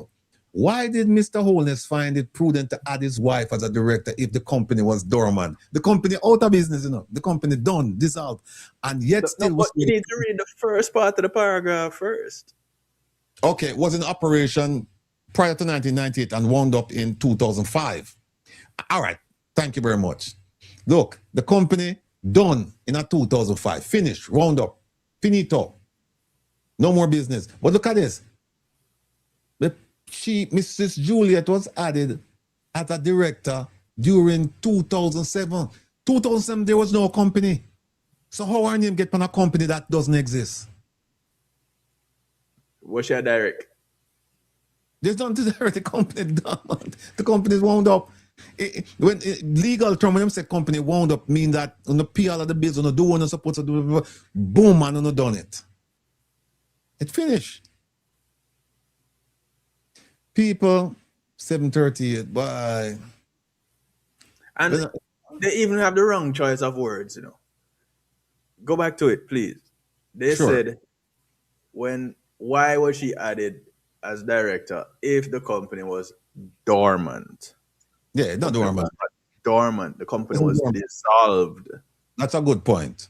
It wasn't dormant. It wasn't dormant. So, and then we have all of this stuff here. People, I'm telling you, when you read this, it's like you read some, it takes you twists and turns. It's a very interesting read. Very interesting read. So they go through all of this stuff. I mean, you realize what a winner. This would have been a mega box office hit if it was a movie. Yeah. I mean, still can't make the movie now. Can say, my life as a prime minister to... Pelican Regan.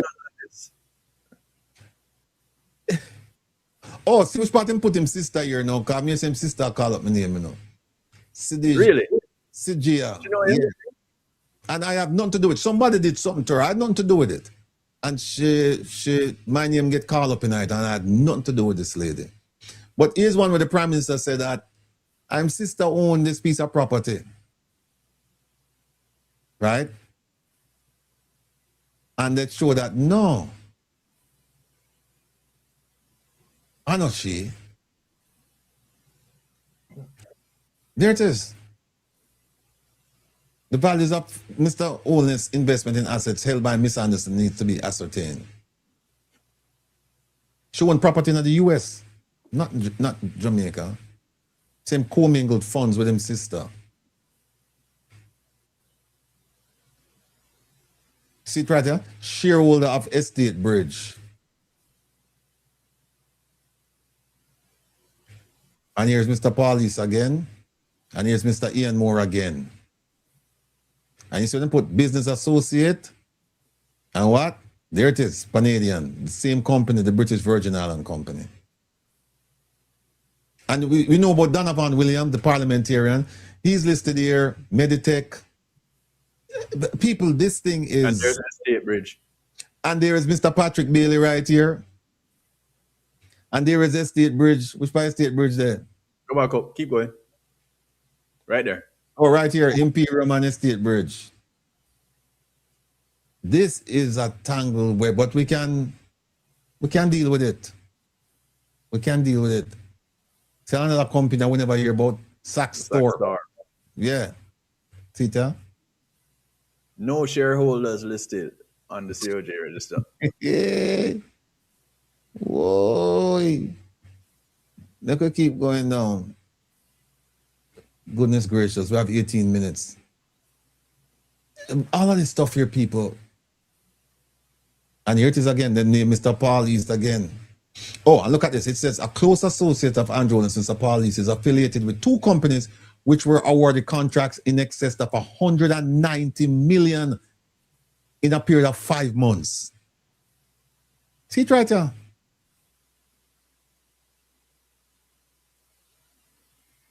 $190 million in 5 months. Two companies he's associated with. This information is coming from the Integrity Commission, you know. Let me show you another one again. Wait there. Look at this one here. Look at this one here. Nev East Supplies Limited, owned by the East family. Remember Paul East? Same gentleman right here, who in with two companies in a period of 5 months get 190.6 million contracts, and the man with the boat with the Prime Minister and the man with the Prime Minister lend money. Look at this. Managing director of this company, Nevis, is Paul East. Now look, they have government contracts totaling 777 million. Over the period 06 to 2020.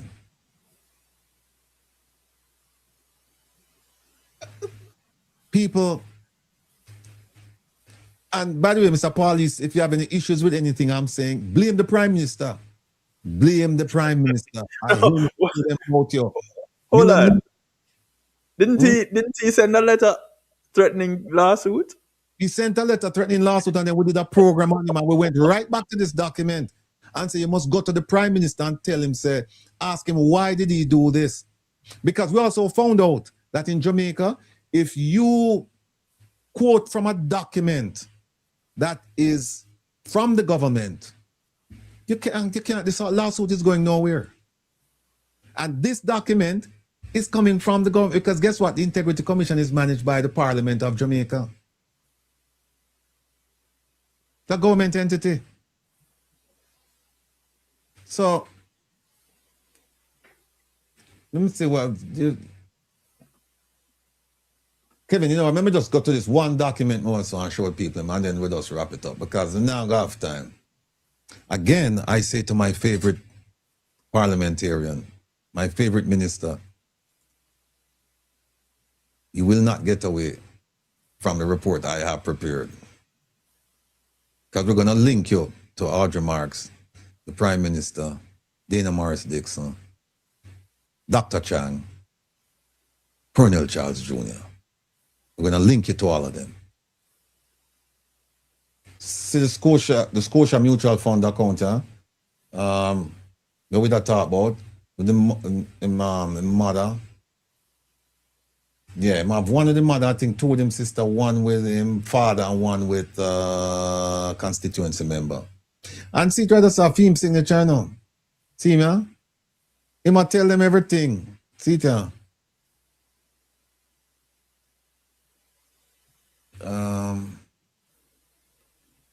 I want to get to this one.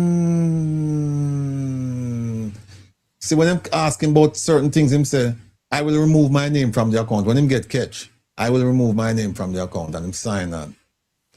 I just want to show you one little thing here. And then I quickly want to tell you what the Integrity Commission, my advice to them. All right, here it is. Says here,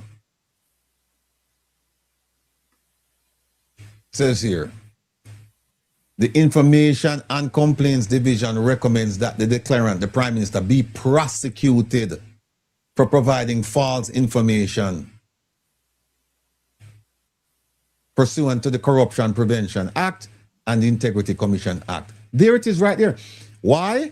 Why would they say this? Here is why. It says, the Information and Complaints Division believes that the declarant had adequate knowledge and ability to confirm ownership of the financial assets and liabilities. They're saying these are his financial assets and liabilities, and this report came from him. He's talking about himself. And we conducted an investigation, and him say it follows, therefore, that Andrew Holness knowingly made false statements in his statutory declarations. For what period? For 2016? Yes. How about 2017? Yes. How about 2018? Yes. How about 2019? Yes. 2020? Yes. 2021? Yes. And remember what they said? They said from 1998, when he got into Parliament, until 2016, they have problems with all of those statutory declarations. So what they're saying in effect here is that from the moment the Prime Minister went into Parliament, he has not been forthcoming regarding his statutory declarations. It's right there, people. It's right there. Remember this. Go to page 66. Anytime when I get this report, just go to page 66 and everything you need to know is there. We need not go any further. Now, let me tell you something now. Where is, Kevin, which part the statutory declaration? Integrity Commission Act of 2017 there. I see. Oh, you put nice, see? Well, hold on. I see. Integrity Commission Act 20. Here it is. All right. Thank you. Now, people. So the court ruled, Integrity Commission, continue with your investigation. Prime Minister, we're not going to stop. We're not going to take anything out of Mr. Beresford's affidavit. Whatever you tell him, you have to live with it. Right? So now, and whatever conclusion they draw from the information you gave them in terms of their analysis of it, you have to live with it. And by the way, that's their job. To investigate and verify or not verify statutory declarations. So here's what the Integrity Commission must do now. Then this is just me a talk. And if you don't want to hear what my advice to the Integrity Commission is, then leave the room, turn off the TV, switch to another channel, but please don't come cuss me. All right? Here's what they're supposed to know.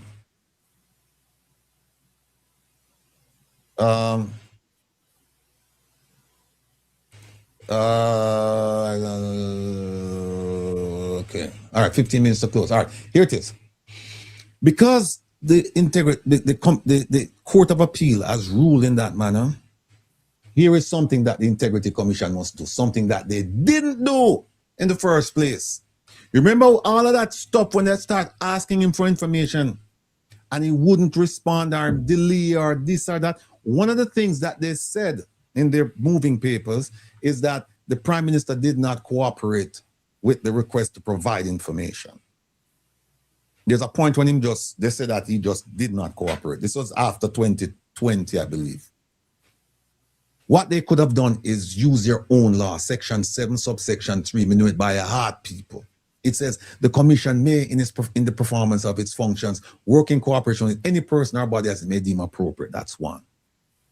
2, a person or body shall cooperate with the commission in the exercise of the functions conferred on the commission under this act or any other enactment. But here is the key, Professor. The court may, on an application made by the commission, and by the way, see, the commission, not the Integrity Commission, made by the commission without... Sure that one you need for sure.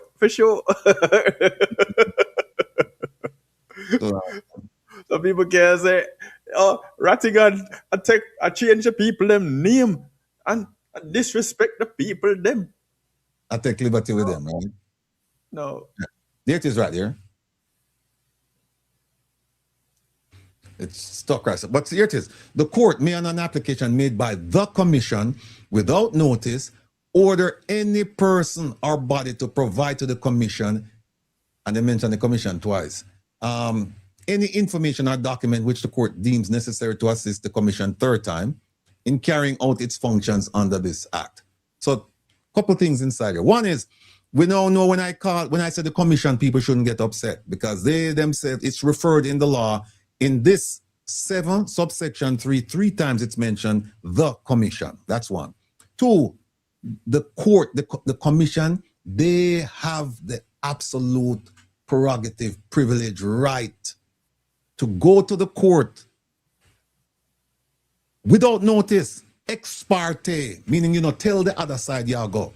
You go to the court and say, Judge, we're investigating this person, we're asking for information, and they won't give it to us, and here's the evidence. We need you to give us an order compelling them to give us the information. They can now do that. They can. This is a second chance they get now to do it. They can do it. But here is something. Time I run out here. But here is something. The question then is, let me move this quickly and just wrap up. The question then is, what do you do with the investigation over at FID? Here's what you do, Integrity Commission. Here's what you do. Pull it back. Pull it back. Quickly, set to the Integrity, set to the FID. We are withdrawing the referral to you. And they have to give back, because here's what happens. If you don't do it, they are now going to render an opinion saying that we have no adverse findings against the Prime Minister, and no, you have a problem. No, you have a problem. So Monday, on a need for quickly send a letter to them and said, we are withdrawing the referral to you. No further action should be taken in this matter. You need to do that first thing Monday morning, because if you don't, you run the risk that they are now going to issue an opinion now saying that they have no findings, no adverse findings against the Prime Minister. And guess what? You stop now because you already give them the information. You already give them the case. Yep. So you need 2 things you need to do. You need to pull it back Monday morning, and at the same time Monday morning, you run the court, go file an ex parte action with the court to say, we want an order compelling the Prime Minister to give us information. See there, me goon it, Me goon it. And the reason why, people, this is so important, for you who don't understand the intricacies, the complexities of these matters, I've made it abundantly clear to you now so that you understand what's going on. You can think critically about these issues. You don't have to listen to what people say, because remember now, me just show you 7.3 so that they can go to court and force the Prime Minister to give them the information. Now, when they force the Prime Minister, he can only do 1 or 2 things. One, him give them the information, or attempt to give them the information, and that's a different. There's some things involved with that, if you only give them partial. Or 2, him can appeal it. Now think about it now, people. How it gonna look? Because me write to King Charles already, and the Privy Council, I send them all of the evidence for show so the Prime Minister have 28, the Integrity Commission team have 28 bank accounts, and me send them the investigation. And think about this now. The Prime Minister I go appeal an order compelling him to give information so that they can verify his statutory declaration, not somebody else's. How that gonna look? How will that look? If you don't have nothing to hide and the people have to force a court to tell you to give them info, because remember, no, you want your statutory declaration to be verified or certified. And now you don't want to give information so that the authorized body can complete the process. How does that look? Optics, people, optics. Politics is a nasty game, you know. It's a nasty game, and you have to know what you do. You must know what you're doing. You can't come into this like a baby in the woods. You will get trampled. So since the Prime Minister and the legal team are playing games and the court slapped them down, boom. Now here is something else. We have 4 minutes left, 3 minutes left. Here's something I have to tell you. In a conversation with a senior associate in the Jamaica Labour Party, I was told that the Prime Minister has prepared himself for adverse decisions, meaning decisions against him. And the plan is that he is going to appeal. Why? Because it will give him the time to fulfill the mandate, 4th term loading. You understand what I just done say? He might go with the appeal. He might go buy time now with the appeal. So that by the time this appeal is heard, or by the time this appeal is exhausted, because remember, I still can go to the Privy Council, and by the time it's exhausted, it would have been 2030. Or before that, when call the election. Keep that in mind. The same thing with this one with Mr. Paul Buchanan. I've been told that he's going to appeal these cases to death because he realizes, he knows what he's up against, Kevin. Once him get out of office, him know. So he has to do whatever is necessary to maintain that. Stay in there. Forever. But some people want to see the back time long time, and gone long time. So people, listen, I wish I had more time because we have a lot of material here. And I just want to thank you for making the choice to be with us today. I hope I've imparted understanding to you. Not just knowledge, but understanding about the matters presented. And that you will think about these matters. And if you have questions, please, we welcome them around here. We welcome them. Again, thank you for your time. Professor, go ahead. Blessings. I'll catch you all in a minute and a half thereabouts. REGGAEGlobalRadio.com. We'll get to flip the script. Let our hair down. Shake a leg or two until 10 a.m. with me. And then we'll take over for the rest of the night until tomorrow morning. All right, my people. Oh, Kevin, where's the music there? Oh, right there. Hey. Decide for the people every day. Defending your rights.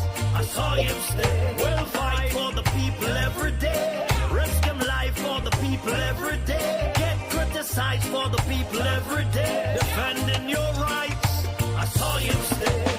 Say from him slip up all eyes on him. I defend the people, them set spice on him. Evil politicians spread lies on him. But we know the bugger them not wise like him. Back up, them not ties on him. Them know say that the people rely on him. You You know, said them bring out them Christ through him. That's why all the people them respect him. Just like Selassie and Marcus Garvey, rock you all the order of the Trinity. A real strong soldier in a army. No simpleton can this. 10 long years and look how Jamaica stay. No light, no road, no food pan we plate. People are suffer while Andrew live great. Hey, hey. You stand up on the platform, smile wide and proud. I tell we about prosperity, but we can't see it all now. Hey. Hurricane come through, I left the people here. 6 months later, them still out there, asleep under the air. Their JLP friends them build high rise, road still full of hope. A whose pocket do I feel while the nation lose its soul? Hospital overflow, picnic can't get bed. School roof a leak, but you and Juliet well fed. You always have excuse, always pass the blame. Every time something wrong, it never go in your name. Jamaica a drown and you claim you're unclean. Biggest actor in a politics we ever see. Holness, time to go, time to go. The people, we say no. 10 years and we can't take no more, you know hear us. We are not on the door. Holness, time to go, time to go. From Kingston to Lebanon, the people say so. We tired, we hungry, we done with the show. Holness, time to go. Farmer can't afford to plant food, price reach the sky. You bring in the poverty while your own people cry. We born ya, we grow ya, we bleed for this land. But Andrew at the top out extend the man. You talk about vision, you talk about plan, but 10 years later we still can't understand. Corruption report land and nobody charge. The people pocket small but the scandal them large. Who's crack up parish council bro? Country suffocate done and it just more. And when we raise we vice so call we political, but the truth is the truth and the truth is biblical. Time to go, the people. We say no. 10 years and we can't take no more, you know hear us. We are not on the door. Time to go. From Kingston to Negril, the people say so. We tired, we hungry, we done with the show. Holness our time to go. We no want no hype, we no want no speech. We want action, no, not the lies you preach. Hurricane victims still under tarpaulin. Prime Minister fly gone foreign. Your JLP cabinet full, but the people covered empty. Oh, you live so large when we living so scanty. Not with fists, not with fire, but we voice them rising higher and higher. From every parish, every yard, every gate, Jamaica speaking and I'm not too late. Hey! Time to go, the people. We say no. 10 years and we can't take no more, you know hear us. We are not on the door. Time to go. From Kingston to Negril, the people say so. We tired, we hungry, we done with the show. Oh, it's our time to go. This one is for every Jamaican. We can't afford feet.